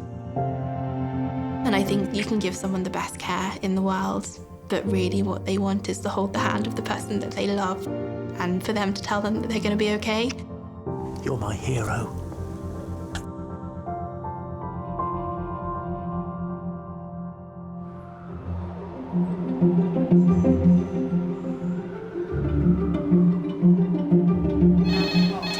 A&E, can I help? Because popcorn's just stuck. There's 5 that could possibly impact it. You could nearly try and do it with one of the middle ones, either the bottom one or the top base one, and see if it will clip it down. Okay, I'm going for it.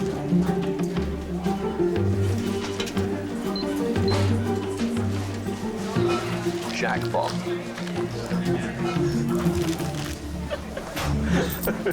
This has been the best day. I used to be in A&E more often. Still too up there. Do you want any more of these taken before I finish? That's fine. Not really a huge fan of crisps anyway. Okay, I'm Simin. I'm one of the A&E doctors. I'll be looking after you today. When I was young in Iran, we had an earthquake in my country, and I saw people from Doctors Without Borders. So tell me what happened. What brought you here today? I do remember when they found somebody still alive, the reaction that people had. You could look at the face of medical people and you could see the satisfaction, regardless of how many hours they've been going on. Okay, all right, have a good day. For me, it was an inspiration. And that was the time that I decided that I want to do medicine. Do you mind just having a quick look at number 5? My job is the big part of me. You come to work and you think it's a normal day. And are you feeling feverish at all? And you get people coming with really, really unfortunate stories. They told me you're known to have type 1 diabetes. Sometimes you just need reminders.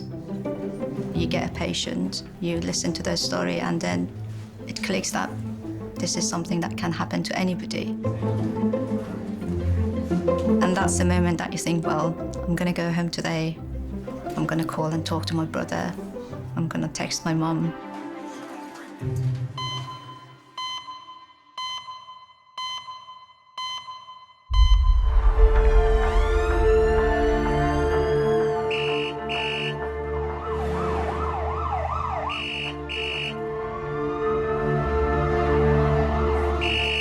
St George's Medical Trauma.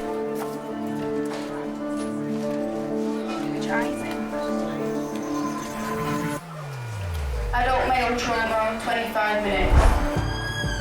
A 70-year-old man is being rushed to St George's after falling from a boat and suffering an injury to his eye. Fallen from boat onto face. Wood in left eye. When you get that initial information that somebody's coming with a piece of wood in their eye, your first question is that, what are we going to do? How bad is it? Is it ruptured? Is it bleeding behind the eye? Is it just the eye, or is it something more? The man's partner is travelling in the ambulance with him. That day, I was doing housework. George had gone out and he rang me to say that he was on his way to the island in the Thames where we moor our boats. He was going to go on the boat to empty some of the water because it had rained very heavily. And he said, right, I'll be on my way back shortly. Then the phone went again. I thought, oh gosh, what's he ringing about now?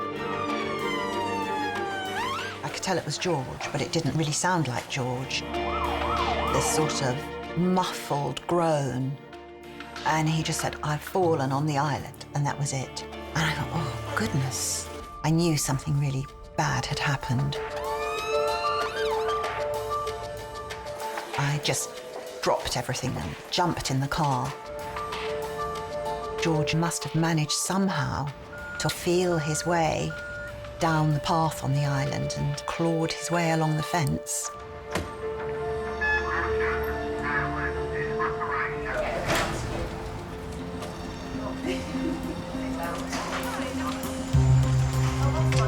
By the time I got there, paramedics were there, so his head was all bandaged up. There was blood everywhere. It was horrific.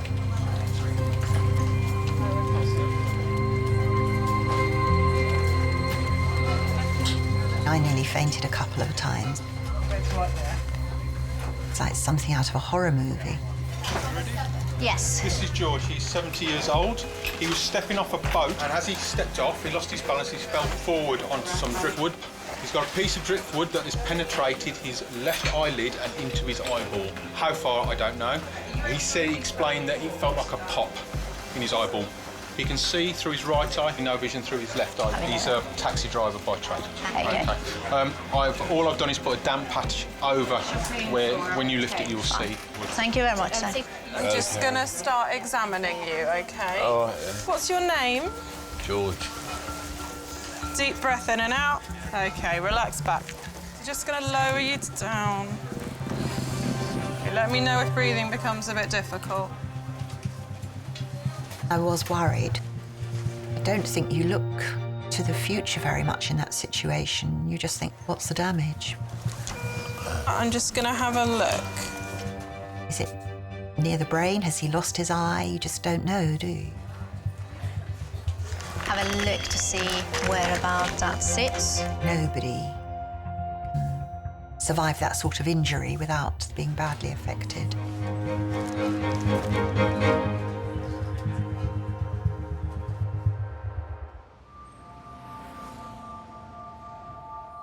It's been 8 minutes since 70-year-old George arrived in resus after falling and impaling his eye on a shard of driftwood. So, Simon. Go on. When you want to remove a foreign object, there are a couple of questions that you have to think about. Where is it sitting? What structures are involved? Is there any saline? But going a little bit further, you've got the brain behind it. OK, just keep your eyes shut. Well done. Just see exactly where this is sitting. And any spare gauze at all? Yeah.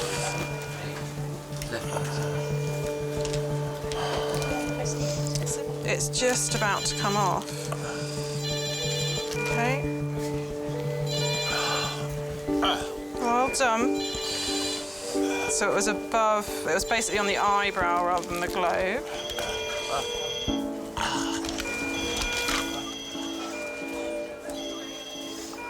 Now, are you able to open your eye? Good. Yes. Now, as you do that, I'm just going to have a look. You have got somebody, they're in an unfamiliar environment, they're lying flat. You think that what's happening is you losing your eye. I would imagine that's really a scary thing. It's just kind of bruising and blood, laterally.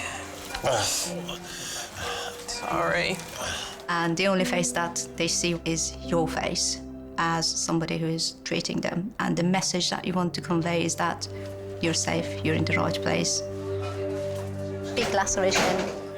So I'm just going to get a scan, and then we take it from there. Doctors are concerned that George may have internal damage to his skull and eye and are sending him for a CT scan.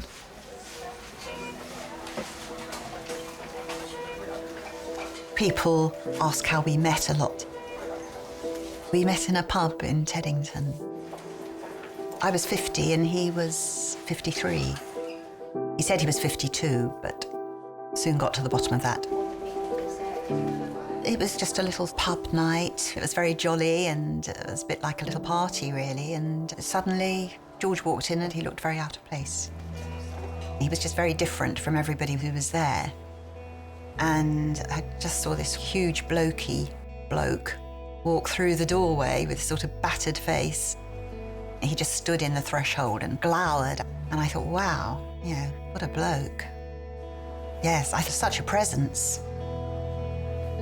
I think I fancied him a lot more than he fancied me. And so I walked up to him. I had had quite a bit to drink, so I was sort of quite uninhibited. Breathe in and hold your breath. We started talking, and I realised George was a London cab driver, of course. That sort of really was iconic, fantastic. I'd never been out with a cab driver before. Not only does he look like one, but he is one. And he drove me home in one. Ready, steady, start. After I was divorced, I used to think, oh, you know, I'm never going to have companionship. I was completely on my own. I had a nice life, but I didn't have a relationship. I found that with George.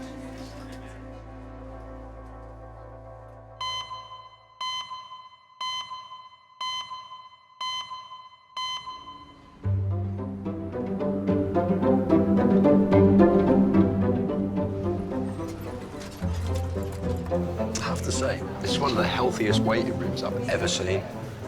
It's kind of terrifying in a way. Just everyone looks okay.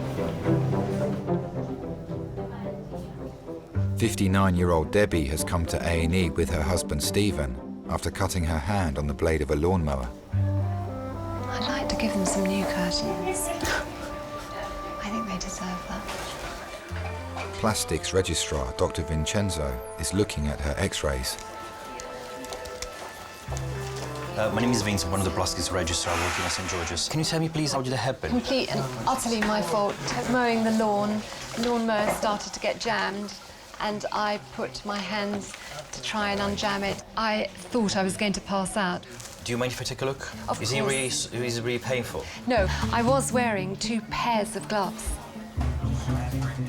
I like to make my garden look nice, and I love gardening. I absolutely love it.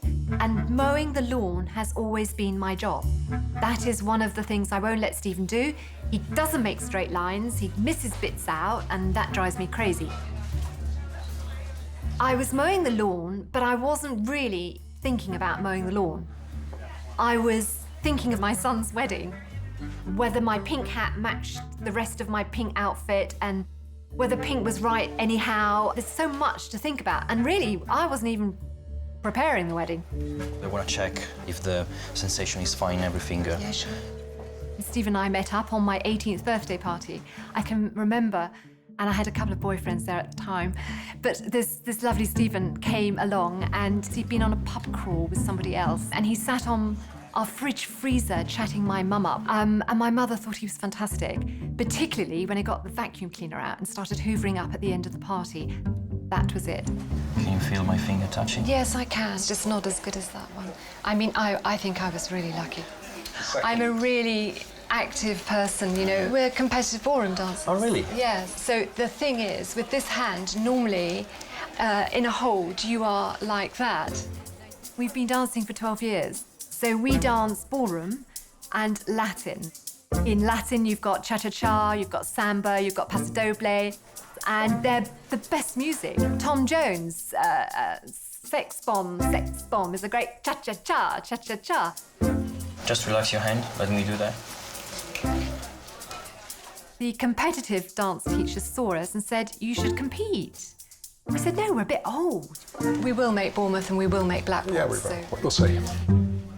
You have to really want to dance. There's a deep laceration, of course, so the wound has to be explored properly. I think you need surgery at some point, because even if the tendon seems to be working fine, sometimes they're partially divided. In that case, you might need to be fixed. I'll be right back. Oh, darling, I'm so sorry. That was so important to us. Well, we'll see what you can do with it.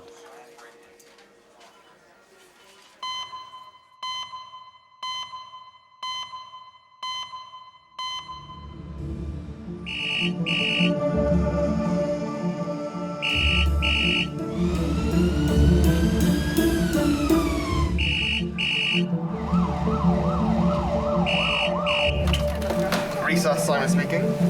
Yeah. Go for it. Okay, 8-year-old. Yep. Pediatric trauma call, ETA, 15 minutes. An 8-year-old girl is being rushed to St. George's with a pair of scissors stuck in her thigh.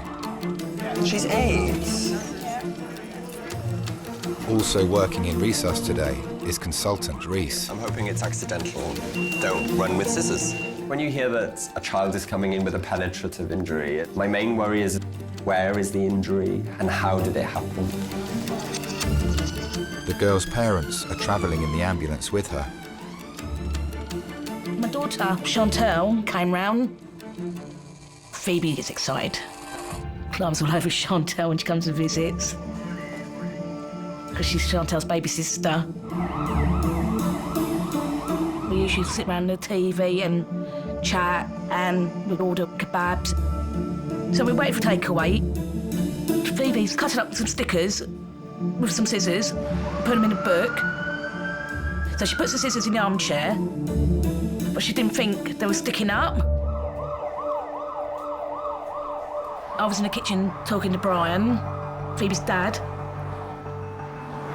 And then Chantal comes flying in So, Mum, Phoebe sat on a pair of scissors.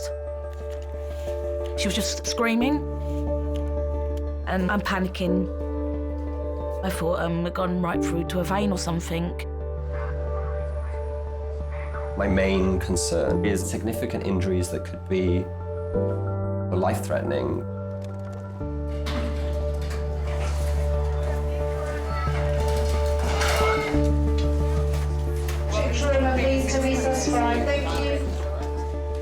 I think it's really difficult when parents have to hand that control over to us as the medical team. Okay, hold on to your teddy, darling. 1, 2. Okay. Phoebe was playing on her own and screamed out to get Mum. She had the scissors in situ. So do you want to watch, darling, or do you want to look away? It's really important to keep a child calm when they're in the resus environment because it's so frightening for them. Some children actually say it's better to watch because then they know what I'm doing. But some children say, actually, I don't want to watch and I'd rather look at Mummy. Mummy, I'm scared. I know, okay. Darling. You know it's okay to be scared? Yeah? Well done. All right, princess, you don't need to see this bit. You just need to see me. I don't want to. Just like 3 centimeters in. You're gonna take him out. No, we're not. I'm gonna want to do an X-ray to see where it's going, and then we're gonna arrange for us to take it out. And we're gonna... You won't feel anything, no. The first question that I'm asking is what sort of important structures are surrounding the area where that scissors is going? So if the scissors are deep, then I'd be much more worried about internal injury to maybe the vessels or some of the nerves.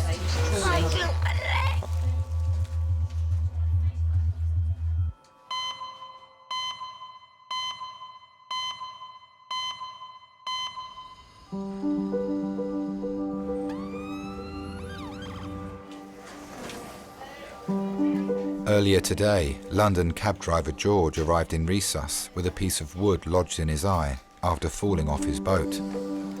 His partner Irene has been waiting in the relatives' room. Hello.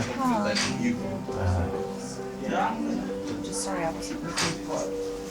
So that we just wait back to the report. I do remember being that family member not long ago. I received this call from a number I didn't know, and they told me that my brother has been in an accident. After that experience, what really stayed with me is that you have to realize that your patient is not the only person you're looking after.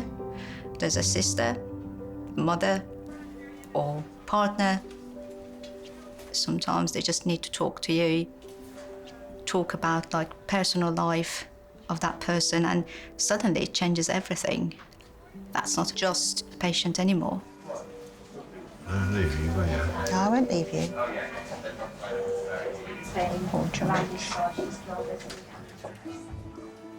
George grew up in Pimlico, central London, post-war. He was one of 10. He was the 7th son. I was brought up in southeast London, typical sort of suburban childhood. Had an older sister. When we were young, George and I were completely different people.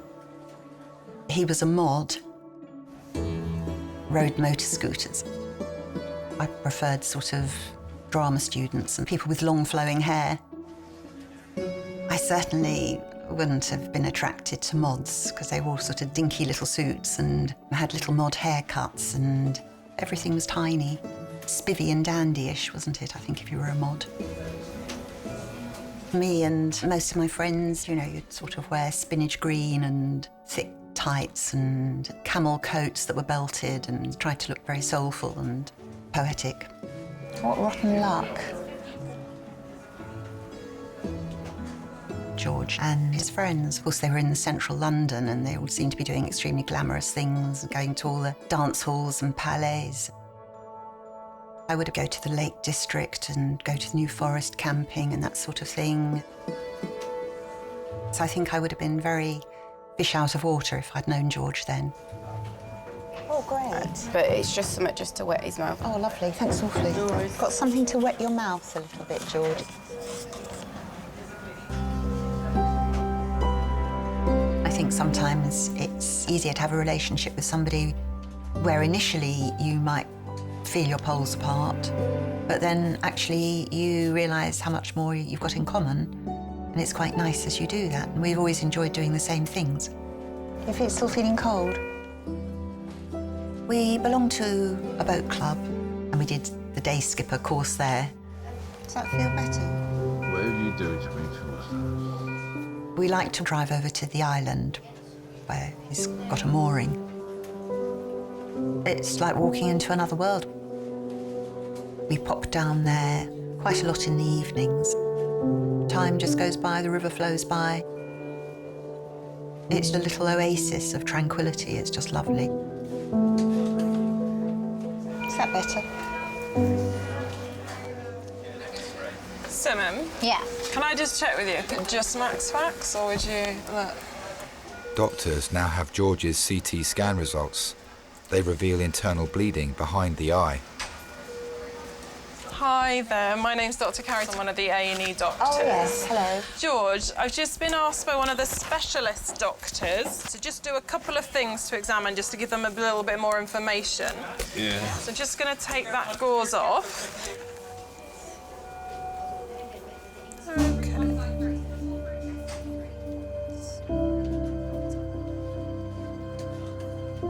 Imagine that you do have bleeding behind your eyeball.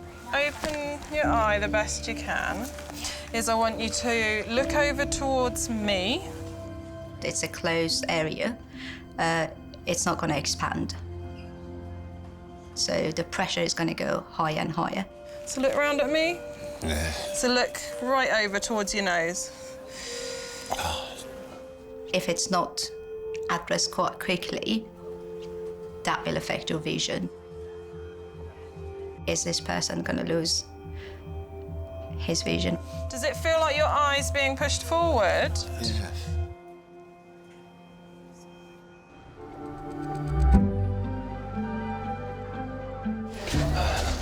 Have a seat, mate. So, what have you done? I've stepped on a glass in my bedroom. I've just knocked it over, stepped on it, and then I've fallen into my TV and broke my TV. Fragile tape. I've never seen that before in 28 years.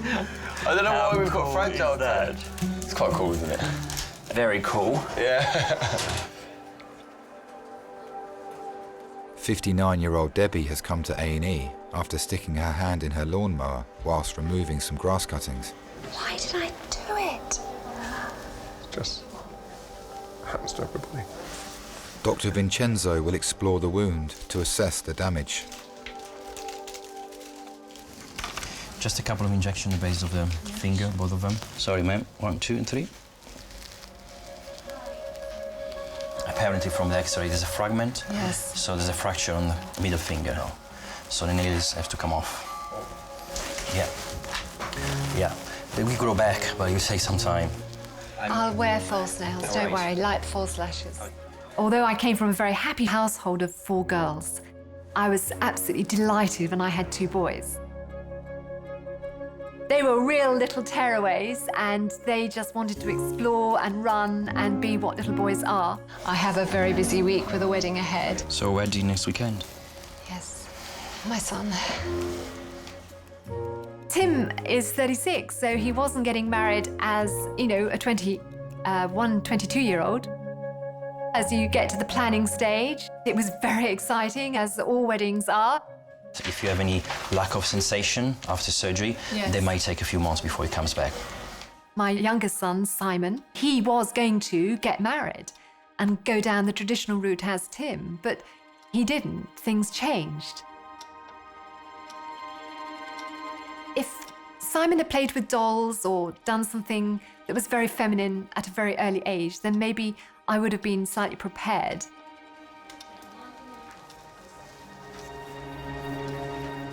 Simon transitioned about, I think, 4 years ago now, although fully transitioned, I think it's only a couple of years ago, and is now a girl. So instead of Simon, I have a daughter, Sophie. I can't say that it wasn't a shock to our system. It was. To both Stephen and I, it was out of the blue. We hadn't expected this. And it has taken time for me to adjust. I don't think I can put into words, without crying, how much I have had to appreciate the struggle that Sophie took. I mean, there could not have been a bigger challenge that any one man could say or take.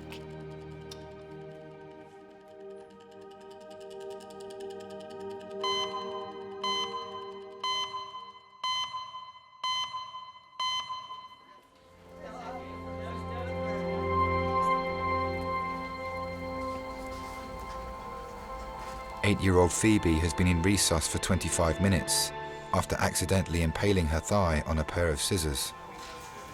Her mum and dad are joined by Phoebe's older sister, Chantel, and her partner, Reese. There she is.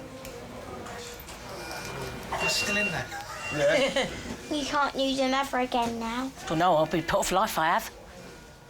Orthopaedic doctor Ishan must rule out any damage to the nerves in Phoebe's leg. Hello. I am Ishan, one of the orthopedic doctors. What's gonna happen, Mummy? I'm not going to touch you even. Just ask you to do a few. Can you move your toes for me? Excellent. So come around that way. I'm a mother to 5 children, 2 sons, 3 daughters. I wanted to be like my mum, have a big family, I did. I always have been maternal. I was 17, still living at home when I fell pregnant with Chantel. Because Phoebe's the youngest, she's a little monkey. She's always on the go, very active. It's a hectic lifestyle. Can you feel me touch here? Got a 3-bedroom house. I've got Samuel and Liam living at home, and I've got Phoebe living at home as well. And each child has their own room. I'm not going to be one of those people that go ask them to cancel for a bigger house. Mum, I'm so scared. What's with me? Me and Brian sleep downstairs on the sofa bed. Good girl, Phoebe. And we just put up with it. It's not comfy, you know, putting it away, bringing it out every night, and it's just constant. But I won't change it. I love being a mum. It's going to keep you like that. We're not going to move you. I'm going to take an X-ray, okay? Doctors must now X-ray Phoebe's leg to see how deep the scissors have penetrated.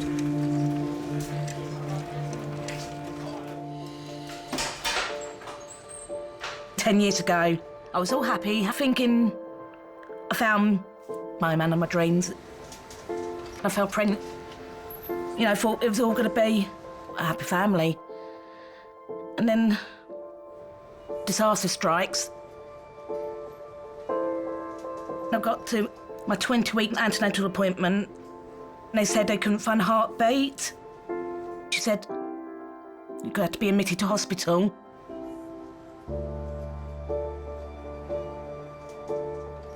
When I got to the hospital, there was no heartbeat.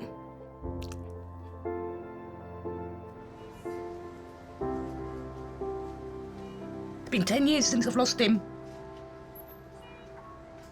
I got a chance to name him and have a good send-off for him. Yeah, we called him Nathan, we did.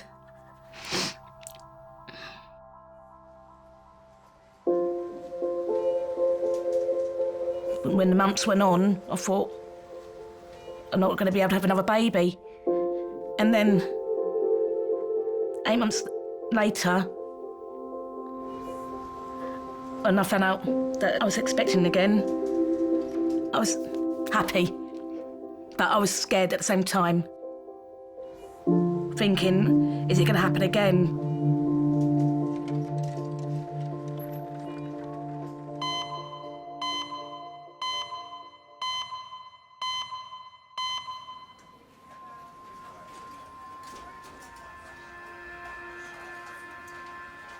Taxi driver George arrived in A&E after falling out of his boat on the Thames and impaling his eye on a piece of driftwood.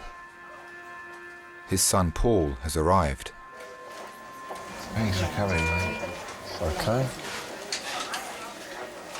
Look like a professional carer in there. Does it look good? When you mention that George is a cab driver, people know what you're talking about, and they already have an image, and he is very much what people have in mind. He is a typical cab driver, I suppose. Look like a proper pirate now with an eye patch. Say, yeah. One of the nice things about cabbing is that in some ways it's still very much as it was 40, 50 years ago. You're still picking up strangers, and you've still got a certain reputation and credibility. He gets up really early. He just creeps out of the house, and I hear the cab, and hopefully it starts, and then I hear him disappear up the road. He works at the airport, and I understand that while they're waiting, there's a canteen, especially for the London cab drivers, and they sit there and play cards, tell jokes, have bets. I think they just have a laugh. They really enjoy each other's company. And occasionally, if they're lucky, they get a couple of fares. It's very important to him, and that's his life, really. If he lost his ability to work, I think that would be devastating for him. Specialist Dr. Lino is examining George's CT scan results. Hello, hi. Hi. George? Hello. George, it's Lino. I'm one of the surgeons. Yeah. Just had a look at your scan. Basically, I can tell you there is a small fracture on the floor of your orbit, or the bony socket, okay, of your left eye. Yeah. And there is a slightly larger one on the side. This means that you will need to be seen by an eye doctor, but we want to see first how's the eyesight going. Okay.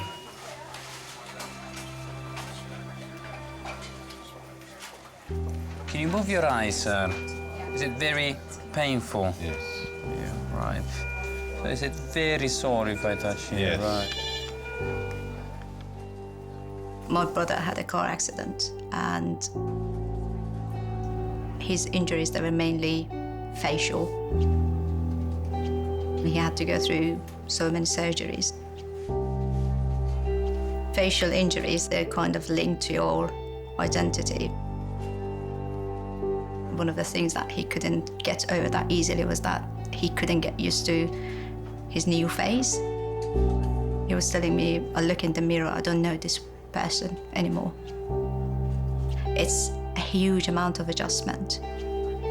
And simply that means that your life is not going to be the same. Sorry, I just need to stretch a bit more up. I think that's human nature. You think that you're in control without realizing that sometimes it's not just you. There are other things that you cannot control. You had it all planned and now everything is changed. And how is your eyesight? Do you think it's getting worse? My eyesight? Yes, from this eye. If I pull your eyelid a bit up. Yeah. Can you see colors? No. Not really, no. Right.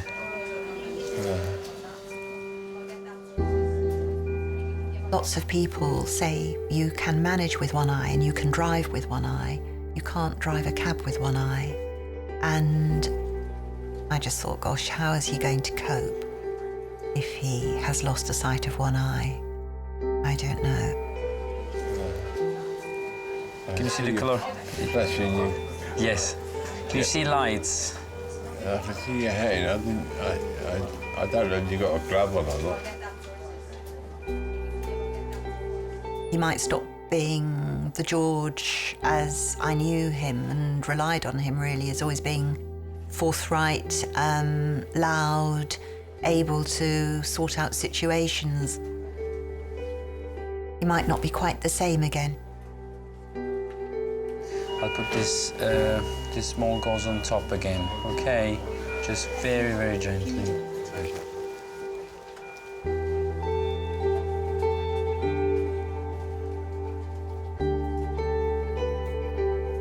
George will be taken to a ward where specialist doctors will monitor his eyesight ahead of surgery.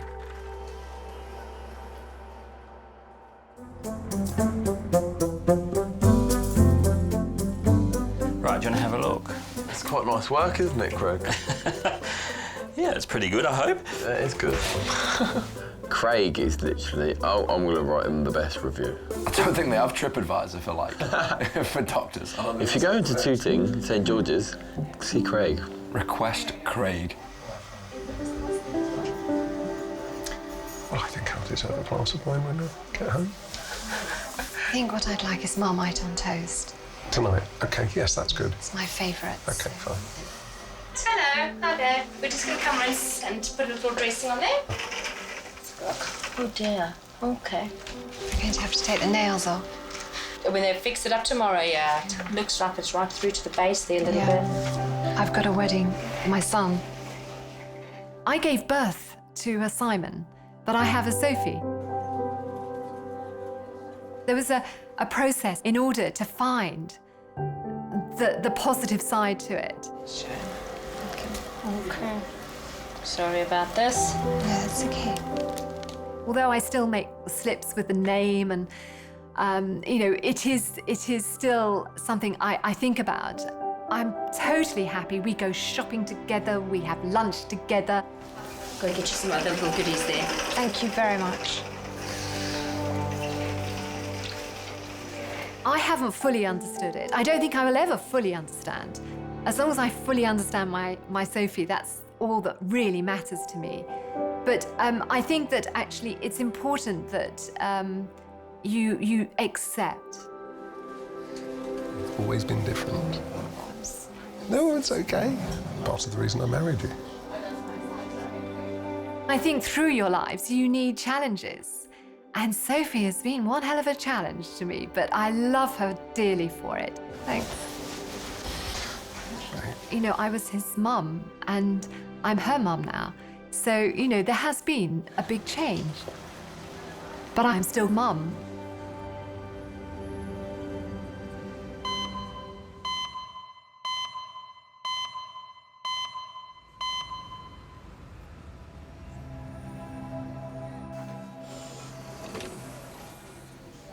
Phoebe arrived in resus with a pair of scissors embedded in her thigh.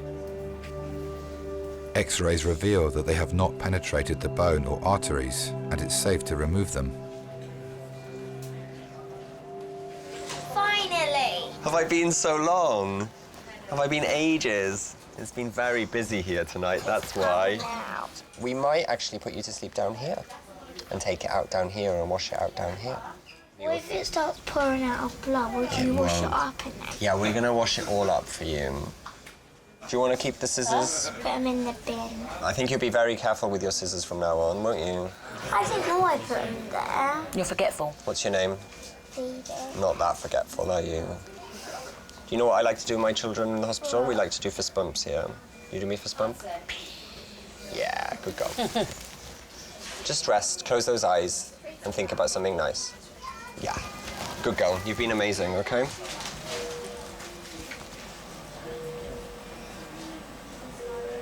Love ya.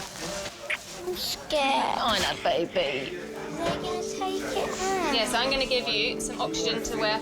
We'll just give you some sleeping medicine. I need to... Mummy. Mummy's here. Where's Mum? Yeah. Be all right. I fell pregnant with Phoebe in the same year. I lost Nathan. Let's have a little look at your thigh now. And I found out I was expecting. I didn't tell Brian until he got in from work. Are you in pain still?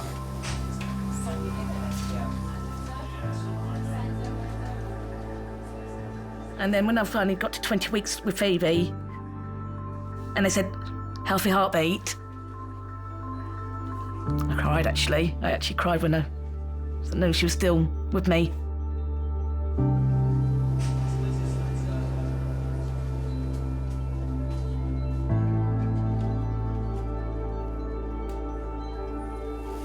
Yeah, that's fine. That's good.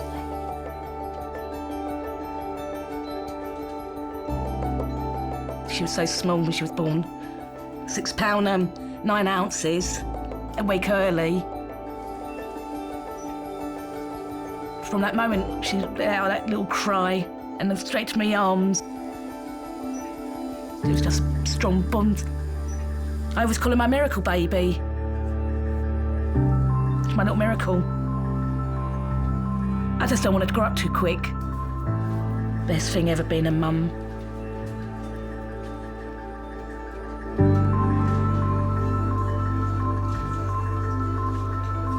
Phoebe will be taken to a ward for observation to make sure there is no further damage to her leg.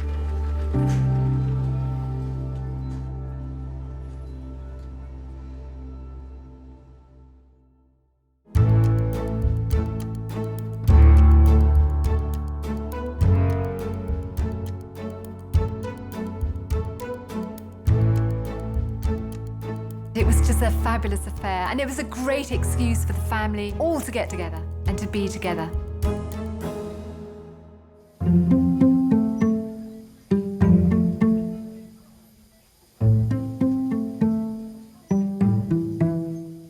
When I hurt myself, I mostly wanted my mum. She never left me.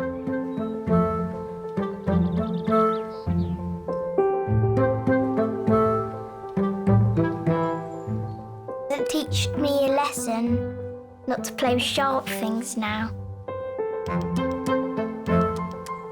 I spend loads of time with my mum. I love her. She's the best mum in the world.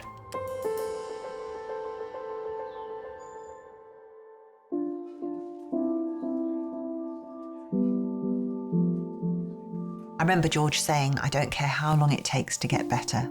I can't work for several months, that's fine, but I would like to have some sight in that eye. I was thinking, I'm not sure whether life will really get back to normal again.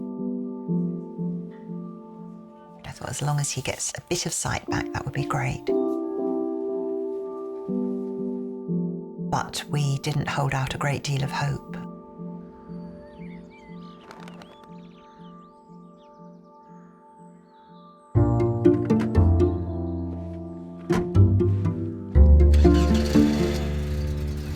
As long as I can work, I will.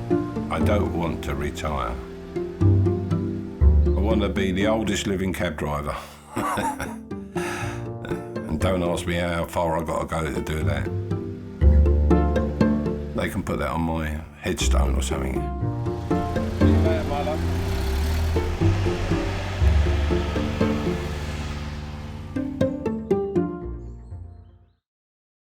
Should we have a selfie while we're sitting here? Oh, come on then.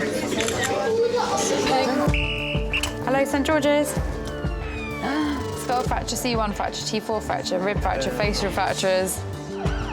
It just goes to show how easy it is for an experienced builder to slip up. He's fallen down some steps and broken every bone in his body. It takes a second to make a mistake, and your life's changed forever then.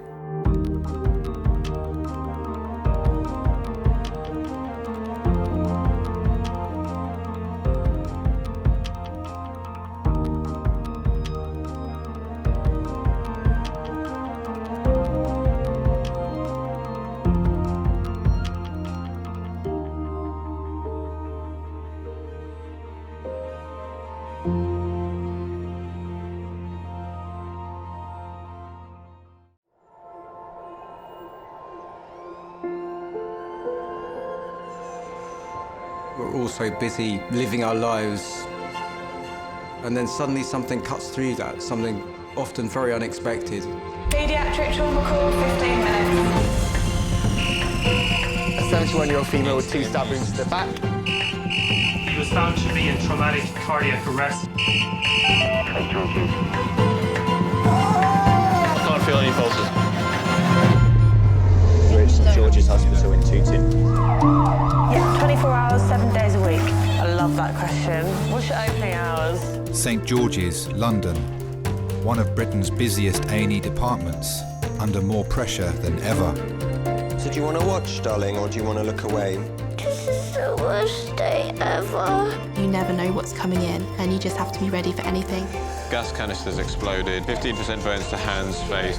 In a world of uncertainty, we see a life-changing event. I'm at A&E, I need to get out of here, please.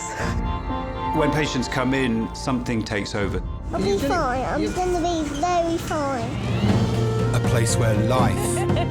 Give me an A. Give me an A. Love... Okay, good lad, well done. And loss... unfold every single day. Did you enjoy the Queen's birthday yesterday? I watched the football. All the patients you're about to see were treated in just one 24-hour period. Don't worry. We get to see people who love one another in loads of different ways. Yes. And I think you can give someone the best care in the world, but really what they want is to hold the hand of the person that they love and for them to tell them that they're going to be okay. You're my hero.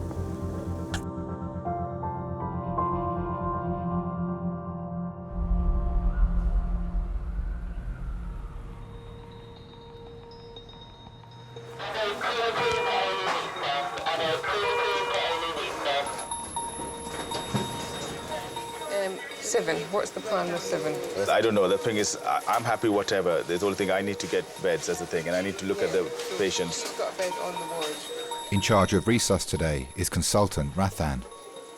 Emergency medicine is real medicine, it's true medicine, where you see illness, serious illness and serious injury, front line. So she's going for transport, that's fine. This one's going to medics, 8 is going to medics, nothing more me to do, cool, good. What you do will make a difference to that patient. That's why I still enjoy it. Hello, St George's. Let get everything ready, and I'm just going to give the drugs. All right. Born in Jaffna in Sri Lanka, many, many decades ago. Being a Sri Lankan Tamil, we're kind of refugees of the world.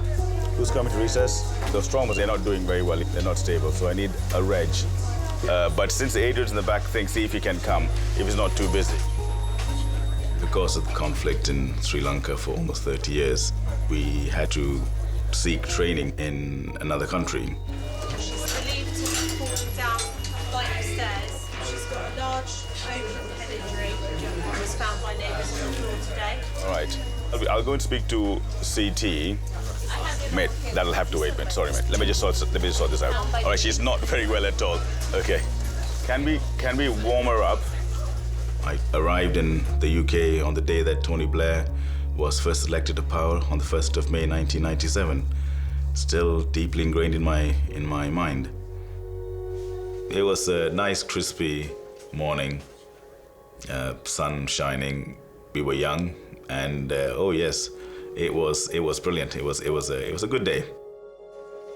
It's taken several years to get that visa come across, and we can now get on with our lives. It was great. It was absolutely great. Oh, that's going to kill me one day.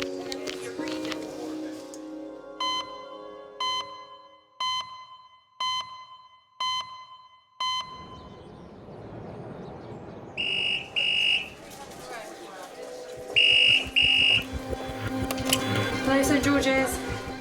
Sorry, so KSS by air or land? Air, yep. Do you want to go straight to CT? Okay, great, thanks. Bye.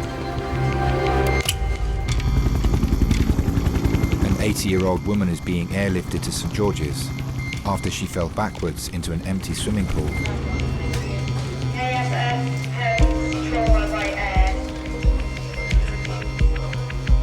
Right, 2 o'clock, 400 above, 5 miles. The woman's son is travelling to A&E by car. I was at work, and then I got the phone call from Mum. And she said, Clive, I think I'm hurt. Immediately, alarm bells rang in my head. I just ran out from the office. I leapt in the car and I dialed 999. 10 minutes at 25. The senior paramedic made the decision to call the air ambulance because of the head wound, which I hadn't spotted.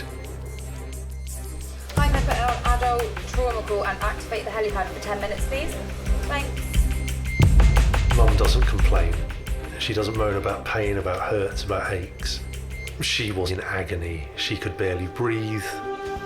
And I was just trying to calm her down, trying to keep her warm because she was soaking wet and shivering. Should I take this around in case we do bloods in here or not? They'll be cannulated when they come in. So do we do bloods here? When you get the call, your pulse goes up. When you hear it's a HEMS job, it goes up even more. When it's an elderly patient falling from a height, you are seriously worried. Any patient falling from a height, they could be multiply injured. My job is to give her the best chance of survival. Safe, straight easy. 1, 2, 3. Everyone listening? This is Frances. At some point within the last 2 or 3 hours, she was gardening around an empty swimming pool and then fell backwards into the pool. She was unconscious for a period of time, we're not sure how long. She then self-extricated from the pool and raised the alarm herself. Through a boggy swelling and laceration to her occipital region, bilateral rib fractures. She's had a gram of paracetamol, 2 of morphine, and no volume issues and stable intensity. So, fell, approximate height? 3 meters. 3 meters she fell. At that age, if you just fall from standing, you can break your hip. If you're falling from 3 meters, that's potentially breaks to the skull, intracranial bleeds. Those are the 2 most life-threatening situations. She was basically gardening around the swimming pool, fell backwards into a swimming pool, 3 meters, back of head, fan scan, head to pelvis. Is that all right? Cool, thank you. Doctors must perform a CT scan as quickly as possible to establish whether Frances's life is at risk. I've never seen Mum that broken before. Yeah, I worried then. There are 20-year-olds that wouldn't have survived that fall, and you're 80. We wanted them to make Mum better. We wanted them to strap her ribs up, fix the hole in her head, and get her back on her feet, give her some Savlon and send her home. That's what we wanted. It didn't quite turn out like that, unfortunately.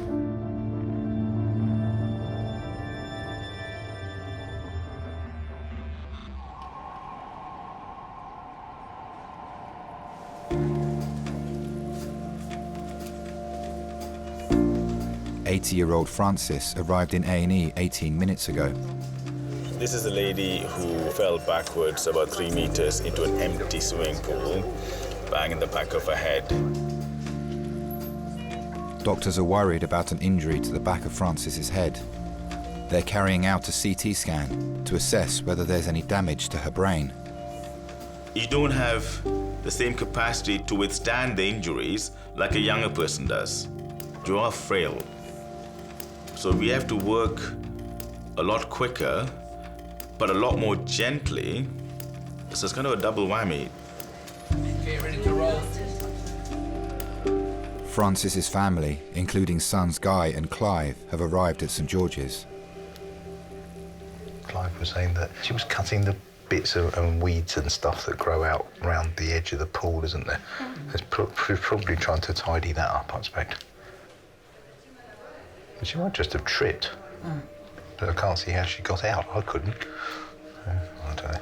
She did have a piece of string or rope tied from the fence near the swimming pool down into the swimming pool, so that if she slipped, she could pull herself up. Which is possibly what she did to get out. That's Mum. She gets out. Do you remember when the swimming pool was put in?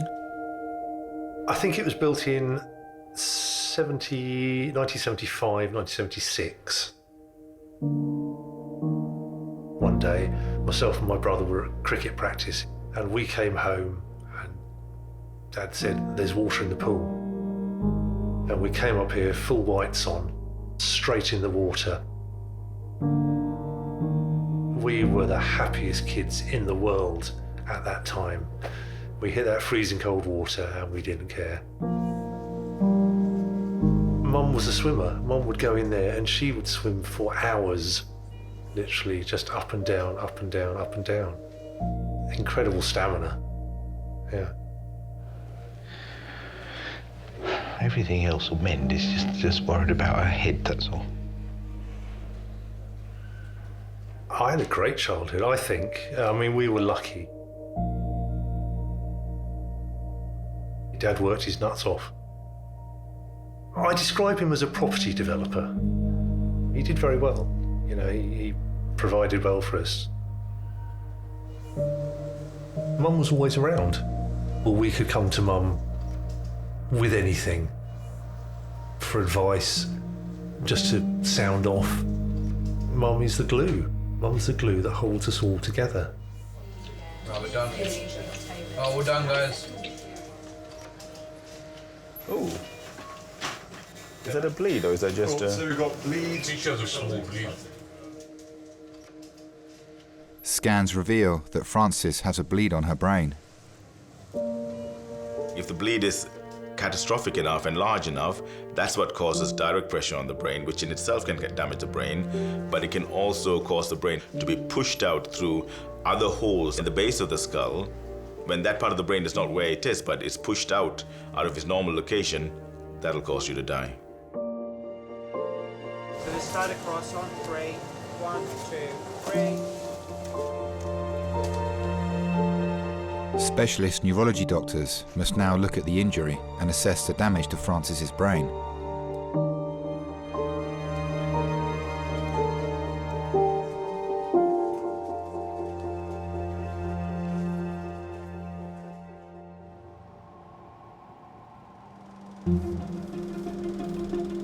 Did you know cows moo in their regional accents?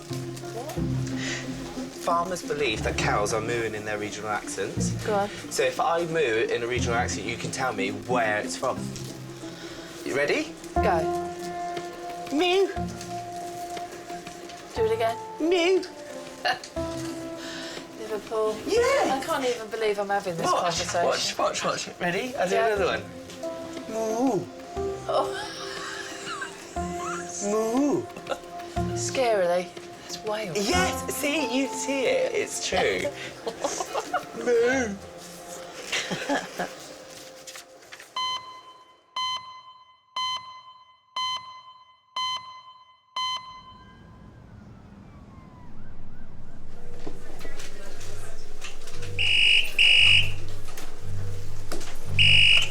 Hello, St George's. Medical trauma. Yeah. Yeah. First F, yeah. Thank you, bye. Fast AF. Adult priority call, 15 minutes. An 86-year-old woman is being rushed to hospital with her heart beating at 3 times the normal rate. The fast AF's going into 8. Fast AF is fast atrial fibrillation. The heart actually starts wobbling. It's pumping out so rapidly, it's only pumping out small amounts of blood. And that is not good for anybody, certainly not someone that age. And that person's not going to last very long with that heart rate like that. Bed 8's got a fast AF of 140 to 195, so you might need help because they seem like they're going to need immediate treatment. This is Ruth. Ruth is 026. Ruth presented at the GP surgery this morning complaining of fatigue. She woke up feeling just generally unwell. She was complaining of feeling quite short of breath, quite sweaty, and a heaviness down the left arm and left side. This was ongoing for a few hours. I've caught the heart rate about 205. Doctors must find a way to lower Ruth's heart rate as quickly as possible. Hi, Ruth. My name's Chris. I'm one of the doctors. What's been going on today? I sort of felt extremely tired and short of breath. Yeah. Very short. Did you have any chest pain at all? Tightness. As if somebody was pressing on it. Right. We're going to take some blood tests. Your heart rate is a little bit fast at the moment, so we're going to try and slow that down with some medication. How does it affect flying? As long as you're better, I'm sure it'll be fine. As long as your heart rate is better. Well, I'm supposed to go on Monday. To where? On the cruise on the Danube, the various countries there. That would be a lovely holiday, Ruth. Yes, but I have a feeling I won't be getting on that plane on Monday morning. I like seeing different places, meeting different people, and sort of go and explore. When I went to visit Gran Canaria, I can say I've crossed the whole island. It's a small island, but you can sort of go right to the middle and look down the crater. Oh, that was nice. You're all right. What's your name, love? Ruth. Ruth. Hi, where are you from? Chessington. From Chessington? Where's your accent from? Well, you can guess. Guess. German. Are you? Yeah. Ah. Oh, I love Germany. After the war, I came to England. My English was, reasonable by then, so I applied to train as a nurse. The first day I went on the ward, and I saw somebody. I said, right, that's the man for you. It was just like that. Because some people have to get to know slowly. With me, nothing is slowly. If you're too slow, you might miss something. Neither of us had any money, so I had a very small wedding, but it was the wedding. That's what mattered, not the money. Lived happily ever after for how many years? 55? It was very nice. Thank you. No, really, hardly felt it. Since my husband died, I travel on my own.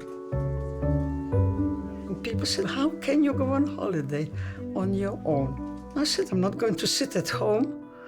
Just go and enjoy.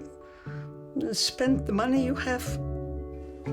And finishing up in a nursing home would not be very nice, because I've seen my husband in one, and it's not a very pleasant place to go. Doctors will now wait to see whether Ruth's heart responds to the medication. Would you like the curtain open? I don't mind, whichever. See what's going on? Yes.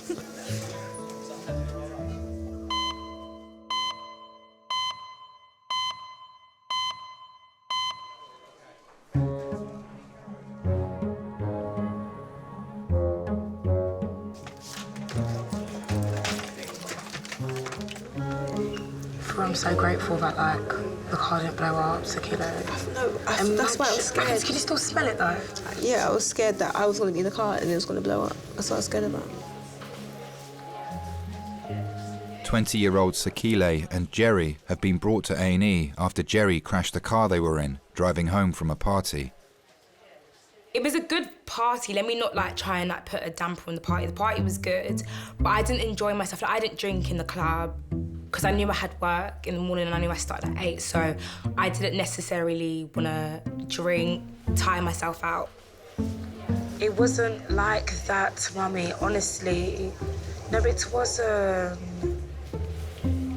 But this is when I wasn't sensible, because I was tired, because I was working previously. I think this party was on a Thursday, and I was working from Monday straight, waking up at 5 o'clock in the morning because I started at 7, finishing at 6, so I was exhausted anyway. Can I just say something?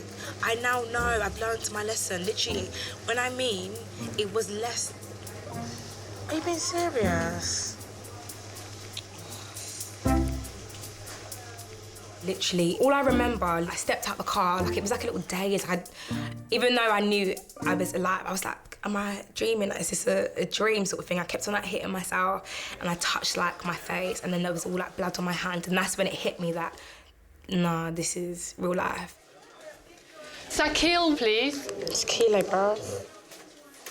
Oh my God, the sense of guilt and fear just kicked in. I was so scared. I didn't even care about me, I was just more worried, are my friends okay? Now, let me see your neck. Is it worse on the muscle bits here? There. Any pain along here? Can you open your mouth? Hurts like here. Okay. Any pain along here? There. There. Is that very bad along there? Okay, all right. I think I might have someone to check your neck again. Sekile will be sent for a CT scan to see if there are any broken bones in her neck.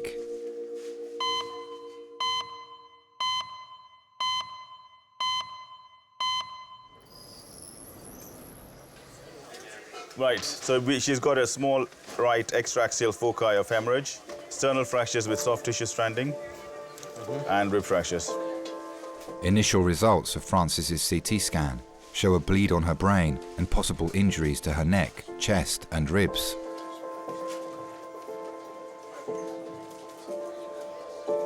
So this is this lady's stuff. That's the depth of the pool. Okay, so. Okay. Fine, this I need to put up there.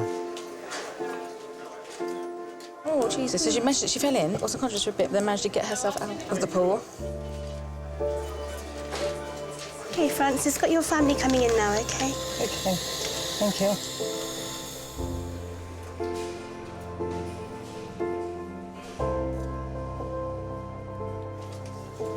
You all right, Marv? Just to explain to Francis, she needs to try and keep her head as still as possible, so if you can lean over instead of having to lean towards you. I just know, I don't know what I did. You landed in the pool. That's 7 feet down, 7'6" the bottom of that. And your head was 5'7" above that. Yeah. So your head's gone down a long way. So that's a hell of a fall. I honestly cannot remember. I just don't know what happened.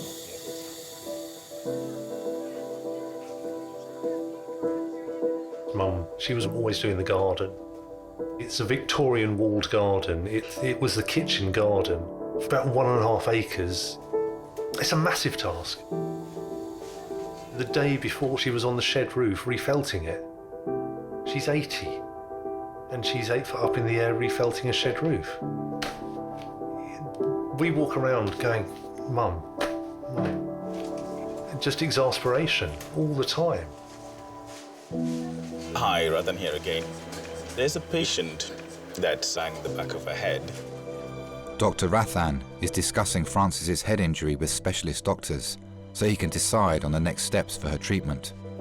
She's still collared and blocked. I remember when I was younger, you looked upon the older patients as kind of looking after your grandparents. And now, before you know it, it's like treating your own parents, looking after your own parents. All right, superb. All right, thank you. Bye. Mum was a housewife, but obviously worked harder than all of us put together, looking after 5 demanding family members. She should always look out for you and never really herself. When you do get older people coming in, especially similar age to my mum or dad, you do have a moment when you think, now I'll make sure you're all right.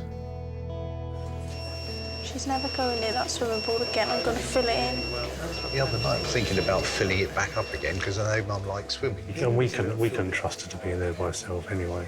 Well, what do? You can't. Well, you've got wall, but you know, you can't. But if she faints into the water. Well, I know. What do? Well, you're going to take a mini tractor away from her as well. You know, she could faint, fall off, and get run over by her own tractor. You know, or fall off the decking. You know, what do? Do you take her away from her own home? She's going to be all right. So capable. She's so capable. This is the first time that I've looked at my mum when she was in hospital and looked at her and thought she was an old lady. Without Mum, there'd be a huge gap in this family. Huge gap.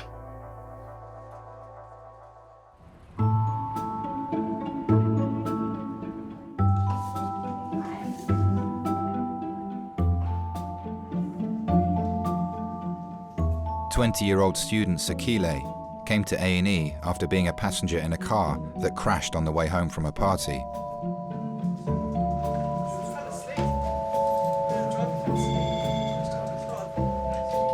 Doctors are taking a CT scan of her neck to assess the severity of her injuries. Jerry, please. Hi there, come through. Her friend Jerry was the driver. I think I fell asleep at the wheel. But I think it was like literally for 2 seconds. I think I went like that, and before I knew it, bam, it was too late. I learnt my lesson though, big time. Yeah, even if you sat in the car till the morning time, till you had a bit of a sleep. Yes, because I had work at 8 in the morning as well. What time did this accident happen at? 5. Your poor mum. Right. Oh my. If someone hits me up and they're like, oh, Jerry, what are you doing tonight? I'll get ready regardless if I have to be ready in like an hour, just because I don't want to see later on that everyone's having a lit time and I said no because I felt tired. Do you know what I mean? I'd rather go out feeling tired than stay at home. You live on your own with other people? I live with my parents. I think that's my mum's calling me right now. Yeah, do you want to put it back because you'll be worried about you? Mum, I'm just talking to the nurse currently. Does your mum always approve of you? No, of course not. My parents, like, have been tested by having me. Like, my dad says it all the time. I think from an early age, I've always been a nuisance. Why have I hurt you? Oh my God. Bye, Mum. My dad doesn't understand. He thinks I'm crazy. He thinks I'm sick. Like, he doesn't understand. He's like, I don't understand why you live the way you live. Grit teeth like this? That hurts. Does it? Okay. Now, does it hurt up here? Yeah. There?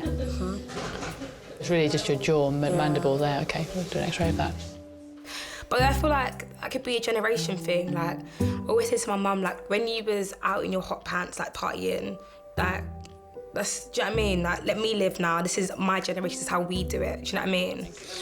Okay, so you're going to go for an x-ray now. Okay, so through those wooden doors, face this way, enter the corridor, bear left. Thank you.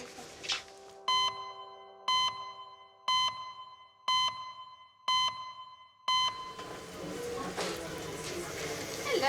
Hi. I just need to do an ECG. I feel perfect now, funny enough. Your heart is still going quite fast. Can you not feel it going quite fast? No. 86-year-old Ruth was brought to A&E an hour ago with a fast heart rate. I almost wish I had stayed at home. Well, I'm glad you didn't. Because heart's a little bit too fast than it should be. Doctors have given Ruth medication to reduce her heart rate, but it's still twice as fast as it should be. Registrar Rebecca needs to carry out further examinations. You went to see a GP this morning and you were sort of feeling a fluttering sensation. Well, yeah, I just close. Very tired and very... Do you mind me asking where you were born? I was born in Warsaw, in Poland. In Poland. Yes. Gosh, so you must have been... Did you get out during the war, or did No, you come to the UK I'm then, actually or? German. You're German? Yes, I'm German, yes, but make it complicated. I was one of the minority there, and it was fine until the end of the war. April 45. That's when I was in Poland. That's when they started rounding people up, you know. Those horrible Germans lived in Poland, and there were thousands of us. I was 14. I was with my mother. My father was sort of called up. I don't know what happened to him at all. Somebody came in the middle of the night, and they're taking us, God knows where, and that's panic sets in. Okay, do you mind, could you sit forward for me, do you think? If I take that, perfect. I can hold it. Some nice deep breaths. They took us to that prison first. There were a few of us there. And then I was in a sort of a labor camp with my mother. They had sort of big huts, I suppose, and sort of put up makeshift beds, you know, straw to sleep on. You are like in a trance. You do what you're told. You don't think. You stop thinking. You had bread, some kind of coffee, you know, water, and soup. We all got pretty weak. Many didn't survive. 2 or 3 of us, we had to go to the kitchen to collect the dinner. But there was one or 2 women in the kitchen who made us wait on purpose, and they fed us first before they filled our cans and we walked back to feed the others. The kindness there, that was, when you think what they went through as well, it just shows that you always find kind people if you look for it. All right then. This funny heart rhythm that you have, we tend to recommend blood thinning medication. Now, the main risk of these blood thinning medications is bleeding into the brain. Well, if it's necessary, they've got to be done. Quite honestly, I don't worry. Whatever happens, happens. Doctors will try new medication to control Ruth's heart rate and try to find out what's causing it to beat so fast.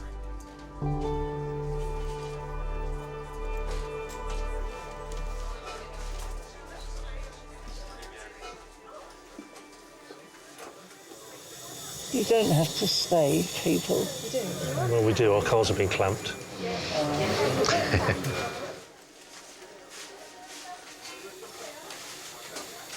Doctors are waiting for specialists to report back on the injuries to Frances's head, neck and chest. We could certainly learn a lot from our old, and I'm talking about the properly old, above 70, 75 years of age, 80 years of age. The vast majority of them are grateful for what you do and never demanding. It's an incredibly humbling feeling when you see them really ill, but you know, they want, they, just like my parents, just like my mum, they're more worried about you looking after them and saying, no, don't worry about me. Did you have your ring on, Fran? Did you have your wedding ring on, or did you take it? No, I put it off. It was always mum and dad to us, you know, to me and Guy, and you know, obviously to the kids, Nanny and Granddad. It was never Nanny or Granddad. They were a team. Mum would do virtually everything. Dad would come in and expect a medal for putting the kettle on. He was a strong man. You know, when we were young, we'd be on his shoulders, he'd throw us in the air. In 2004, so 12 years ago, he had pancreatic and secondary liver cancer. She didn't want him to go somewhere where she couldn't see him. He wanted to be at home, so he stayed here. And she cared for him. So 12 years ago in January, I was putting some security lights up for Mum, and I think it was about 20 past 10, I just heard Mum cry out.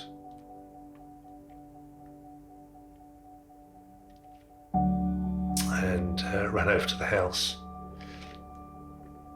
and he'd gone.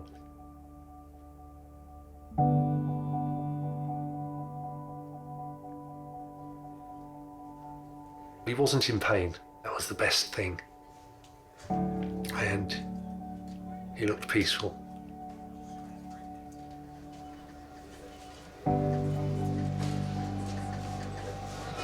Right, you're all family, I presume? Okay, right.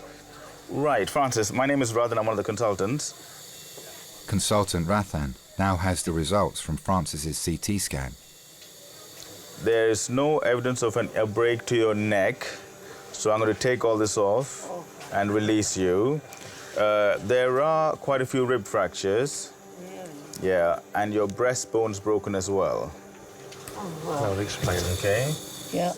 There is some evidence of small bleeds in your head. So I'm waiting for the neurosurgeon to come back and say if anything needs to be done.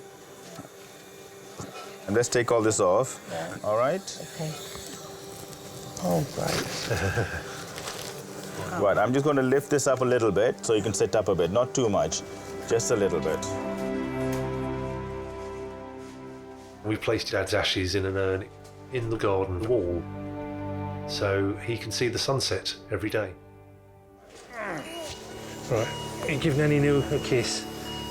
If you can, give her a kiss on the... There we go, good girl. Oh, nice hand.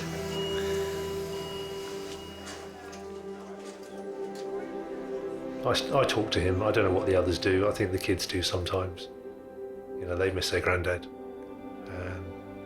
But I know Mum used to shout at him a lot for leaving her behind. Close your eyes, Mum, if you want, OK? That's all right, that's fine. I'll go to sleep. They'll wake you up when they want to stitch your head up. Frances will now be taken to a ward for observation and further tests to assess if her injuries are life-changing. Depending what part of the brain is damaged, it can cause mobility problems, you can have breathing problems. It's almost like a stroke. You may not know the full effects for a few days.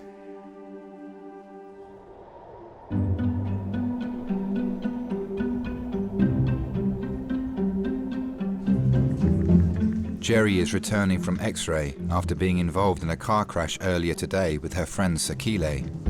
Sakile, baby. Sakile is waiting for the results of her CT scan.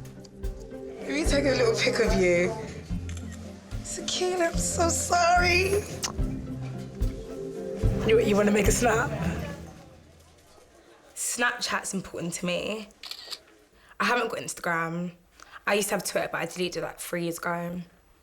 But Snapchat's very important. If there's like if I'm going somewhere, I'm gonna Snapchat me getting ready, to how I'm feeling as I'm going down there, to the vibe whilst I'm there. And then once I get home, maybe the morning after. But yeah, Snapchat. It's basically like reality TV, but unedited and a short version. I'm so happy I went through it with you, not Snow. Listen, I wouldn't answer it to you anyway. Sorry. I'm not happy that this happened. Can you imagine life without your phone? No. No.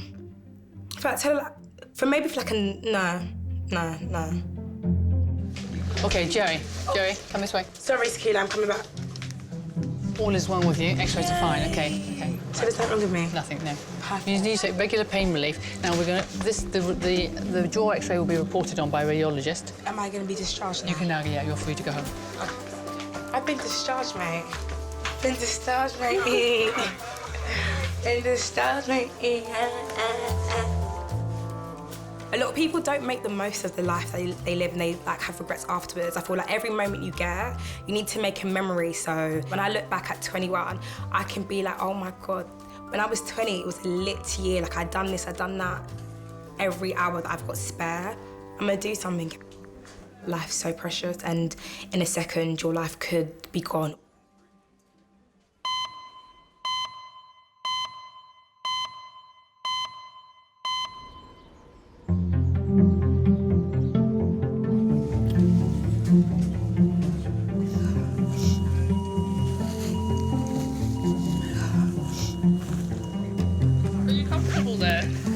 Not really. Do you want to, if you push yourself up the bed a little bit more? Yeah. Earlier today, Ruth was brought to A&E with her heart beating at 3 times the average rate. But it still hasn't returned to normal. Where are you from, Ruth? I am German, but I am British. I've been here so long. 22 when I came. I'm 86 now, so it's 64 years. Are you fed up of people asking? Yes, I am actually, because I've been here so long now. I've been told actually you are more English than some English. In the labor camp, I was lucky. I had my mother looking after me. Out of her 3 children, she only had 1 with her. She didn't know where her husband was, and it's sort of, yeah, no, it sort of wears on you. Malnourishment and all this. one day. Apparently, she just collapsed that night. She had a heart attack or something like that. And I remember the camp guard saying she will not live till the morning. But she did. But they did take her to hospital. And they said, you will see her when she comes back. But of course, she never came back. She died soon after. So I was left on my own in the end. How far down is it now? What do you mean, your heart rate? Yeah. It's coming down, but it's still a bit high. So you will be admitted to hospital tonight. Pardon? You will be admitted to hospital. Oh. Tonight. At the very least. I've got the bag at home. You've got what? Ready for it. You've got what, sorry? A little bag with all the stuff I need in hospital. The nurses will be able to sort all of that out for you. Why were you released from the labour camp? Oh, because they closed them. They were being kind in the end, you know. That's when they offered me Polish citizenship. I thought, keep it, you can have it. That's when I got in touch with my brother-in-law, and he wrote to his friends in England, and that's when I came to England. I came here to work as a mother's help. I was with this family who did not know me from Adam, and yet they accepted me as one of them, you know, especially coming from Germany in those days. I was very lucky. I made a very good decision to come. And I'm happy. I'm going to move you into our next area, and a nurse out there is going to look after you. Ruth will now be taken to a specialist ward, so doctors can assess her heart condition in more detail. Sometimes people think, oh, she's very hard. Yes, but I try to remember the good things, and anything bad that happens, forget about it. That's the easiest way to get on with it.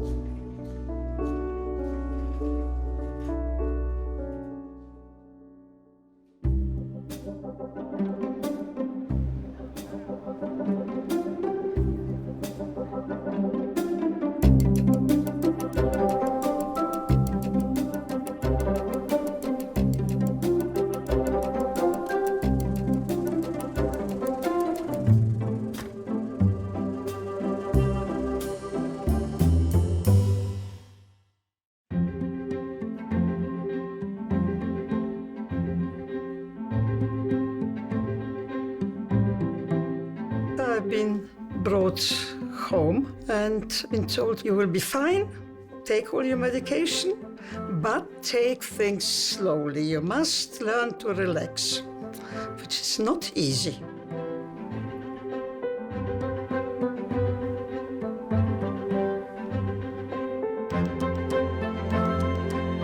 I'm flying out to Tenerife, staying there 3 or 4 nights, and then getting on a boat, and then coming back by boat to Southampton. It is a holiday of a lifetime. I will wind down one day, but I'm happy. So there, nothing more to say.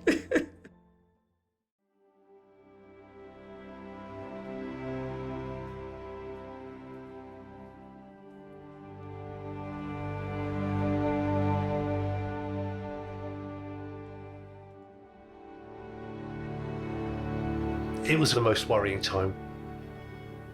Suddenly the seriousness of what had happened clicked into place.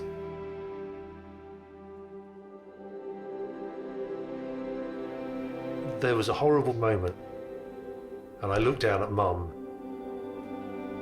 and I saw Dad. That was hard. But we knew that she was strong, that she's a fighter. I thought, not yet. Mum's not ready for this.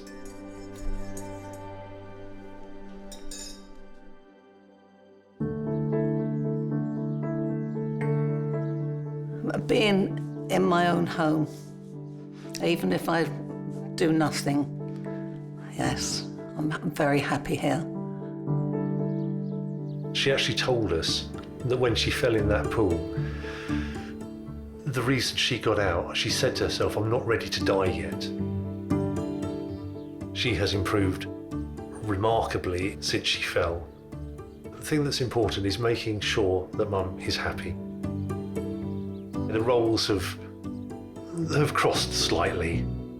She's looked after me God knows how many times in the past, and it's our time to look after Mum.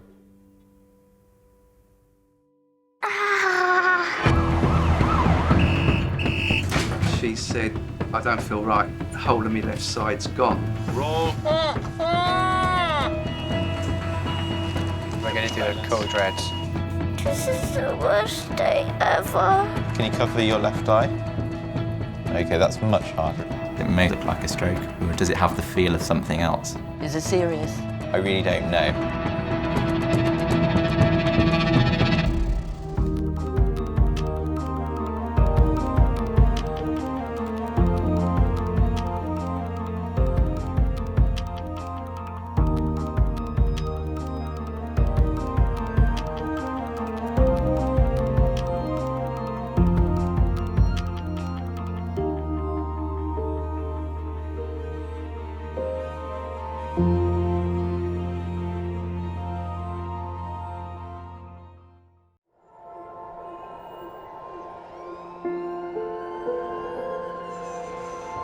We're all so busy living our lives, and then suddenly something cuts through that, something often very unexpected.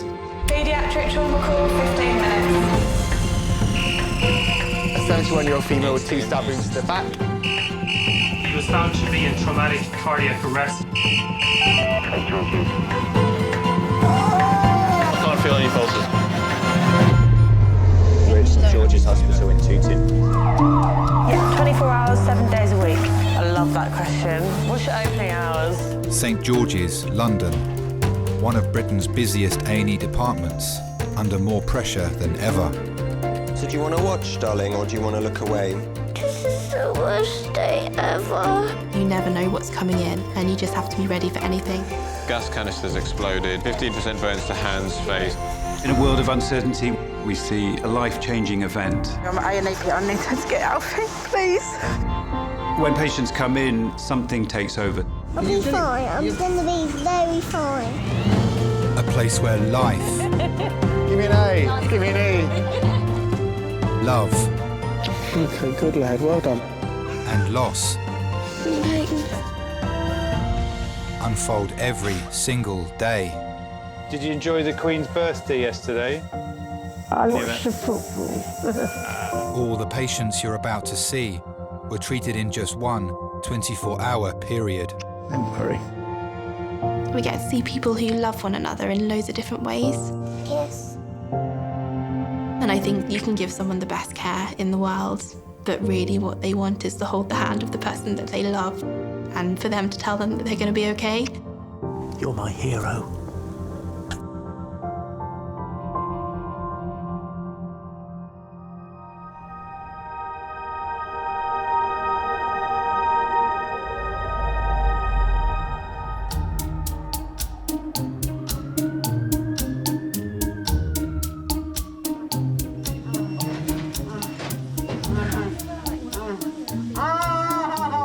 Yeah, I think you're going to have to hold him. I don't think we have very much option, do we? Can you hold his leg?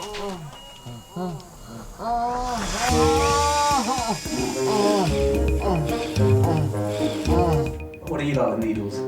I'm so scared of needles. I nearly fainted the last time someone tried to take my blood. I'm a bit of a wimp. In resus today is junior Dr. Jess. Am I calm enough? You are fine. Okay. There are people that like flap. But yeah, you're not one of them.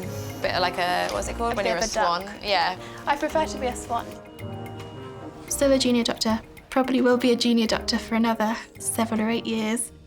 Getting to the stage in my training where I feel like I'm ready to flex my muscles a little bit.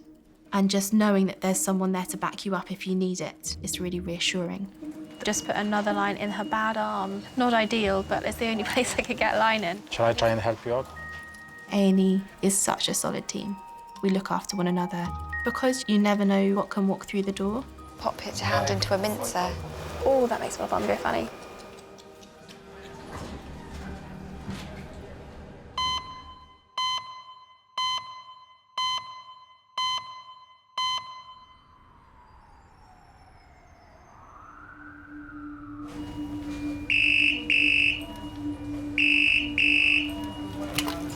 St George's. Okay, yeah, go ahead. Okay, adult or pediatric? Mm-hmm. A 71-year-old woman is being rushed to hospital after being knocked down and run over by her husband. Adult female trauma call, 5 minutes. We see a lot of serious injuries from road traffic accidents, as serious as it gets.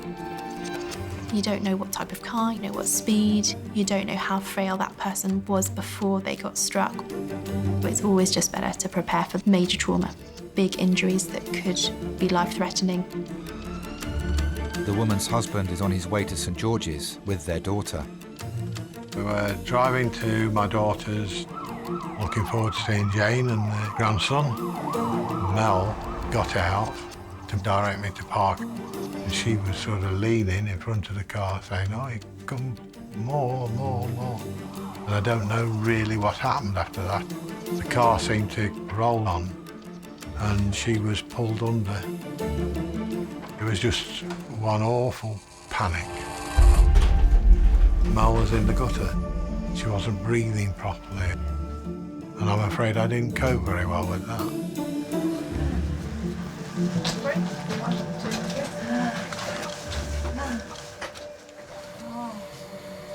Okay, this is Mel. Mel is 71 years old. She was stood in front of her husband's automatic car. Her husband had gone into it at quite low speed, but has gone over her right side. She has pain to the thoracic spinal area, hip pain, femur pain, tibia and ankle. There's some quite obvious bruising and swelling all the way down the leg. She's also got an obvious right arm injury. Okay, all right. Hello, I'm Jess. I'm one of the doctors. I'm going to be looking after you, my lovely. Out of 10, how much pain are you in at the moment? So it's quite bad pain. And where's the worst pain at the moment? Okay. And the back, okay. We might give you a little bit of morphine just to help with the pain. We're going to get you around for a scan so we can check what injuries you have. Doctors must now carry out a CT scan to find out whether Mel has any internal injuries. If they've been run over by a car, be worried about chest trauma, pelvic and long bone injuries, major organ damage, abdominal injuries. On move, ready, brace, move. So, my lovely, you're going to be going through the scan. It's going to be a couple of minutes and then you're done, okay?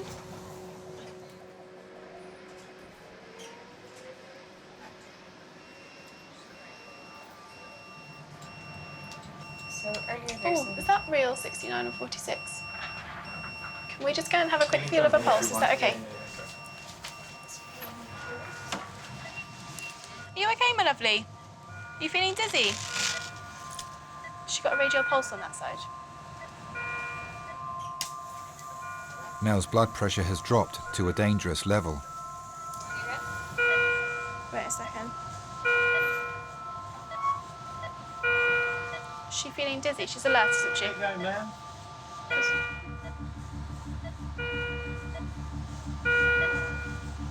We're just waiting for this blood pressure to come up. No, it's genuinely 60. I think we should get the consultant here for a second. If they become unstable and if they drop their blood pressure, it might be because they're bleeding from somewhere. And when we don't know where it's coming from, that's quite a scary patient. Hi, Adrian. The consultant on shift is Adrian. It just pops up at 69 systolic. Hasn't got much of a pulse. The things that we're actually worried about are chest and abdomen and pelvis. Okay, let's do a quick CT.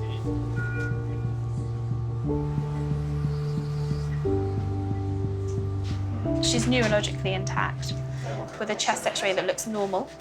The pelvic x-ray looks pretty unremarkable. There's nothing obvious. And she's moving her legs. We haven't moved them because she's in so much pain.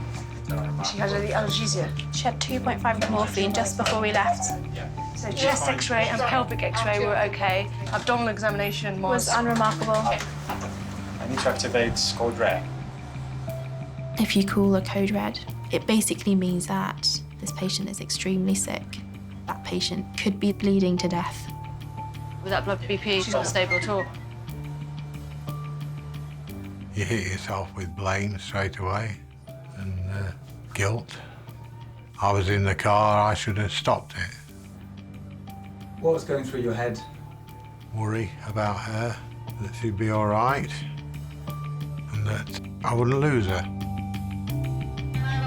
To resus urgently for the code red, please.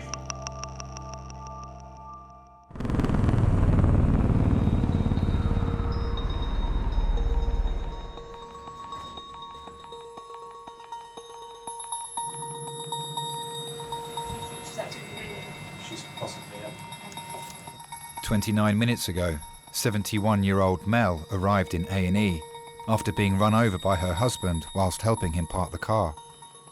Can you get the bed ready so that you can start to infuse? She's going code red and having red blood cells. Yeah. Okay. Mel's blood pressure is critically low, and doctors have put her on standby for an emergency blood transfusion while they assess her injuries. If you think they're bleeding from somewhere, you start trying to hone down on where that could be coming from. You can bleed into your chest, you can bleed into your abdomen, especially if you've had a car run over your tummy, your spleen, your liver at risk. Is her husband okay? They look very shocked. She's standing in the driveway. And he rolled over her. Mel's husband John and their daughter Jane have arrived at the hospital with neighbour Claire. No, just shaking. Did you know that she was a woman for you as soon as you met her? No, not long afterwards though. She got a job as a chalet maid at Butlins in Skegness. I got a job as a kitchen porter. She was taken ill with food poisoning. They didn't send her anything to the chalet. So I used to bring her the best piece of salmon or the best piece of chicken or whatever I could find in the big deep freeze. Yes, I was guilty of filching some bits, but she got better in about 5 or 6 days, I think.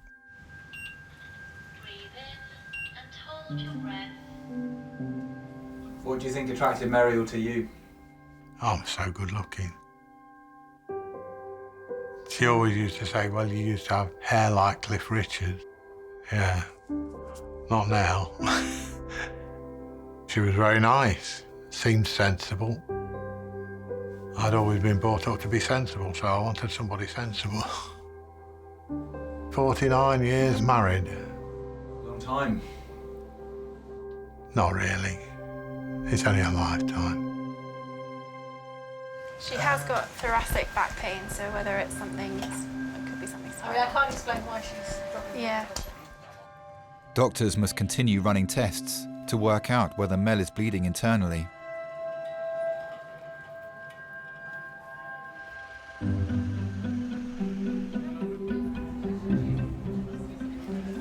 If you had to, what would you prefer? An arm as a leg or a leg as an arm? An arm as a leg. Why? Because you can do gripping. You can still walk. The arms are actually quite long, aren't they? I've never really compared. If you include the hands and the fingers, I think they're actually. Because actually, don't you say that if you go like that, but properly, it's the same as your height? Oh, what, you do that? No, across, just like this. Apparently, that's your height. Really? Yeah. They always say that's the penis, isn't it? Yeah, but I don't know whether it's accurate.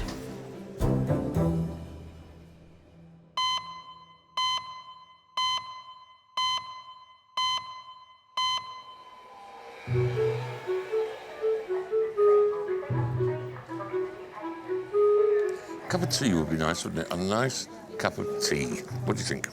No, a nice sleep. But I shouldn't go to sleep. Not yet, you shouldn't. Not until your head's been sewn together. 68-year-old Bonnie has come to A&E after hitting her head on a bedside table.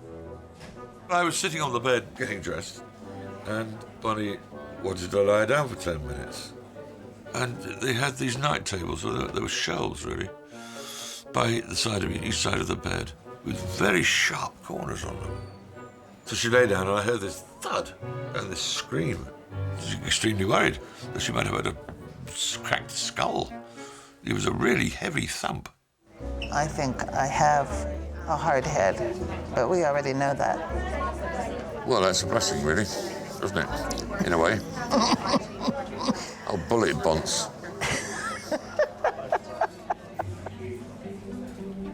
She's a trooper, you know. Will not give in. Very stubborn sometimes. She's a performer. She's sung the lead in Carmen. She's sung at the Carnegie Hall. So, you don't let little things like a bang on the head worry you, do you? But I was worried. I don't have time to be ill. I wonder how many people in the graveyard have said that. His last words were, "They don't pay me to be ill." And then he croaked. I refuse to croak. I was divorced. Bonnie's my second wife. My cousin gave me an old computer, and I said, I'm going to go online. I went into a chat room called Life Begins at 40. And there were all sorts of hopefuls in there, looking for another mate. And I saw this lady called Canto Bell, which anyone who has musical knowledge is a corruption of bel canto, okay? Musical term. So I said, canto cantabile to her. And she said, oh, there's a person who knows a bit about music. I'm going to talk to him. So we talked and we talked and we talked. Talked and talked and talked and talked and talked. I ran up a £1,200 phone bill. And so I thought, that's a very unsatisfactory situation. So we decided the best thing to do was to meet.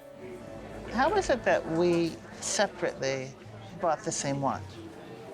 It's called synchronicity, isn't it?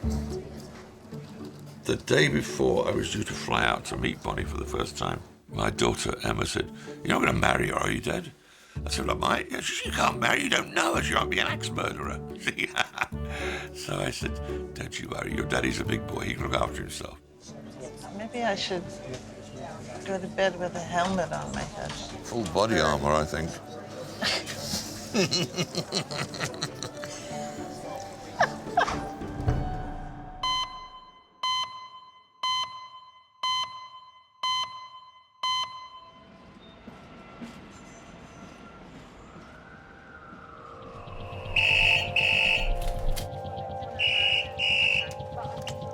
Visa St George's. A 4-year-old girl is being rushed to St George's after she injured her neck falling over on a train. The girl's mum is at home with her brother and sister, but Dad is with her in the ambulance.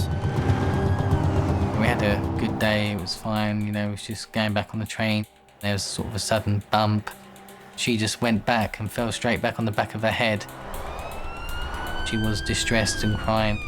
She didn't know what was going on. I held up her neck the whole time we were waiting for the ambulance to come. The younger they are, the head is much bigger than the rest of the body. Think about it as having a bowling ball on a golf pin. That area is where life matters. Just make sure that this is tight enough. Madison, 2 months ago, had a C1, C2 decompression done at Great Ormond Street. Really, wow. And she's been back at Great Ormond Street today to have a CT scan to review progress. She has got a plate put in. She fell straight down, hitting the external fixation device, the halo device, causing it to come off her head. Maddie was born with the bones in her neck fused together. We was told that she had spinal abnormalities, the bones in her neck. You've got the individual vertebrae, and hers haven't actually properly formed, or they've gone into an odd shape. 2 months ago, Maddie had complex surgery to correct her vertebrae. It's all right, it's not going to stick That's to you. okay, it's not It going won't to stick hurt. to you, sweetie. To support her head while the neck heals, she was fitted with a metal brace called a halo. That took all the weight of the impact, really. On the train, I went to pick her up, and that's when I noticed all the pins on her halo was sticking up rather than in her head, and there was blood coming out of the holes. The halo is supporting the neck to make sure that the bones don't move on top of each other and cause injury to the spinal cord. Even some minor movements can lead to disruption of the cord. You can lose power, you can lose sensation, you can lose bladder and bowel function. You can even become quadriplegic. Doctors will carry out an urgent CT scan to assess whether Maddie's injuries are life-changing.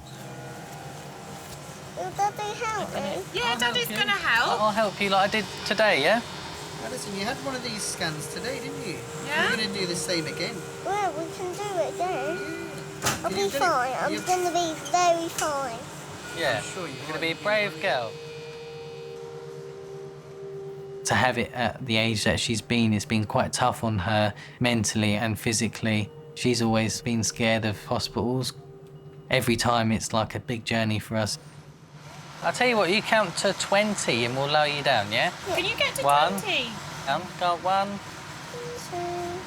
No, lie back, sweetie.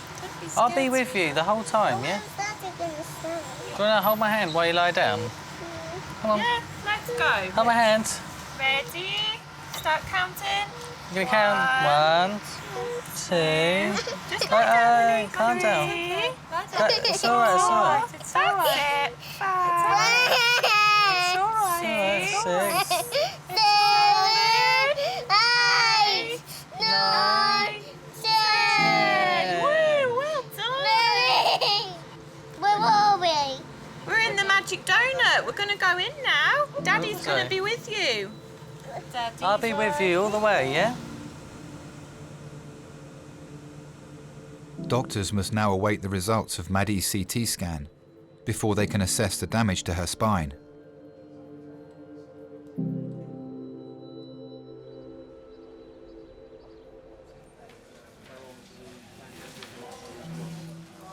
I'll try to do an ultrasound quickly.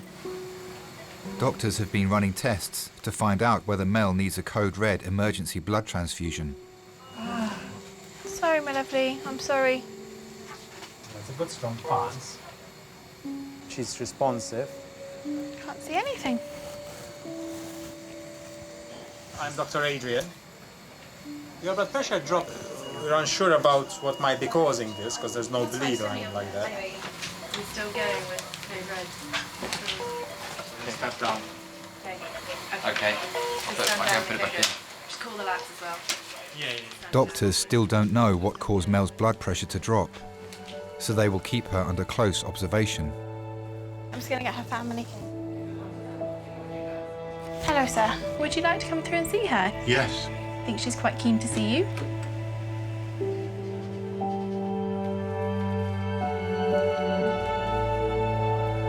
Okay, so she's lying flat at the moment. She's in a collar, but she's talking to you and she's absolutely fine. All right?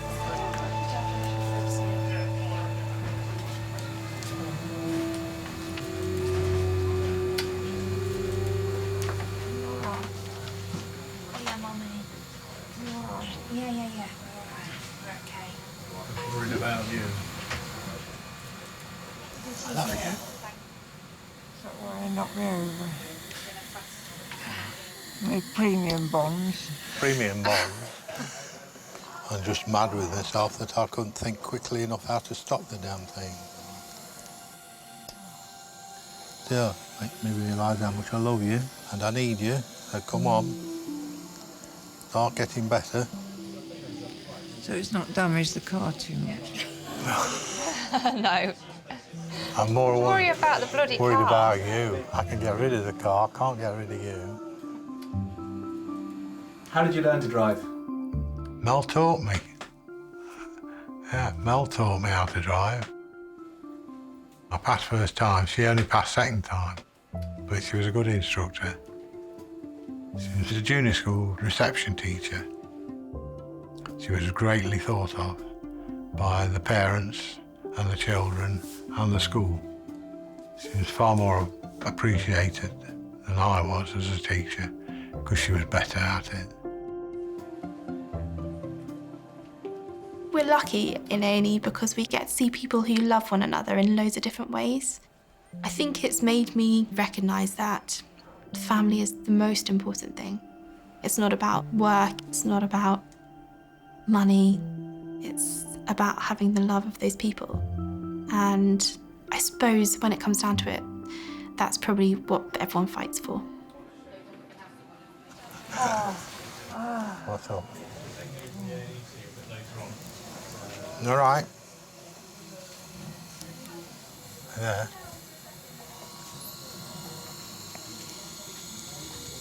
All right.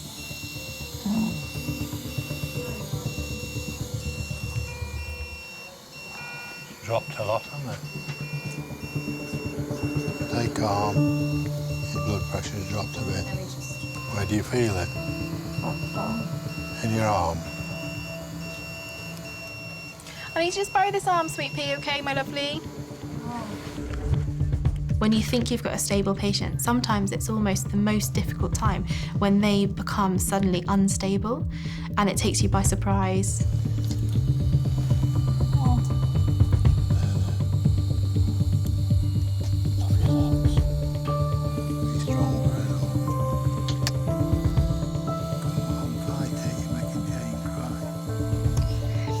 Doctors must stabilise Mel as quickly as possible and work out why her blood pressure keeps dropping critically low. Keep looking, keep shouting, keep with us. You've got to get better, otherwise I'll never forgive myself.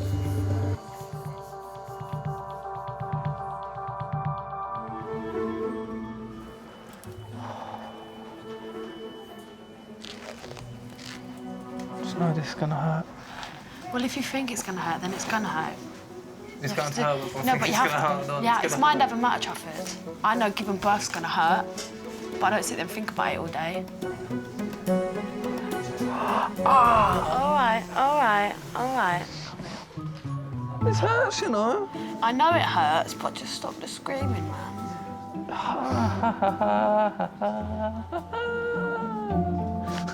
Just breathe it off.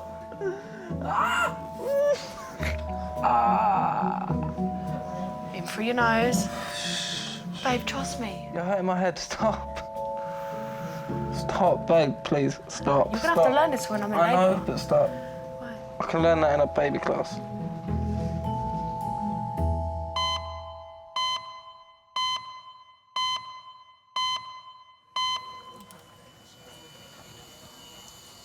All right, kid. Mel was brought to A&E 3 hours ago after being accidentally run over by her husband, John. Is your pain a bit better, Mel? Yeah, it's not so bad. Doctors are stabilising her blood pressure after it dropped critically low for a second time. I can't work out why it is. We're not thinking it's a bleed, because there's no bleed there, and there's no external bleed on site or any lacerations where she's bleeding from. The CT report, formal one, still isn't back, but the preliminary was pretty normal. It does seem to go down and then up again. Doctors are still waiting for the full results of her CT scan to establish the severity of her internal injuries. Oh, that's going up. You're moving in the right direction. You'd be envious of this blood pressure. You just concentrate on you.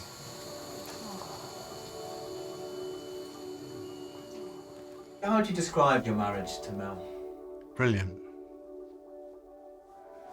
Brilliant. And then when we decided to have children, got better and better. Always been a team together, and that's what it's all about. He's in complete shock. She's a mess. She'll be in, I mean, she can't leave hospital. All these tablets and everything are at home, but he won't leave her. He won't leave her. He feels so guilty. 8 years ago, I had a stroke in France. The worst thing about being in hospital was the isolation, you know, separated from her. I got this delusion that our car was parked outside the window, but my wife wasn't coming in to see me. I was sure I could hear her talking. I could see the car, but it wasn't her. But for several days, I was screaming and shouting at the nurses, you know, where is she? Why don't she come and see me? And this sort of thing. After the 2 or 3 days, I started being rational because Mel would come in and say, no, that's not our car, I'm parked the other side down the hill. You're making some funny shapes on your thing, aren't you? On your chart. I was to say, it's like the footsie index. You're all right, you're looking a lot better than you were. Good. Oh, you're smiling. Or grimacing. Perhaps more of a grimace. I think the mask makes a difference. It was a bit too Lady Gaga, really. Put the mask back I on. was going to say, you might prefer me with the mask on. I like you just as you are.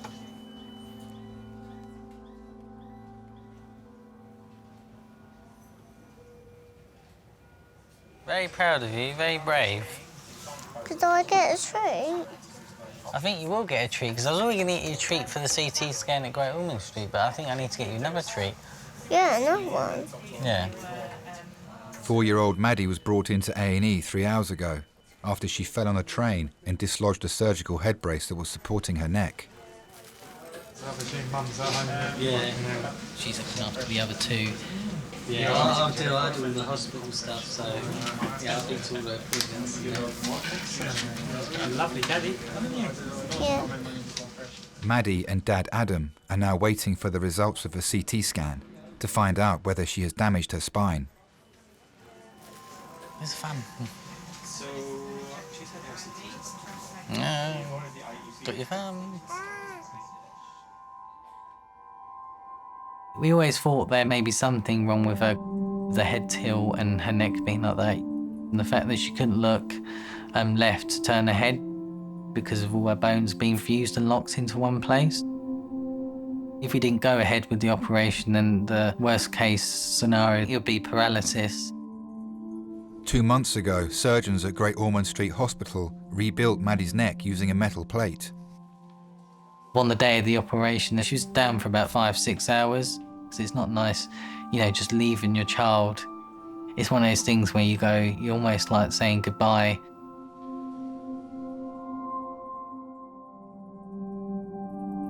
I just saw her lying there with this frame on with pins hanging out of her head. She woke up instantly like a flash of light and she was fighting.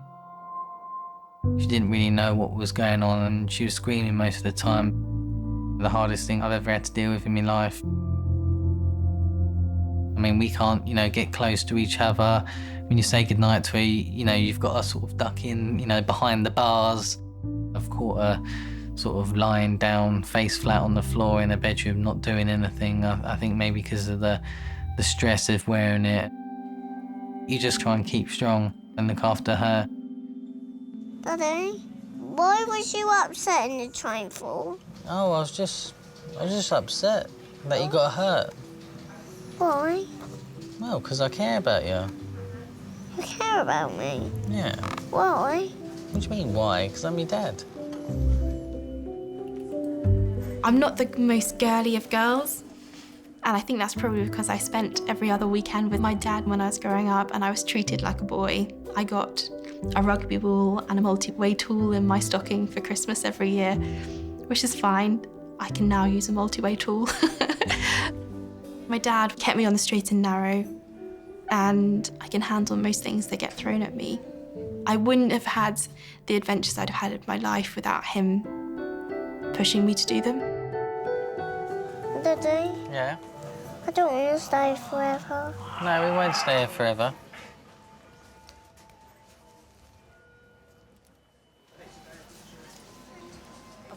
Look at me. Look at you. Tell me why.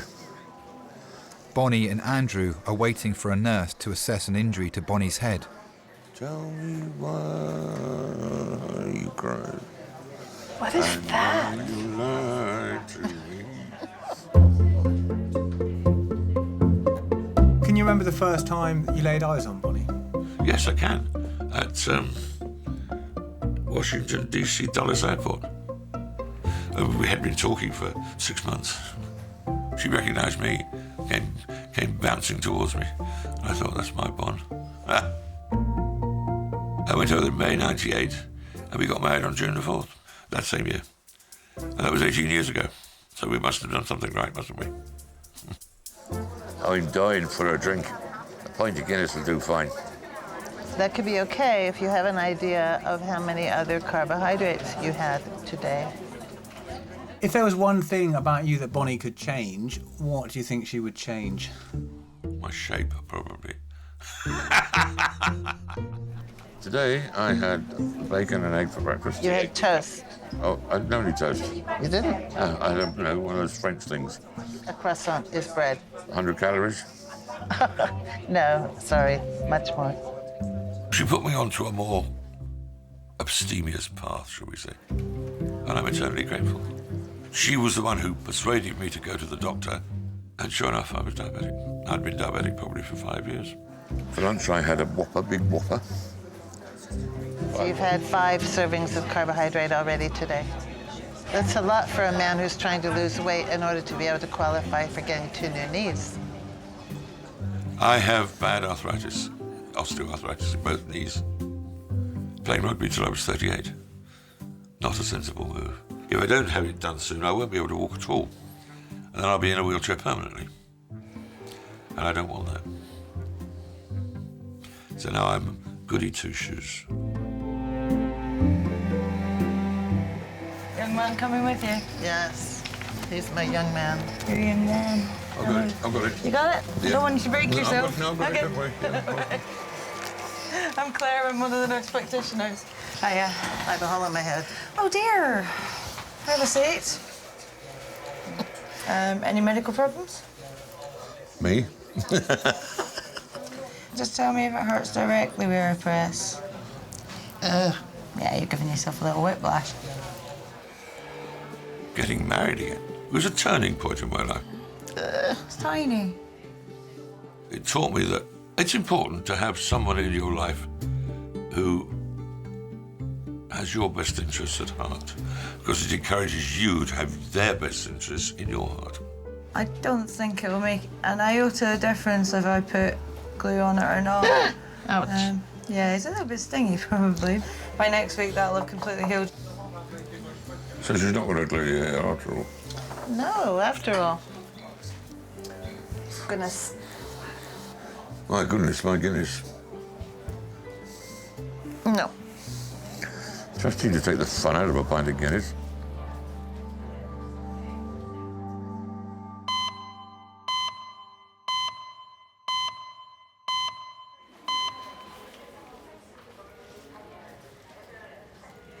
Do you like some jelly? Banana.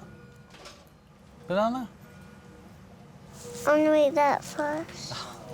What one do you want to eat first? That. The jelly? Jelly? Oh, we've got strawberry yoghurt. Is it gluten-free? The yoghurt is, yeah. I think the jelly is too.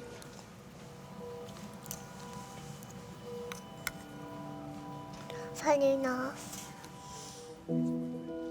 My mum was a single mum. She looked after me and my sister. Dad and my mum split up when I was about 6 years old. It was difficult, you know, seeing other couples and parents having loads of fun. It's almost like being robbed of part of your life. I just got used to the fact that I've only got my mum and this is my life, so I just sort of carried on with it. So I'm really proud of my mum. I mean, even with 2 kids, she was still doing, you know, part-time work, and she worked really hard, you know, to bring us up. Oh, Daddy, when you snuggle with me in this bed? Want me to snuggle with you? Yeah, Maybe there's not enough room. there is.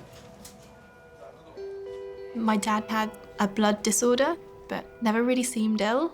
He was still going to work, going to the rugby, going to the pub, and he went in for a procedure that we'd expected him to be away for a couple of weeks.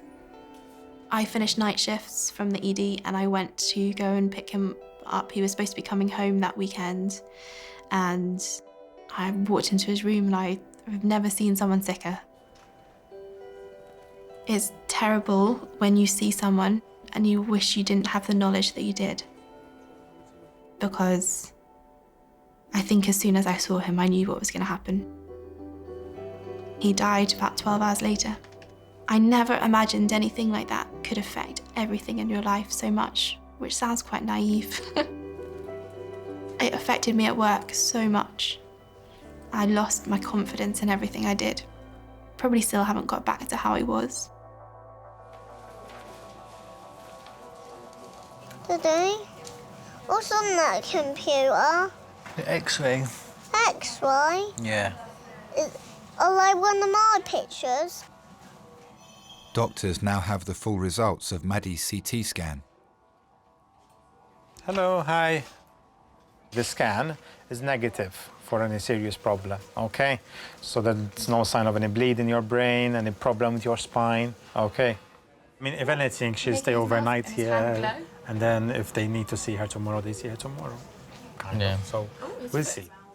We're going to take all of this off now. Yeah.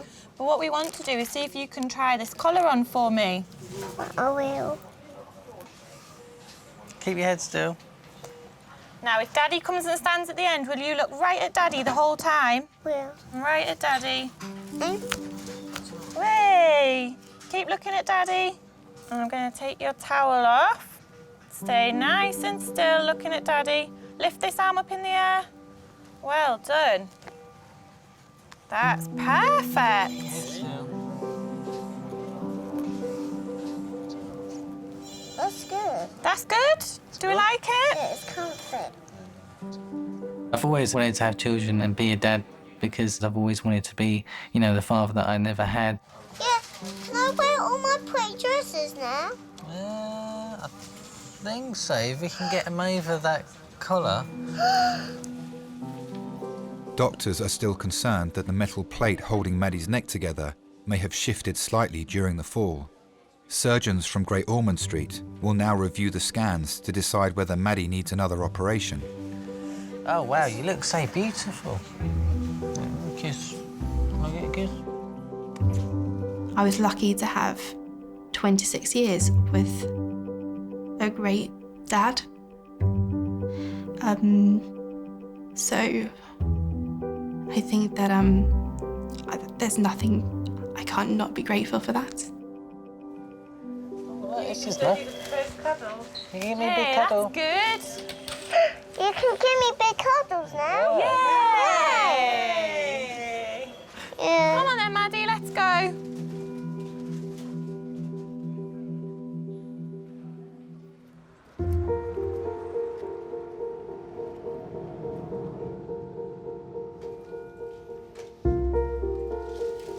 Could hear that chap shouting at you saying, put the bloody handbrake on. No, they want one. No.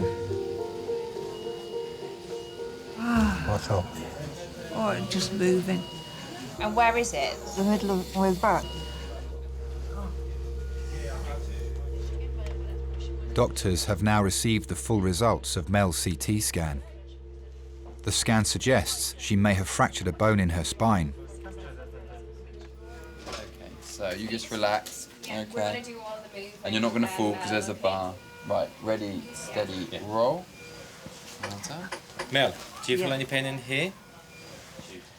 Where's that hurting? It is sore around the back of my ribs, right-hand side, under my shoulder.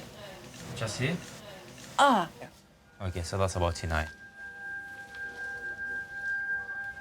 If someone has a spinal fracture, we have to be really cautious to make sure that we don't make things worse.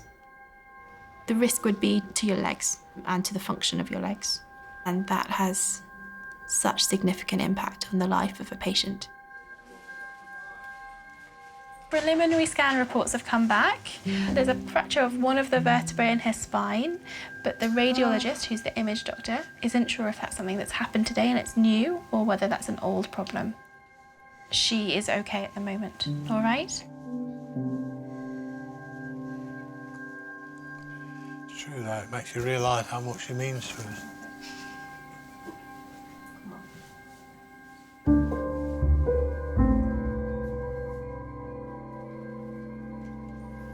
The CT scan, yes, it is showing a fracture of your spine. So that might be explain why you're so uncomfortable. The neck is fine, but there's no obvious signs of any bleed in your tummy, or brain, or your chest. They couldn't even find a rib injury or anything like that. Ah. Kidneys are fine, liver is fine, the pelvis is fine. You've got quite a bit of soft tissue injuries of your arms and legs, so we need to send you for x-rays of those. Okay. Mel will now be moved to a ward so doctors can carry out a full assessment of the injuries to her back, arms and legs. If anything happened to her, I wouldn't last long. You could take the house, the car, the rest. I'd sooner have Mel. And I think we both made the right decision when we first got together.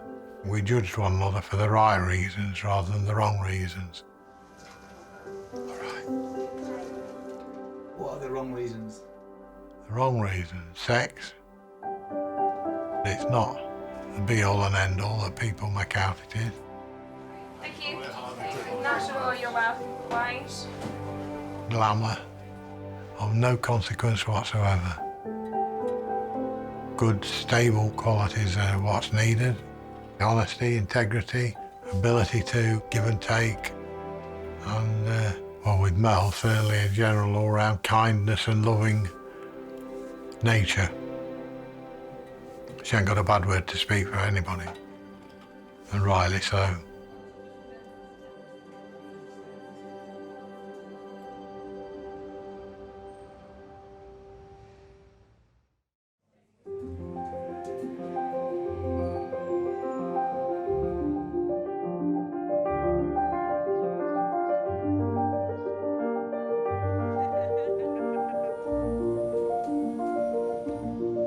What is it? Press the button on the bottom. And then you go like that, look. Woo! Nice one. Just make sure you point it that way. Wow. I was very brave. Is it hard to be brave? No.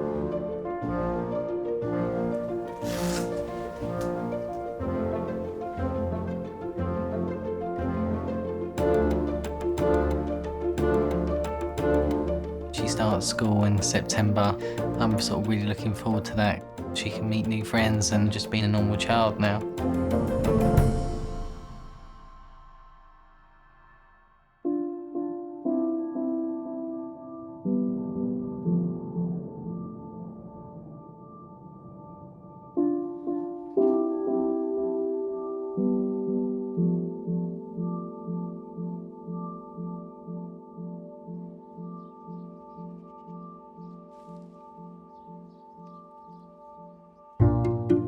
What kind of things have you most enjoyed being able to do again? Oh, getting outside, getting into the garden. The irony. Not doing very much. Have you forgiven John? There was nothing to forgive. I was trying to be helpful. He was concentrating on his manoeuvring. We don't know how it happened, but it did. Has it taught you anything? Yeah. How important the old girl is. Yes, he didn't like the ironing. We've got through it and come out good the other side. Yeah. We're still as strong as ever. Absolutely.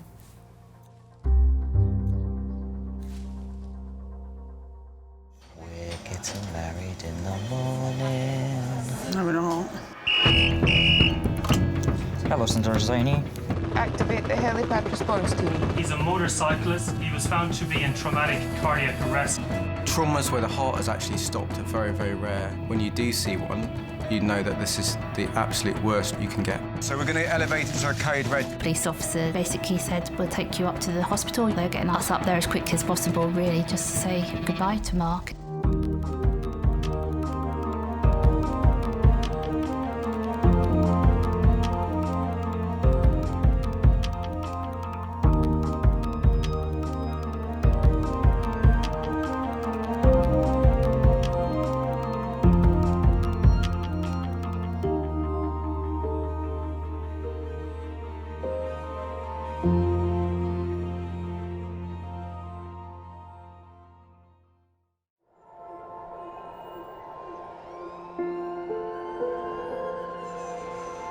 We're all so busy living our lives, and then suddenly something cuts through that, something often very unexpected. Pediatric trauma call, 15 minutes. A 71-year-old female with 2 stab wounds to the back. He was found to be in traumatic cardiac arrest. I can't feel any pulses. We're at St George's Hospital in Tooting. Yeah, 24 hours, 7 days a week. I love that question. What's your opening hours? St George's, London. one of Britain's busiest A&E departments, under more pressure than ever. So do you want to watch, darling, or do you want to look away? This is the worst day ever. You never know what's coming in, and you just have to be ready for anything. Gas canisters exploded, 15% burns to hands, face. In a world of uncertainty, we see a life-changing event. I'm ANAP, I need to get out of here, please. When patients come in, something takes over. I'll be fine. I'm going to be very fine. A place where life... Give me an A. Give me an E. Love... Okay, good lad, well done. And loss... unfold every single day. Did you enjoy the Queen's birthday yesterday? I watched the football. All the patients you're about to see were treated in just one 24-hour period. Don't worry. We get to see people who love one another in loads of different ways. Yes. And I think you can give someone the best care in the world, but really what they want is to hold the hand of the person that they love and for them to tell them that they're going to be okay. You're my hero.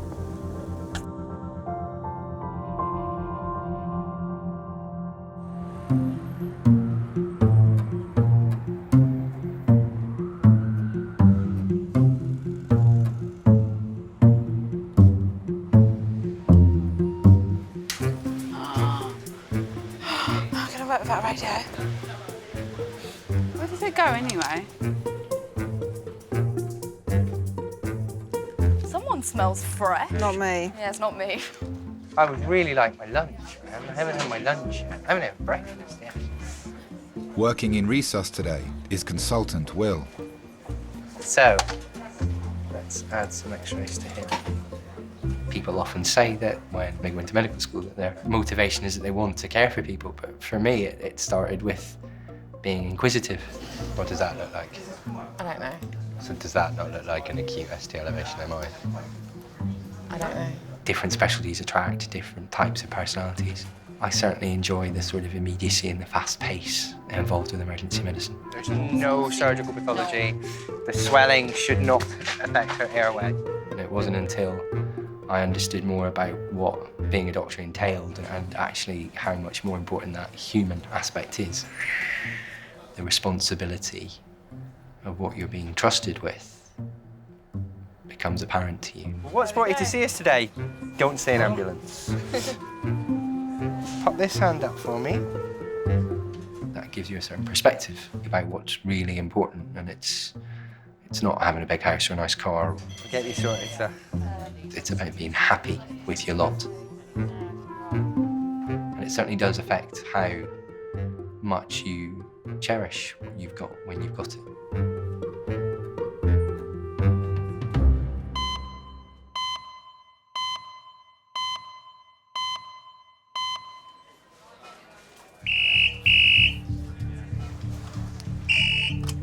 Hello, St George's ED. Okay, go ahead. Yeah. Thank you. Bye. Adult male, trauma call, 20 minutes.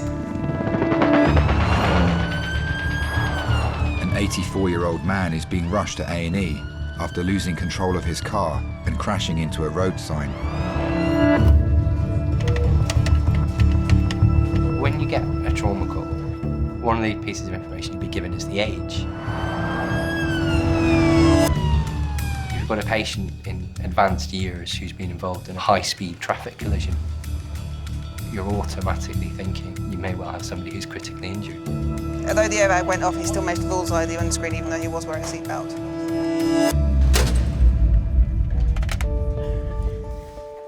If somebody's bullseyed a windscreen, one of the concerns there is that that patient has a significant head injury. The man's wife has been informed and is on her way to St George's from Surrey. I'd gone out with the WI for a meal. We were almost at the end of our meal when I was asked to go to the desk to see somebody, and the somebody was this police officer.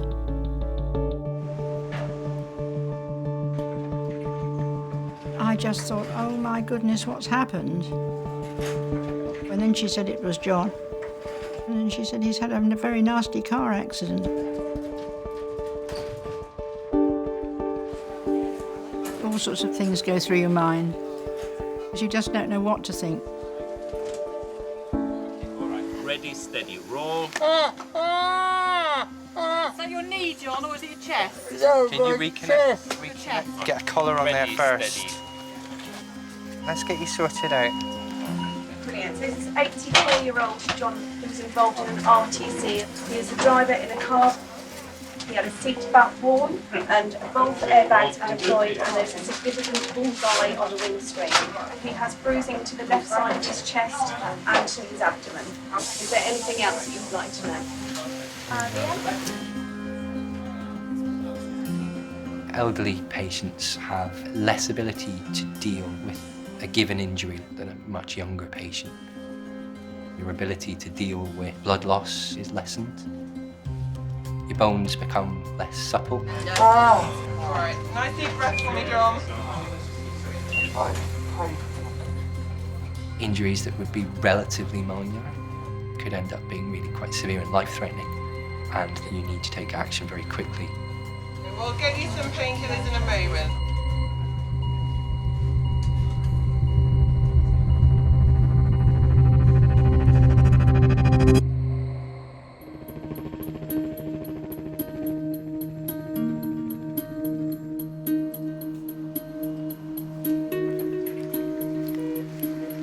84-year-old John has been brought for an urgent CT scan after losing control of his car and crashing into a signpost.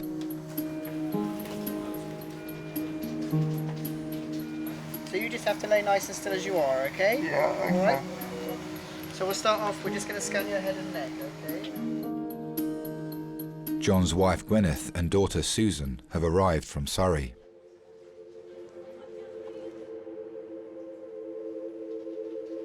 Okay, so nice and still now. We knew each other from the time we were about 11 and 13. We were in the youth club together and all sorts of things, playing table tennis and going on hikes. We were sort of pals for a long time. He was tall. He was 6'4", and I like tall men, you see, so that was good. And he was always in with a group of friends, and you know, they thought we were going to get married eventually. I said, no, we're just friends.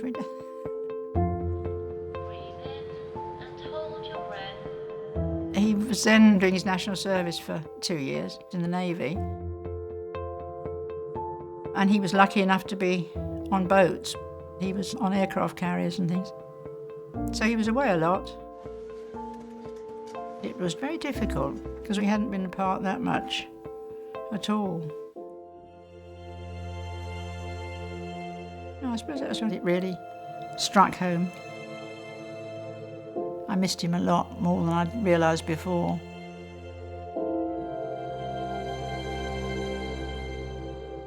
One day, my brother said, you've got a phone call, and I said, a phone call? And then over the phone came John's voice, and I said, what are you phoning me for? He said, well, I've got the opportunity of using the landline that's being laid, and I thought I could phone you. I said, real romantic it was. I thought I'd phone you.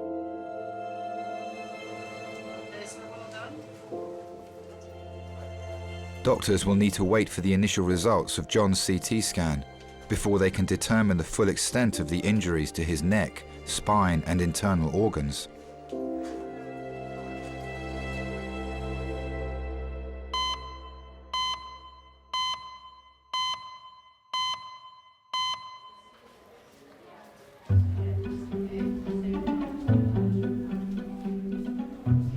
I hope they let me in to watch it. Watch what? Them do whatever they've got to do. And why would you want to do that? Just tell them that you want me to come in.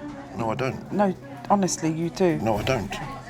Just say you'd feel more relaxed if I was there with you. But I won't. You will. I bloody won't.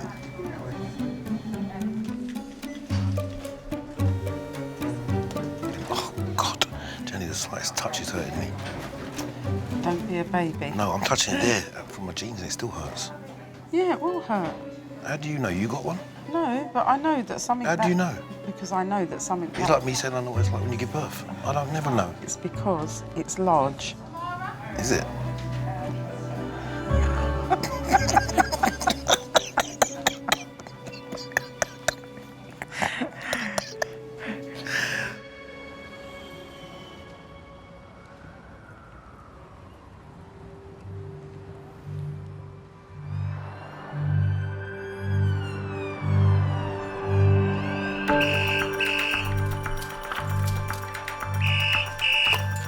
Hello, St George's ED.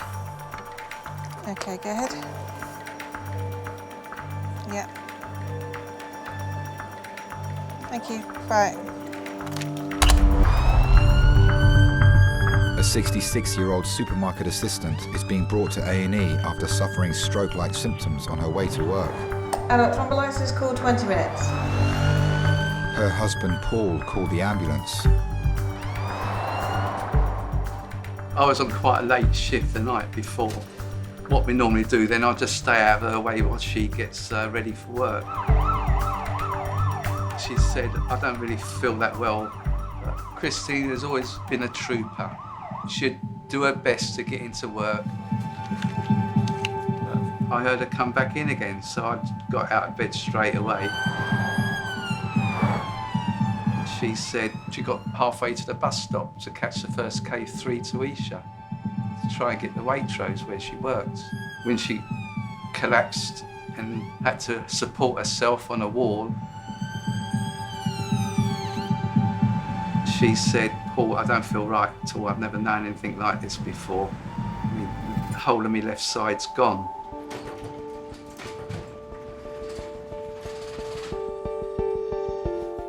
Due to the immediate onset of her symptoms, specialist neurology registrar Anil has been called to resus. It's sudden. One moment you're functioning normally, and just suddenly you can cruelly have the loss of the ability to do some things we really take for granted. Good morning.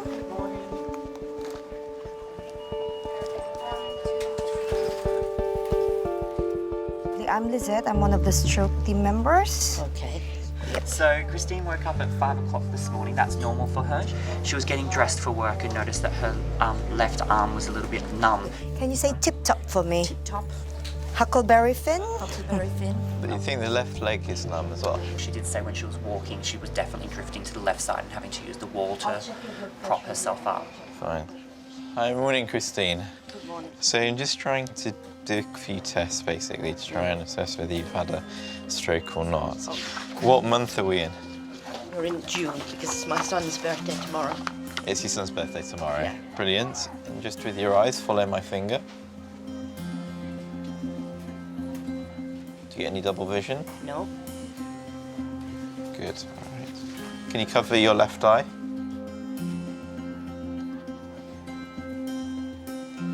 The brain is a very specialised organ, so there are elements which control movement.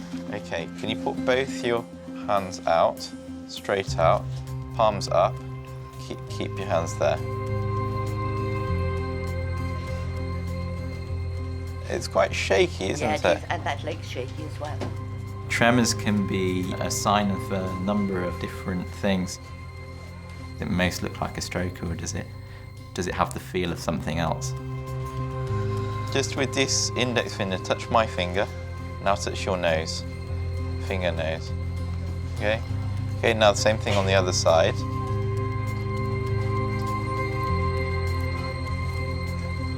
Okay, that's much harder, isn't it?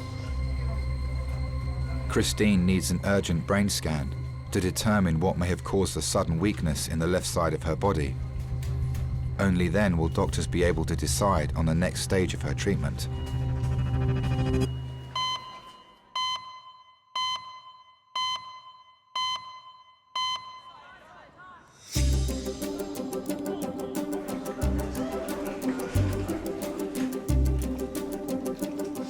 Imagine you'll get a few football injuries, will you? No, we haven't had any yet, actually. I expect as England progress in the tournament, we'll get more injuries. Yeah. My sort of pinky finger got mixed up within the shorts and I could sort of feel it pull. Ow. 7-year-old Reggie has come to A&E with his mum Hayley and brother Alfie. He hurt his arm doing a cartwheel to celebrate England's win against Wales in the European Championship. He doesn't like England anymore because they made him hurt his arm. I'm sure you'll like them again soon. No, never. You'll never like England again, okay? Oh, hi, I'm Marion, one of the doctors. You hurt your arm? Yes. So what happened? As he went on the floor and put weight on it, I think it just popped out, yeah. Right. Okay. When I'm pressing here, does it hurt here? A tiny bit. This side, sorry. Okay, I'm not going to move it anymore. It's definitely not in place in terms of you can see the alignment, but I don't want to manipulate it because it's going to be too painful for him. So we'll just x-ray his arm just to see what injuries has had to it. I've always been all about children from a really young age. I used to worry my mum sometimes, at like sort of 8 or 9. I just want to be a mum. My mum would say, there's a lot of things you need to do before that happens. I always wanted to see inside Red's body. Like some of my friends at school kind of had these career plans to be journalists and doctors and dentists. I just want to meet someone and have babies. I'm trying not to speak to Daddy. You want to speak to Daddy? Yeah. I was 17 when I met Rob. I've got no reception bell, but it might not work. I was like, oh my God, he's amazing. They might put you to sleep to do something so that you don't know, it doesn't hurt you, yeah? Okay? Right? Yes. Good boy. It was probably only a few months into the relationship that I would start talking about children and Rob would go, no, stop talking. We were together for 4 years and we bought our first home. And then I kind of notched it up a little bit, like, oh, now there's like really no reason that we can't have children. And yeah, and then a year later, Reggie came along. Mummy. What's wrong? I love you. I love you more. I want a kiss. Kiss. Good boy. I'm going to come and be a semi-porter until I can find one. Okay. Reggie will be taken to X-ray to assess whether the impact has caused a fracture to his arm or shoulder. Mom, it looks like cyborg. It looks like what? Cyborg.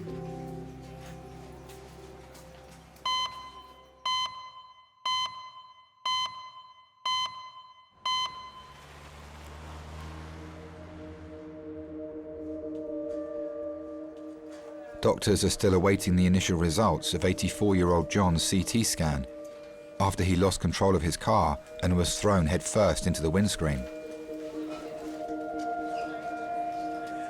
When he'd come out of doing his national service, I think he thought, you know, I've got to get something sorted out here. But my mother was very sick. He asked me if I'd marry him. He asked me 3 times, and each time I said, I don't think so, because I thought I can't marry him and leave my mother. And he was ever so kind and helpful to her. You know, if she wanted anything done, John would be there, sort of with a hammer and nails or whatever. And no, she was very fond of him. And then one day she realised what was in the back of my mind and said, look, you've got to get married if that's what you want. Don't think about me, sort of thing. So we went out for a meal and that was it. He'd got a ring and I came home with the ring on, you see. Consultant Will has received the initial results of John's CT scan. They show a fracture to his pelvis and serious internal bleeding. Pelvic fracture is a very serious injury. It's quite a significant structure. It's also got a very, very rich blood supply around it. And he currently has a systolic blood pressure of 60. As white as a sheet. You can have a situation where you injure an artery deep inside somebody's pelvis and it will just bleed away. I think all of this, if he's smashed his systolic, is the culprit. So we're going to do a code red. We want blood. John needs an emergency blood transfusion to prevent his heart from going into cardiac arrest.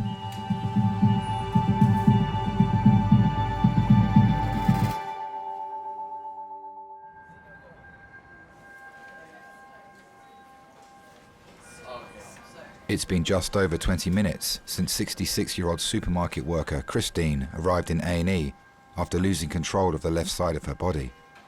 Are you clear that you had the symptoms when you woke up? Well, not as soon as I woke up, but as soon as I made an attempt to get out of bed. Okay, fine.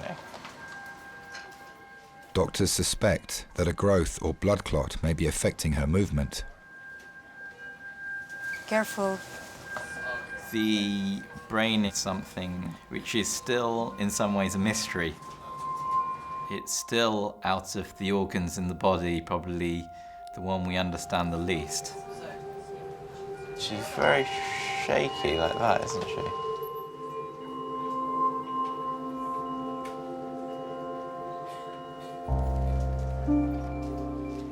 Christine's husband Paul is awaiting an update on her condition.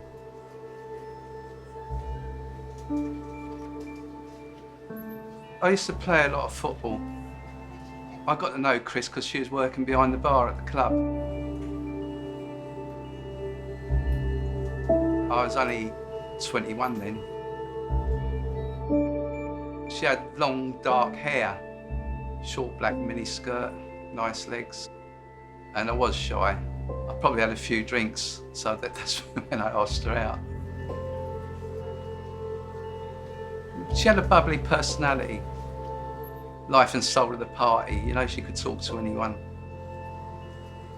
That's what attracted me to her. She had good social skills and things like that, you know, which I was lacking and still lack. Breathe in and hold your breath.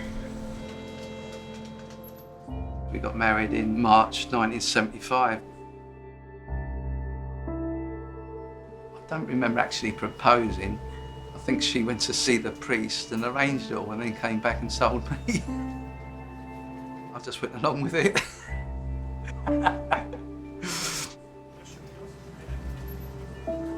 Yeah, it's great times, happy times. Thank you very much. Doctors will now need to wait for the full results of Christine's CT scan before they'll know what's caused the weakness in her left arm and leg. When I got out of bed, I knew there was something wrong.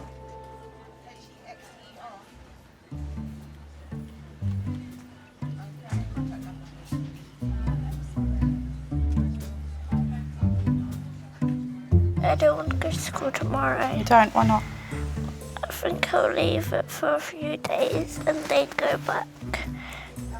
If you go to school tomorrow, you get to wear your own clothes.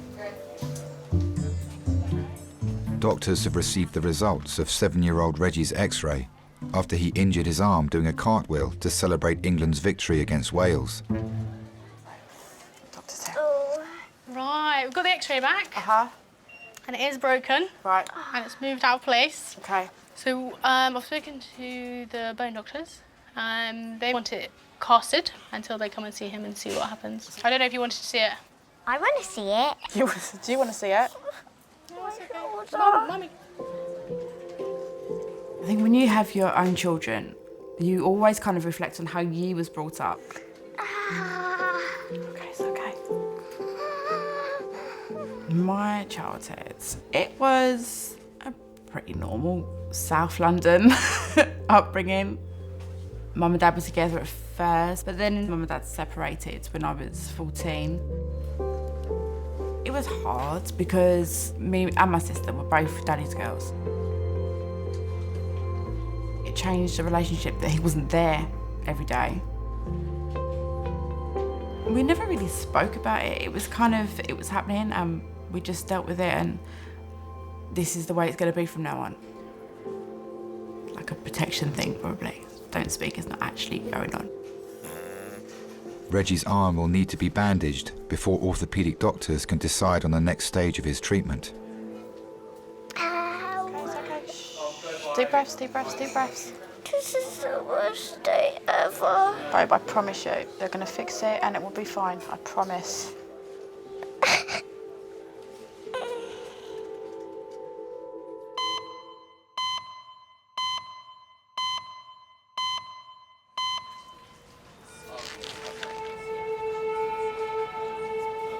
"84-year-old John has been given an emergency blood transfusion, whilst doctors attempt to stop the bleeding from his fractured pelvis.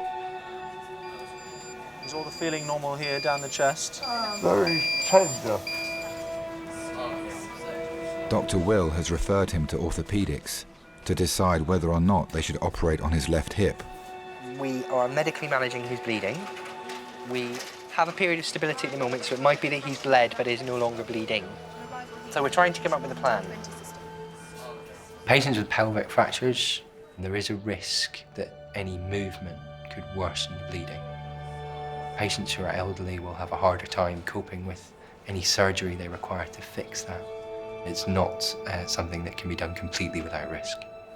Plan A is that we're going to take that risk and we're going to do it. Do you want to come through and see him? I'd love to. So just to warn you, he's a bit beaten up, okay?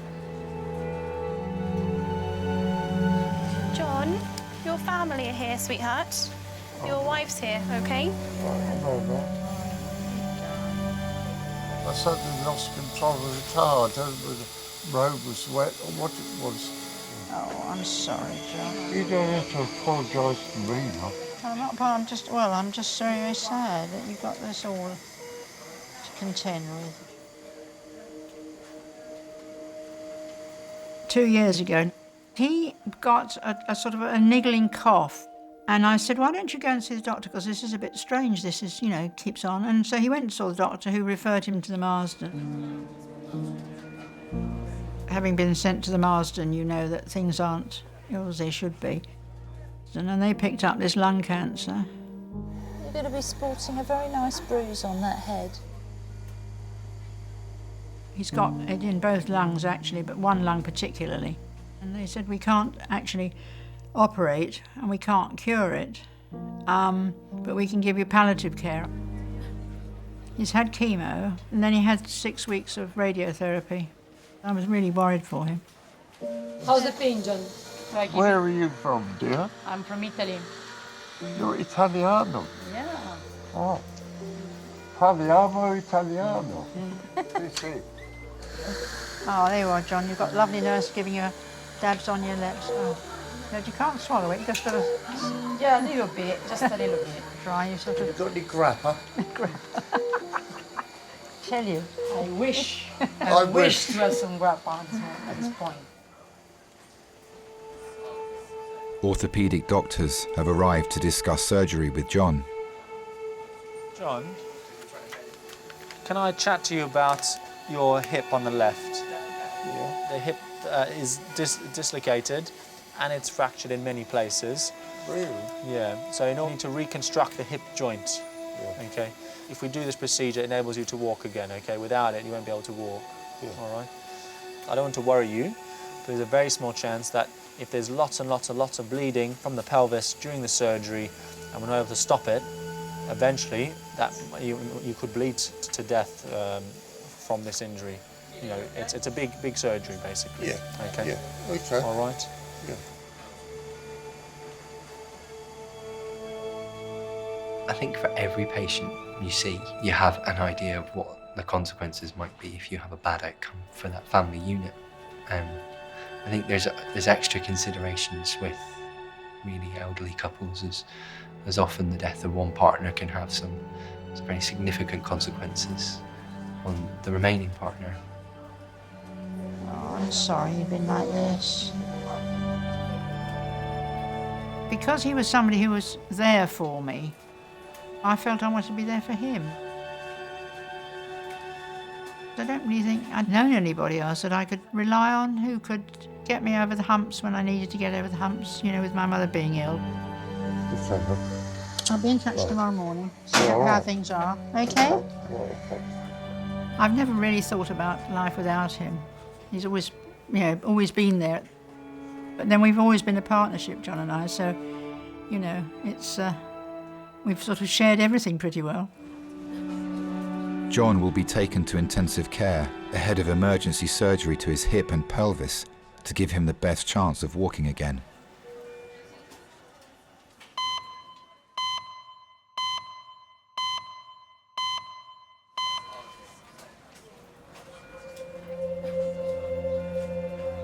Doctors are awaiting the results of Christine's CT scan after her left leg gave way whilst travelling to work at a local supermarket.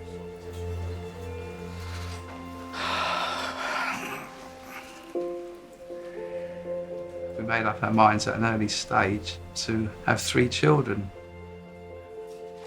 I was over the moon with our first baby, Sharon, come along, and the midwife handed her to me.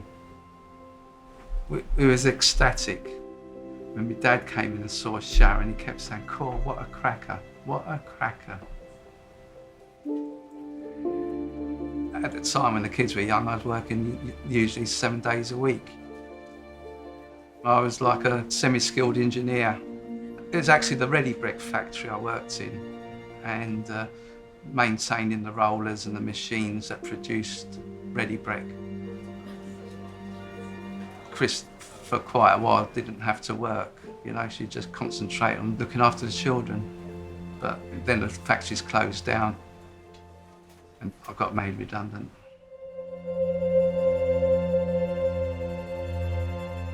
It did knock me confidence. You know, it's difficult getting another job that paid that well. We sat down and worked out our outgoings, and we felt that the only way things could work out is if she went back to work full time. That kind of broke my heart because Sharon was still quite young.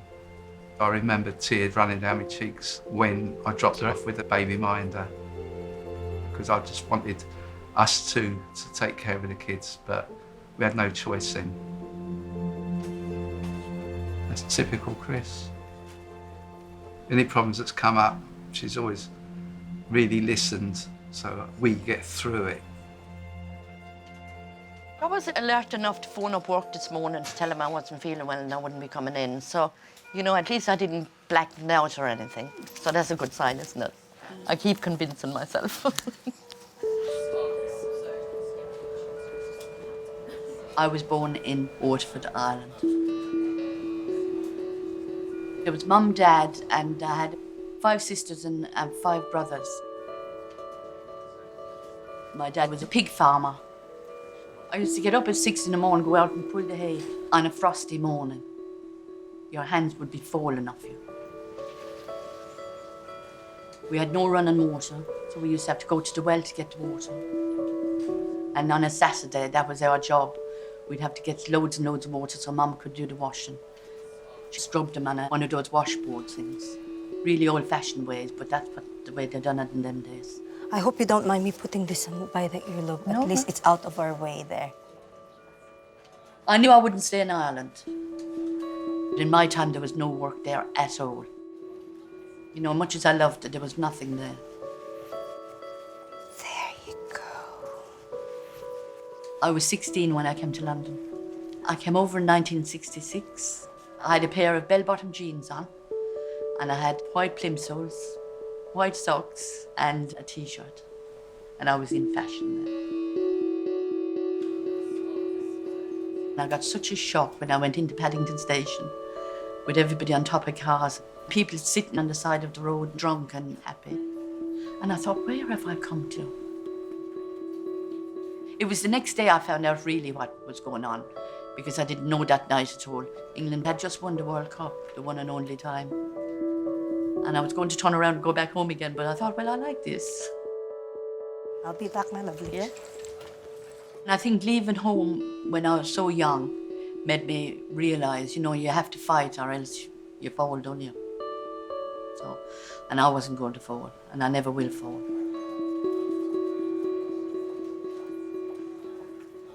She had a contrast CT as well? Yeah. But it doesn't enhance. Dr. Anil has received the initial results of Christine's CT scan. They show an area of swelling on her brain. Seeing a swelling on the brain, you know I guess, what it can be. And certainly a brain tumour can be on that list. It's going between ACA and MCA. But you need to be sure. You need definitive evidence before you sort of tell somebody something which is going to potentially change their life forever.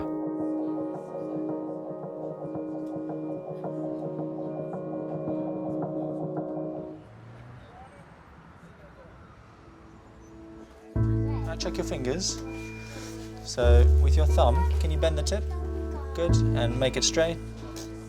Orthopedic doctors have arrived to assess the severity of the break in 7-year-old Reggie's arm. So the way he broke his arm, if it healed, it would leave him with a deformity and poor function in the arm. So we bring him to theatre tomorrow. He needs surgery to align the bones and then to hold them there for at least 4 weeks. Okay. That's how long his body will take to heal it. Okay. Any questions? No, I think so. My head's all over the place. When you're a mum, you kind of have to spin all the plates at the same time. I would much rather take on all the stress of any situation myself than cause anyone else stress. I kind of want to be Superwoman and deal with everything. No need to be sad. Worried about Reggie. I promise you, you don't need to worry about Reggie. I think the way I was brought up made me quite reserved. Rob moans at me and he's like, you don't talk enough to anyone. I'm like, well, that's just how I've kind of learnt to be. Take your coat off. Look at your brother. Come here. But because I know that's a bad trait in myself, I want to make sure that that's not passed on to my children.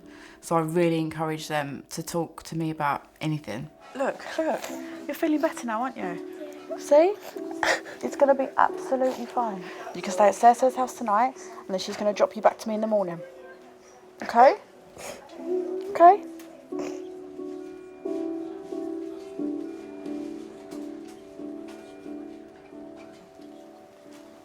We're just the best brother in the whole wide world. Both are good brothers. You need to show your feelings and how much you love people because they're your family. Reggie will be taken to a paediatric ward ahead of surgery to align the bones and fix the break in his arm.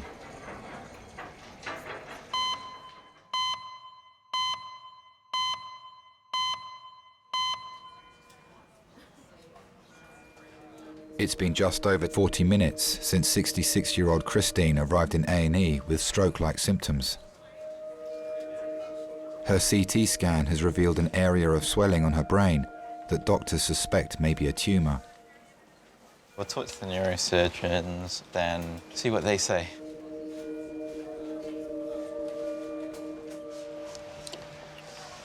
Hi there. Just to give you a quick update then, so you take a seat. So essentially, we've seen some changes on the CT scan which don't fit with a stroke. So it looks like that could be something different. Right. We need to do some further investigations, maybe more imaging. Okay. If you want to come through though, in the meantime,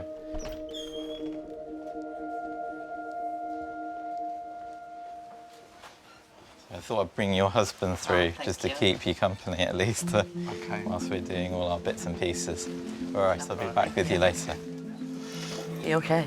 Yeah, I'm okay. They've got to do more tests, haven't they? Yeah. It's good that it may not have been a stroke. Yeah.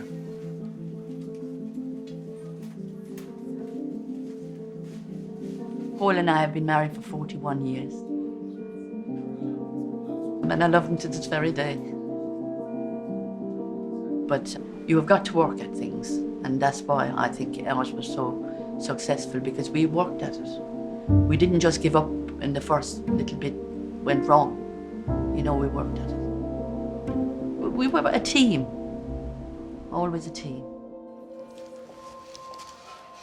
Okay, so you're going to come in under our team, which is the stroke team. It's very difficult to know exactly, you know, what's on the scan. It looks like a little area which is a bit swollen, a bit more swollen than normal. Is it serious? I really don't know.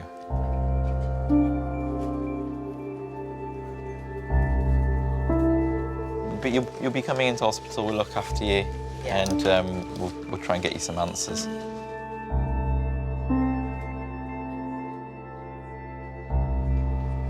Do you want to take off them socks? You want these off? Yeah, I think it'd be better if they were off. In medicine, you will see things that you wouldn't necessarily choose to see. And watching people react to those things is very enlightening to the nature of people. At least our posh nails. I certainly do feel that the time we've got is precious, and so you try and make the most of it. You try and drink up that afternoon you've got with your family. We haven't got any work to do.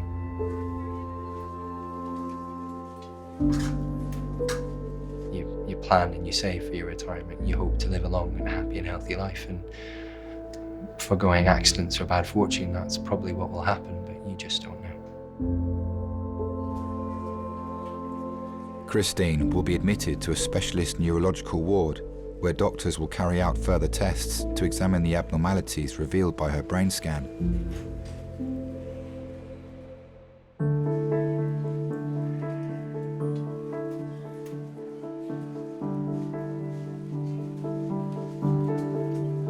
I'm not having England again because that's how I broke my arm.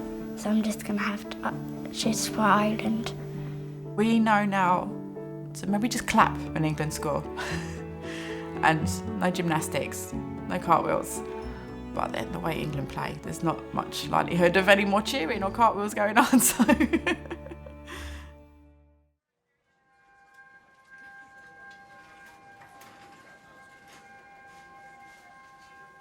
I was really worried for him. I just thought if he comes through this, he's not going to be the John he was.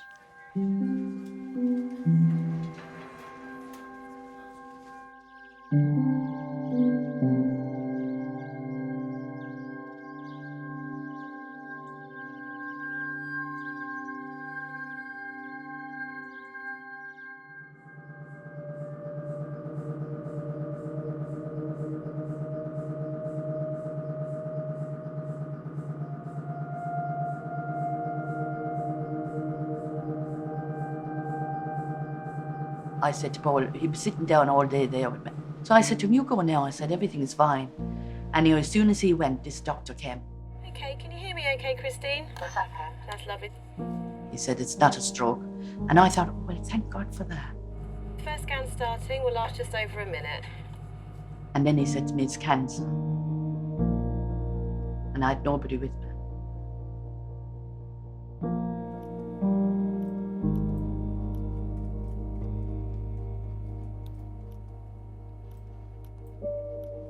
We can't mend it, he said, but we can treat it.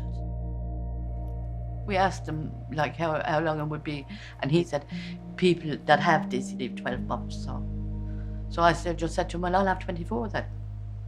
So, you know, you have to be greedy in these things, don't you? I never envisaged this at all.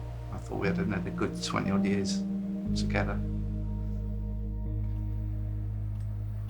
I've never been frightened of death, never. We all have to go sometime. Just that I'm going a little bit earlier than I thought. That's when you really know when you love someone.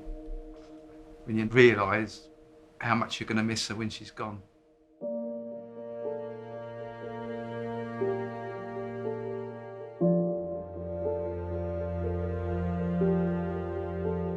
Okay, Christine, we're all finished. Just coming into you. You've done really well there.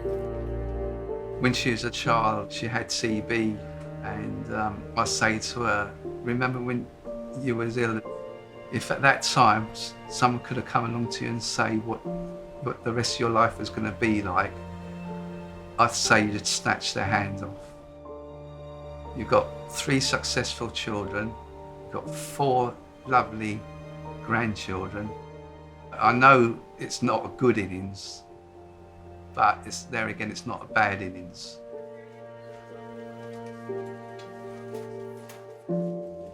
Some little kids out there haven't even had a life.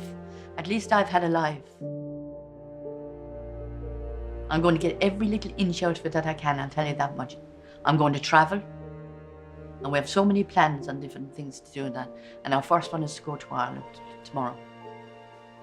And I'm going to eat plenty and drink plenty and, you know, be happy.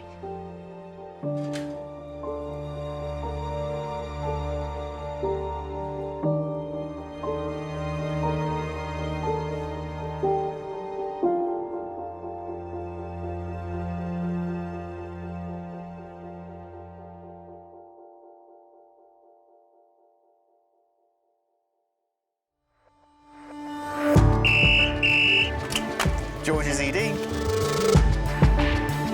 Hit by a car, bullseyed the windscreen. Can I activate the helipad for trauma? In terms of the injury, you'd always know the pedestrians on the losing team. Pulling out of a pram with a head injury. You just sound really sorry, it's not good news. What if he can't walk again? We're at St George's Hospital in Tooting. I thought we could do that.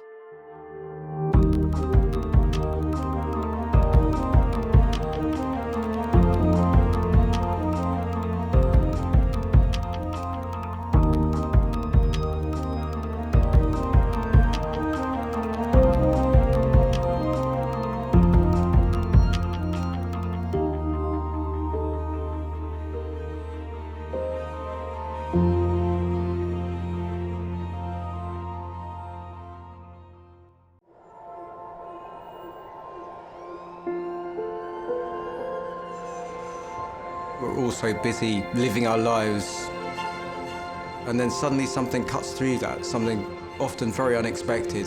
Pediatric trauma call, 15 minutes. A 71-year-old female with 2 stab wounds to the back. He was found to be in traumatic cardiac arrest. I can't feel any pulses. We're at St George's Hospital in Tooting. Yeah, 24 hours, 7 days a week. I love that question. What's your opening hours? St George's, London, one of Britain's busiest A&E departments, under more pressure than ever. So do you want to watch, darling, or do you want to look away? This is the worst day ever. You never know what's coming in, and you just have to be ready for anything. Gas canisters exploded, 15% burns to hands, face. In a world of uncertainty, we see a life-changing event. I'm A&E, I need to get out of here, please. When patients come in, something takes over. I'll be fine. I'm going to be very fine.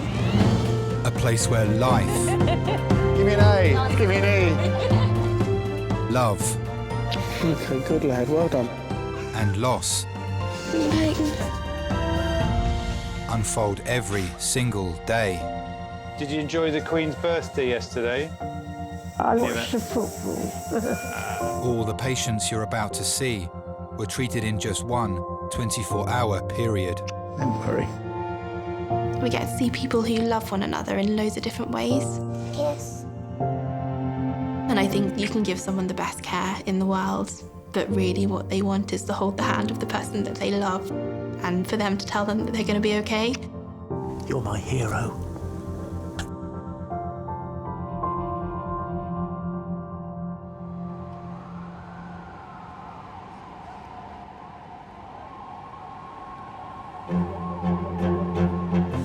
Hi, it's Tom, 61. Who's that? Who's that? Oh, hi, Nita. So, will you give me blood bleeping? I'm down in resus, so will you let me know? Thank you, bye. Dr. Tom is halfway through his 8-hour shift in A&E today. He's tubed, airway's safe, I'm being around. Fine. Any Okay. problems, we'll yell. I can honestly tell you that sometimes I'd like to lie in a little bit more, because I start pretty early. That was a cardiac arrest, and there's a trauma call over there, who I'm dealing with at the moment. It's like, I suppose, it's going for a really, really long run. Sometimes during the run, it's pretty tough, right? And maybe you don't even want to start doing it at the beginning of the run, but once you finish, you think that was pretty good. I'm glad I've got through it today. See outside here, this is the skull, the white bit, and outside you can see some soft tissue swelling. This bruise is extending, isn't it? You see this bruise here is extending. I was born in Japan, but grew up in South London. I've been back when I was 7 for a year at a Japanese-speaking school, and again when I was 12. So my Japanese is okay. Not brilliant, kind of stunted at a 12-year-old's Japanese. Protomy's next, on the table. I'll just speak to Nigel, who's a reg, who said the patient's asleep. I'm the only doctor in my immediate family. Have you actually been swallowing any of the blood? To be a doctor, you've got to love your job. You've got to care about the patients that you're looking after. We have to keep them nice and warm, he's going to get really cold here. To be able to help people. Thank you. In the real serious situations. It's definitely something that I enjoy doing. It's definitely something that I feel privileged to be able to do as well.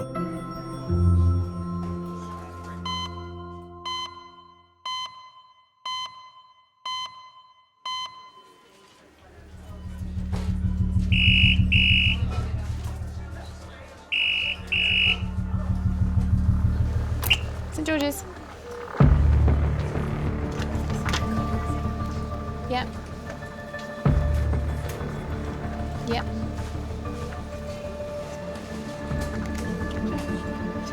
Yep. Thanks. Bye. Adult priority, 8 minutes. A 54-year-old woman is being airlifted to St George's after her and her husband were involved in a car crash in Surrey. A head-on collision, combined speed of 90 miles an hour. Already had 1 unit of blood and 1 of plasma with HEMS. She was found unconscious and had to be cut out of the vehicle. Doctors and paramedics gave her an emergency blood transfusion at the scene. Code red, trauma call to A&E resus, please. Hello, head is trauma to resus. So a code red essentially means that the patient has lost blood, and even a very short amount of time without a good blood supply to the brain can be kind of catastrophic. Her husband is also on his way to St George's by ambulance. Their daughter had just left them before the accident happened. We're in town having lunch. My parents, my brother. And they went off home and we went off home. Got the kids out of the car. We got a phone call from my brother. And just said, we've been in an accident, you need to come. We just got the kids in the car and left straight away. Could I put another adult trauma call out, please, to A&E resus, and could I activate helipad as well, please? We got there. It was worse than we were expecting, a lot worse. There was loads of police, ambulances. We ran over and we got pushed back because they were trying to cut my mum out of the car. I was scared, really scared. Because I'd never seen my mum like that. I didn't know what to think, I didn't know what to do. I felt helpless. It was awful. She wasn't in a good way at all.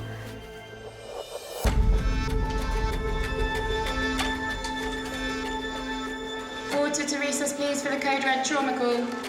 The risk at 90 miles an hour, potentially the internal organs are travelling at that speed as well and suddenly stop.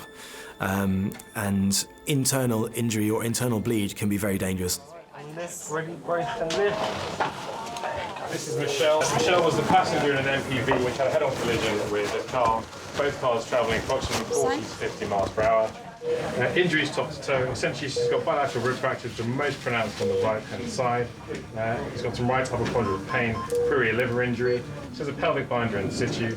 She's had 1 unit of blood and there is some plasma that's on her there. She dropped her systolic while she was still trapped to about 75. Michelle? Michelle? Michelle, my name's Tom. I'm one of the doctors. Can you hear me? Okay, on brace, ready, set, race. Michelle? Do you know where you are? You're at St George's Hospital in Tooting. Is that painful? Definitely right side. I think it has reduced the rent on both sides.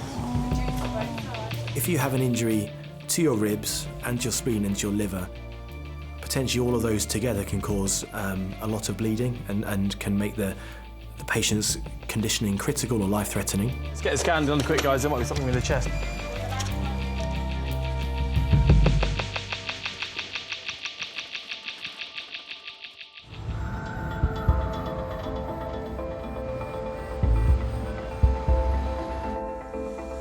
Michelle, on slide, ready, set, slide. Fantastic. Sorry, my love. It's been just over 20 minutes since Michelle arrived in A&E after being involved in a head-on collision at a combined speed of 90 miles an hour. Keep breathing for us, okay? Keep taking nice breaths. She's been given an emergency blood transfusion to stabilise her blood pressure and brought to CT to scan for injuries to her head, neck and internal organs. So we do head to pelvis, yeah? Head to pelvis. Growing up with 4 other siblings, Dad was always working and Mum has always been there for us. She wasn't a strict mum. No, she was quite a laid-back and chilled-out mum. Breathe in and hold your breath. Me and Mum used to go swimming, just me and Mum, and go on bike rides. And that was nice, just time with me and Mum.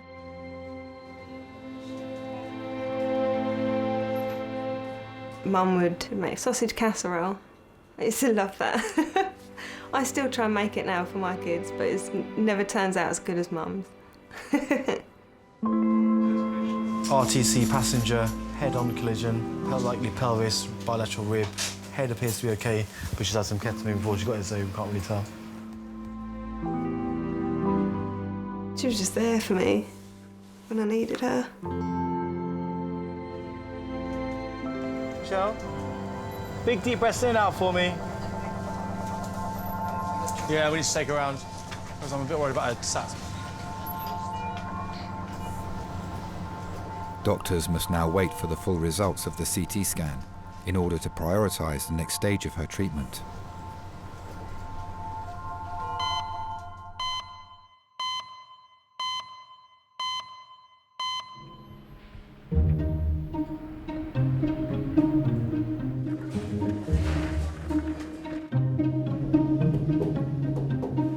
Yeah, my mum says she'll pay for my eggs to be frozen at 30.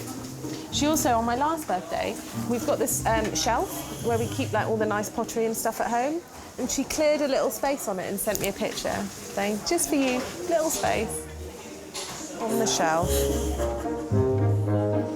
Did you bring a charger for my phone or not? Just No, I'm not in charge of charging you. Tom.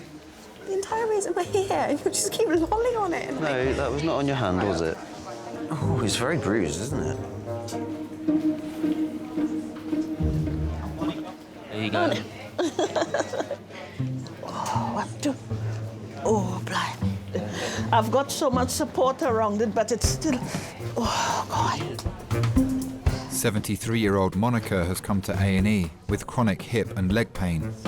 She's accompanied by her son, Elston. I'm not quite sure how you're going to get on top of this. Listen, I'm agile as a monkey.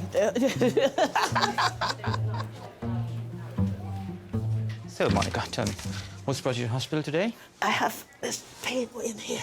Okay, so you've had this pain since? 2 weeks. 2 weeks. What? I would say probably like the last 3 weeks. Once it starts, it is murdered. That's right. Okay. It's normally seasonal, but... Well, what I'll also do is I'm going to just move this bed this side. Yes. And probably I'll just have a feel of your joint, if that's all right. Okay. Yeah? I have to slim down. I've put on weight again. I grew up in such a beautiful house in Trinidad. Trinidad was nice, but people were very, very poor. I'm just going to move this head and down, okay? I grew up where we put on a plain dress, you go to church. I used to go and read the Bible, stand up. Can you feel my fingers? Yes. Can you feel my fingers? Yes. What I need you to do is try and raise this leg. I wanted to be a nun. To be a nun, you have to travel. This is the place where you have the pain. Oh, I think just now. Just now you have it. Yes. That hurts you. Okay. I came on the TN Venezuela to London because the plane didn't start until 2 years after, 63. 2 weeks, the longest journey in my life. I vomit every day. I couldn't eat. Oh, God. What I need you to do, okay, How if are you you just turn feeling? onto your left You're side. struggling. Yeah. I came in September, and boy, wasn't it cold. And everybody's saying it's hot, and I was freezing. It's freezing, yes. And my friend took me around to see places. So nice. Somehow it's so nice and different. I'm not used to that, but I adapted. I adapted. I could tell you're struggling by turning around the bed. Have you got any pain around here? No, but that's where the pain started first. Okay. Monica, would you be all right if we just took some blood samples today? Doctor, yeah. I am easygoing. Even if you kick me, I'll turn the other way. I'm easygoing. Okay. No worries. We'll just take some blood samples, yeah? And then we'll see if there is anything acute in that, which might also be one of the reasons why you're having so much of pain. I'm going to come back to you. Yes. Thank you. Can't walk. You really seen you walking there. You couldn't walk.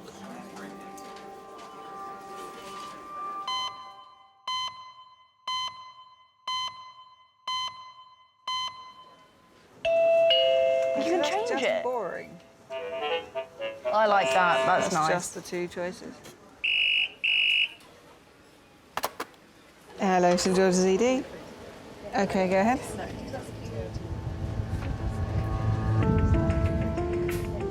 Echo Juliet. Thank you. Bye. Adult male trauma call, 5 minutes. A 41-year-old man is being rushed to A&E with a severe ankle dislocation. Dislocation of ankle. It's critical skin. Hello? 5. Particular term, the critical skin, it suggests that the skin's blood supply is being breached. If you don't restart the blood supply to the foot, then the risk is that the foot may die or you may have more permanent long-term injury. The man was at a trampolining centre with his 12-year-old daughter when the accident happened. We had 10 minutes left and I was facing the opposite way. And he shouted over to me and went, Maisie, I broke my ankle. And I turned around, that's when he had his hand over his foot. It was changing colour, it was shaking, and you could see like his bone.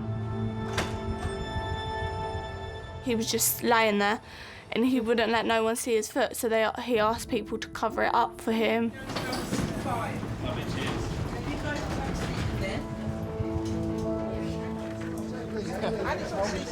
It's all good. Just be gentle. Okay, on 3, 1, 2, 3. So this is Darren. He was on the trampolines. He's bounced, landing onto his right ankle. Query, right ankle fracture / dislocation. He's complaining of pins and needles. He's had 10 of morphine and Entonox. Still complaining of quite significant pain. Oh, it's just really aching now. I'm not surprised. Yes, no problem, love. Is there anyone that we need to call for you? They're outside, they're right. Just outside. I was with my youngest, and now my eldest has turned up. Darling? Oh, here we go. 12, Yeah. 20, 25, and 26. It's a really good day out. Is it? Yeah, but you got all I'll that. follow in your footsteps without the breaking bit. I always like to take them out just to keep them entertained all the time. Do you know what I mean? Monkey World, you name it, I would do it. Paintballing, bungee jumping, you name it, I'd do it. You have any allergies? No, mate. The only thing I'm allergic to penicillin. And you normally fit in well, yeah? Yeah. And no asthma? No. Any missing teeth? No, yeah. One there. Is anything loose? No, well, check that out. This one started to go loose now. Oh, yeah, OK. So what we're going to do is give you some medicine through here, Yeah. which will make you forget everything that happened. It's called ketamine and a bit of midazolam, so we can reduce your ankle and put it back in the normal alignment. So you're going to snap it back? We are. OK, no problem. The dislocation is time critical. If you don't restart the blood supply to the foot, the worst case scenario is that they're permanently damaged. And then very, very last end of the line might be some kind of amputation.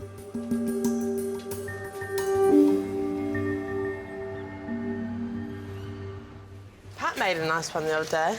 Pat made a cup of tea? Yeah, it was really nice. Oh, my God.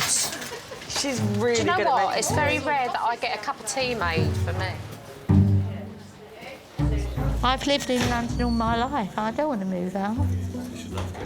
No. Well, they won't get so much, you see, my sons. I take an annuity. Well, I think they'll only go and blow it on a Maserati or something. Hope I haven't. There's an opera frock in there that's worth a few thousand.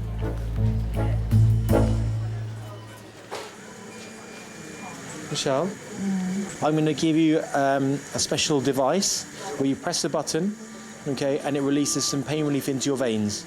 Okay. Okay, how's that Doctors are awaiting the results of Michelle's CT scan. They suspect she has internal bleeding and may have life-changing injuries after being involved in a car crash earlier today. We'll take good care of you, all right? Okay. Okay. Thank you. Her daughter Tony has arrived at St George's.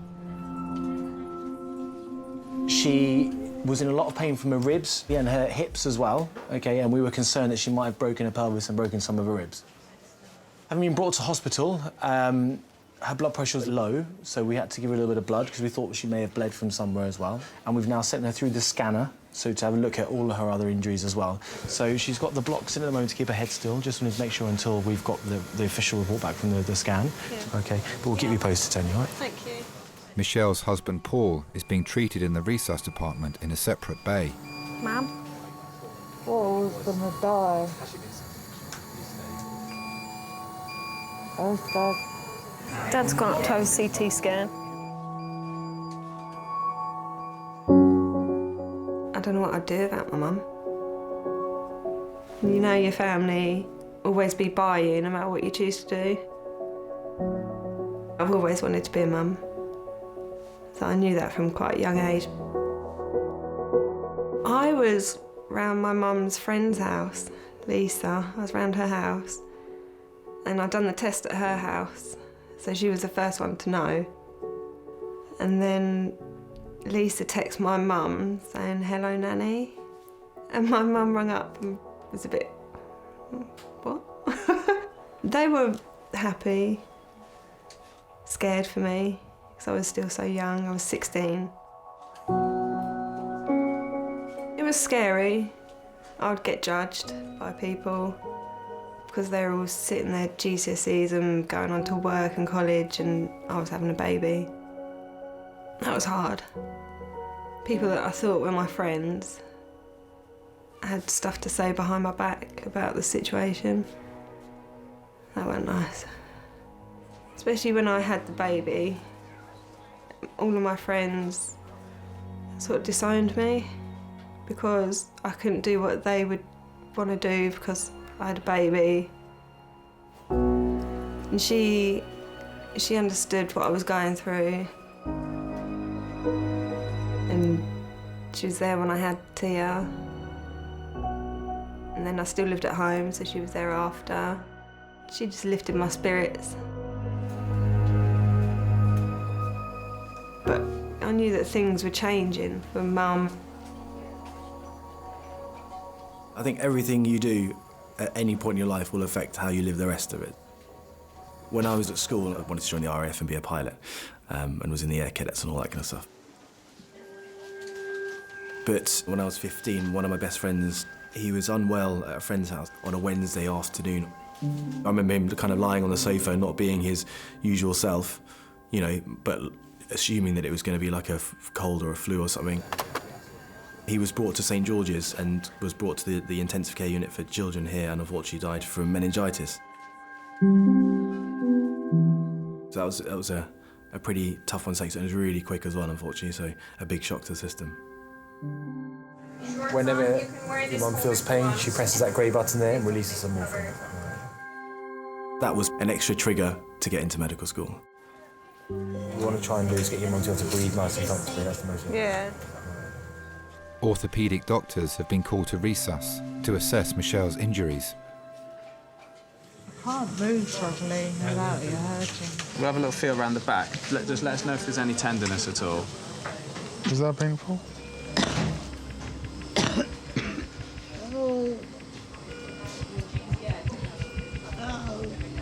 Does it hurt in your tummy when you cough, or your chest? Yeah. That's where your liver is. The injury to the liver, stretching. Oh.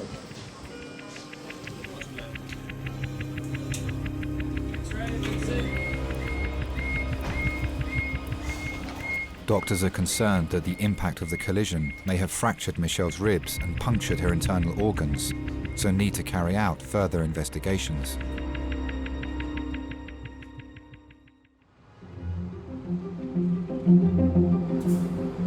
We're going to give some ketamine to midazolam. Take him off the, let's take him off the scoop. His legs still.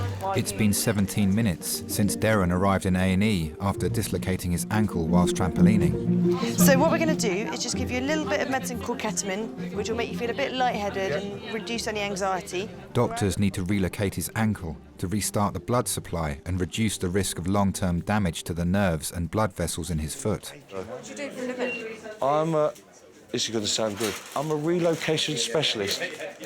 Basically, I work for a removal company.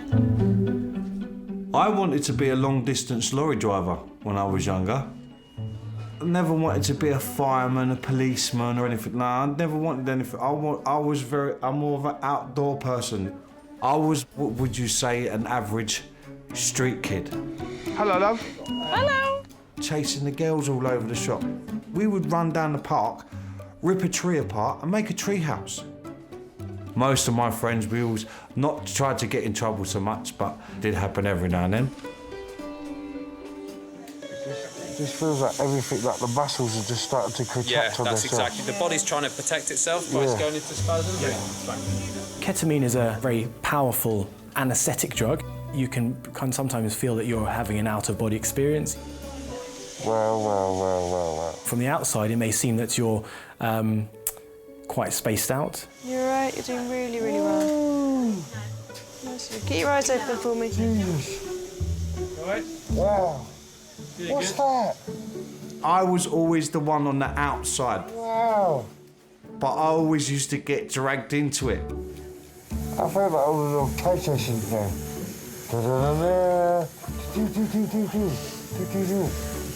This is amazing. I was about 16, 17. My mum was away for 2 weeks in Clacton, and the group of friends that I ended up hanging around with, obviously, when I got a little bit older, they were a bit more of a lively lot. One of them had a moped, riding it around, run out of petrol, so he decided to go to the petrol station, bought himself £2.50 worth of petrol in the petrol can, brought it back to the house. Great, that's working. We're going to gently pull your leg, all right? Yeah. They had something in their hand they shouldn't have had in their hand. One of the fellas lit a lighter, and woof, up it went. It went up in his face, he jumped up, it just guzzled out the petrol can round the living room floor. Nice deep breaths. Keep taking those breaths. One of my friends threw the water on the fire and it just exploded, and it took the whole back of the house out, it went through the ceiling, it gutted the whole house completely.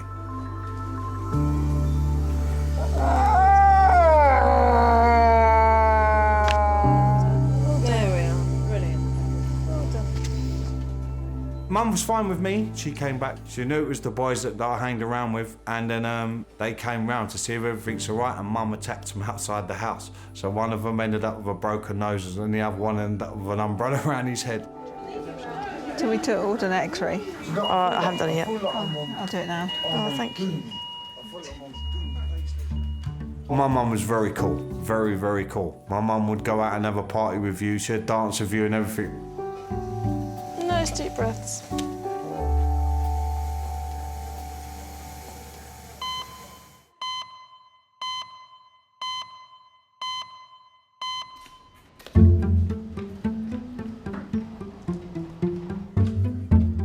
Look at how my thighs are getting big. Okay. No exercise. Don't be training for that 5K. Monica has come to A&E with her son Elston. She has severe pain in her hip and leg. It's coming back. I thought I'd be able to walk out. I thought I'd be able to walk out. Doctors have ordered bloods to be taken to see if there is a serious underlying cause for her pain. Hello. I've got difficult veins.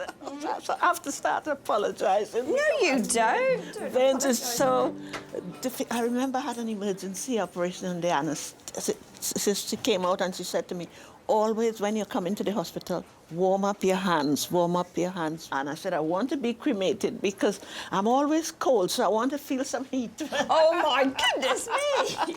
You learned a few things from my mum today. My goodness. When I came here to live, the hospitals wanted nurses. I used to work here. Oh, right. When I was young, I'm 73 now. I went to George's as an agency, and I got the agency job. I love nursing, looking after people. Oh my God. Right, I've found a vein. So, let's see. Good luck, darling. Oh, gosh. It taught me to be kind, because taxis those days were very expensive. Patients going home, they have no money. And I will go and give them. They say, I'll bring it back. I said, no, don't. We've got it. My goodness me. Yeah. She deserves an award. Now, every time you go and get a blood test, you have to think of her name. You have to ask for me, yeah. My goodness. All the nurses used to go to the pubs up here. We used to go here, and their pubs, they know it was the nurses' pubs. When we come, all the chairs were out. Jeez, look at that. We used to go dancing. Gay clubs, listen, we love the gay clubs, and I love the gay men because they are great fun. Oh, done. I've got 3 full bottles as well. My God. So the vampire doesn't have to come tonight. Yeah. I used to say to my husband, Noel said, can't we swap hands? Because his veins was beautiful. Before I met Noel, I've been married twice before. He heard I was divorced, so he came in, knocked the door, and when he walked in, he had denim, and he had the denim jacket. Oh, and I said to him, oh, God, you look sexy. I'm sure he was blushed. And he said, we are going out, so I dress up in heels. I can't walk in heels. He was tall, very intelligent man. Then, a month after, he said, Monica, I'll come here and look after you for the children. Noel was more than a father, especially Elston. Elston wasn't good at maths and things. He would teach him. Which one are you reading? Thriller, crime thriller. Oh, brilliant. It's good. I've probably read about 4. I think Noel and I, we started going out. And my God, that's when the racism started with them. We had it from both sides. People used to stop in cars. Why are you with a black woman? These 3 white men, they came out of the crematorium and they said, have you got a light?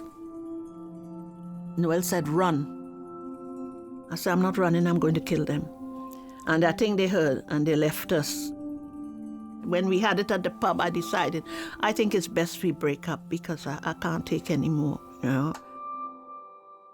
Noel said, Monica, just ignore it. Just ignore it, he said.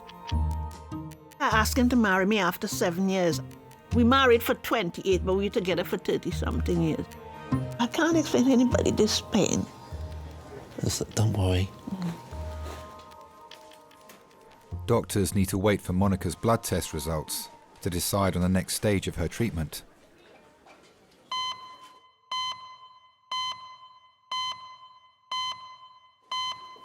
She crashed, combined speed of 90 miles an hour, was at code red with them. She's got the total ability to drop her blood pressure again and bleed again. Michelle's sons have arrived in A&E.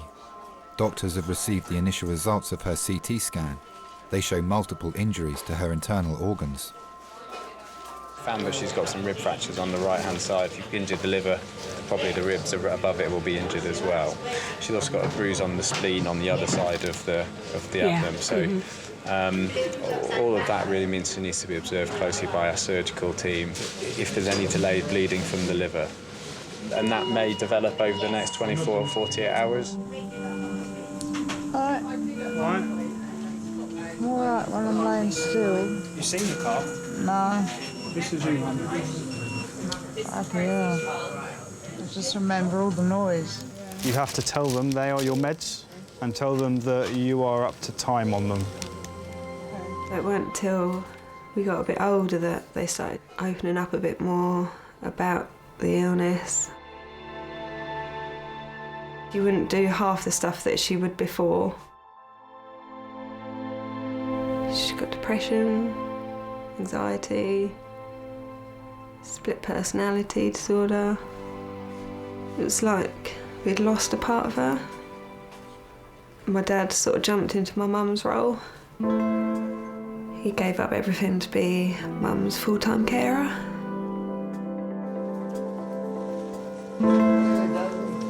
Alright. Bad. We've been together for 40 years. I'll see you tomorrow. Because Michelle was so up and about, and then all of a sudden, after that day, it just gradually went downhill. That's when I knew I should stop work and look after her. No hesitation at all. I went into work that following morning and I said no. Give my notice in. Take care. Alright, and night. I care for Michelle full time, because sometimes it can last for a month at a time. All I can describe it as is parasite in the brain. What's that been like for you? I suppose it's fulfilling, really. It is. To know that I can do it for her. Yeah, one rib fracture on the right. I think so. Michelle will be taken to intensive care, where doctors will continue to monitor the bleed on her liver and damage to her spleen. Thank you. Thank you.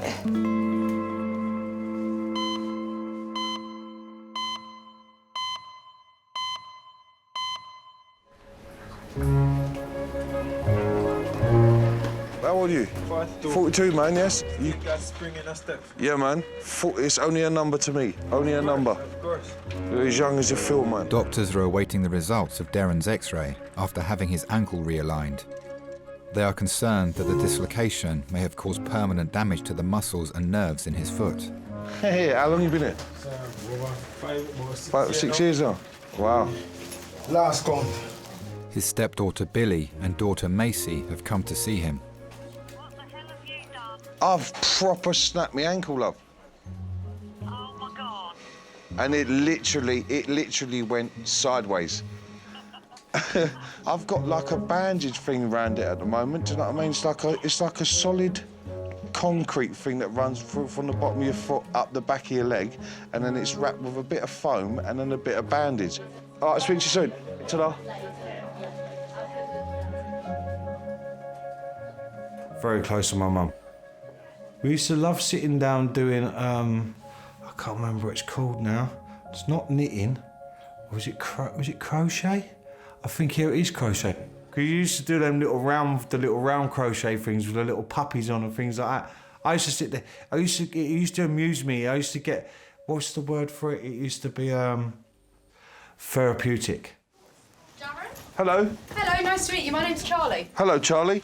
We'll just do your blood pressure again in a few minutes, It's okay? fine, yeah. You feeling okay? No, I'm fine. I'm all good. Woken up? Yeah, I'm there. Just want to get up, want to walk about. My mum was ill for a long time. She was on a dialysis machine for months.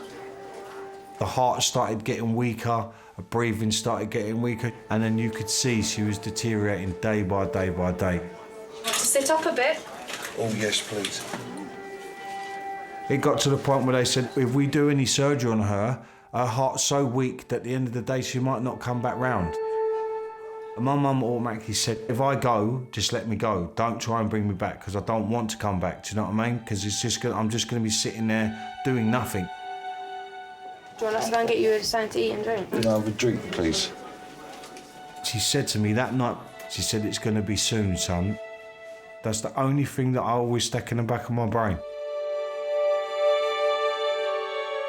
Got a phone call in the morning from my sister that I knew straight away something was wrong.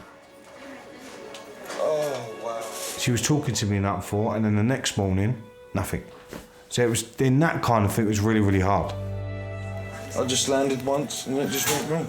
But you was rolling around, which made me scared. Very hard for Macy at the time as well, because she was quite close to my mum. So, and in fact, actually telling her when she come back, that was the hard part for me. Is actually sitting down in a room with her and actually telling her at the end of the day her nan's gone. So it was quite hard, very hard. But I dealt with it. I got on with it. My mum meant the world to me.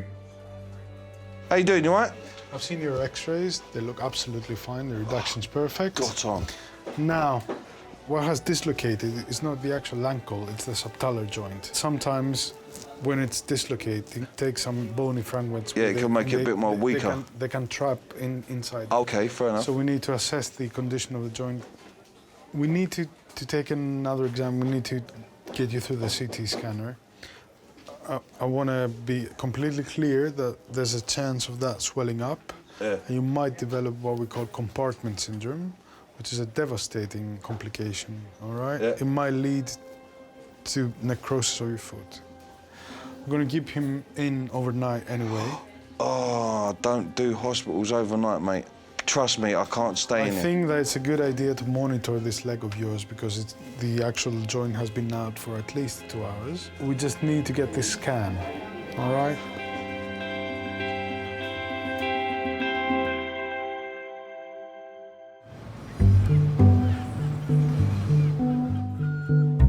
Oh no! Oh, he goes fast. It's like the fun fair. It's the fun fair.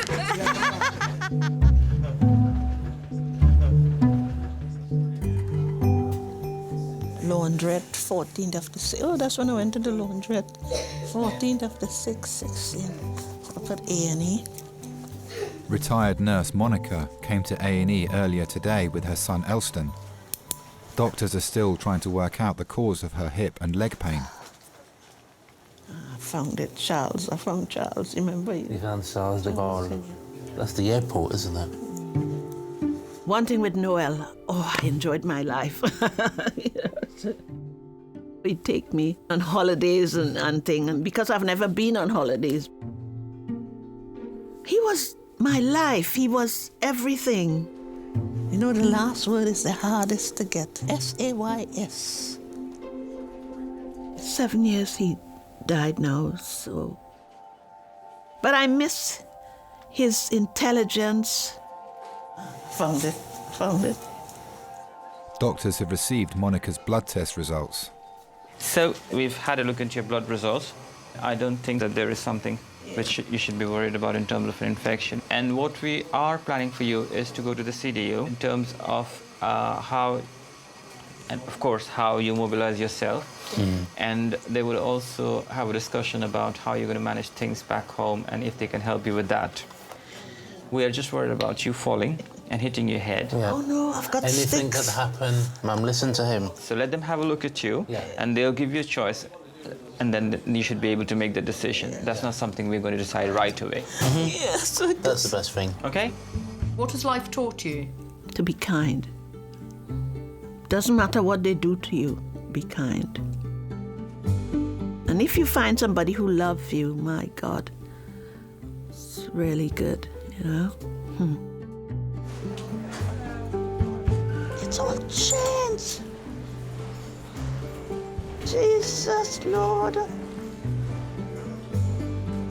Monica will now go to the clinical decision unit for further assessment.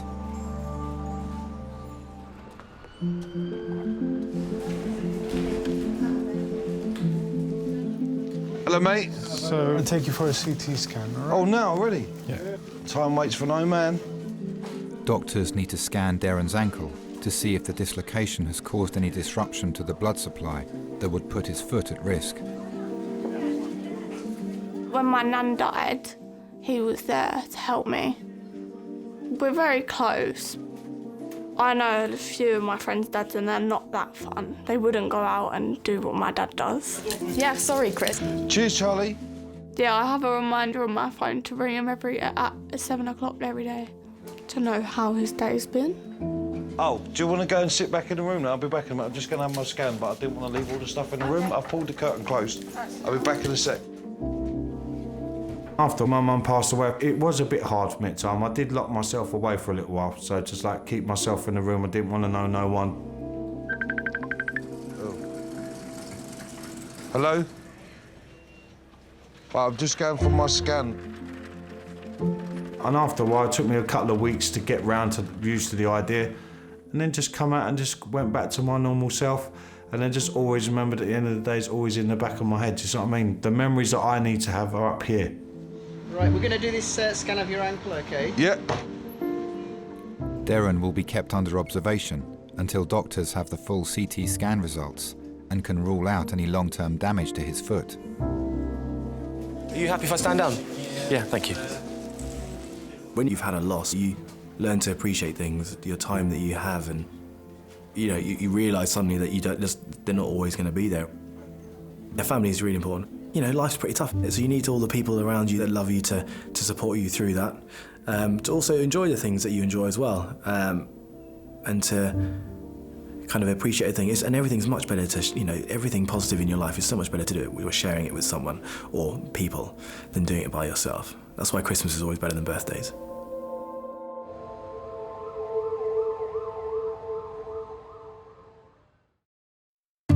Elaine? Oh my God! You remember Elaine? Yes, I remember the face, if nothing else. Yeah. Monica. I always remember you doing nights. Yeah. Always chatting up the fellas, she was.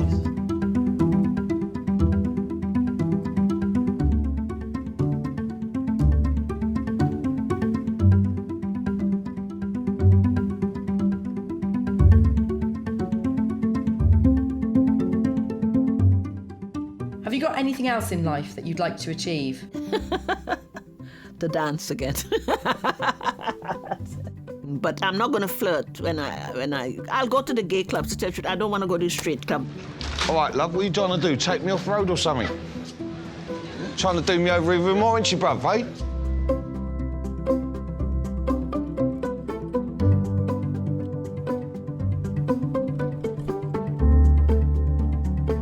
Never look on the negative side, always look on the bright side. I always look at the bright side of life, always. Just get on, just enjoy your life while you can, basically. Do you know what I mean?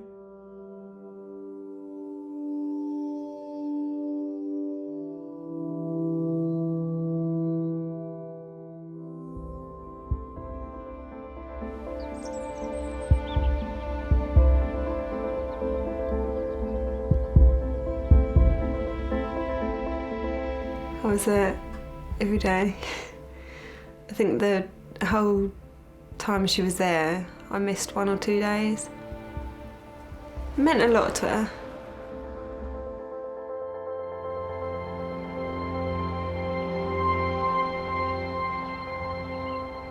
So she has been strong through this, and now she's coming out the other side.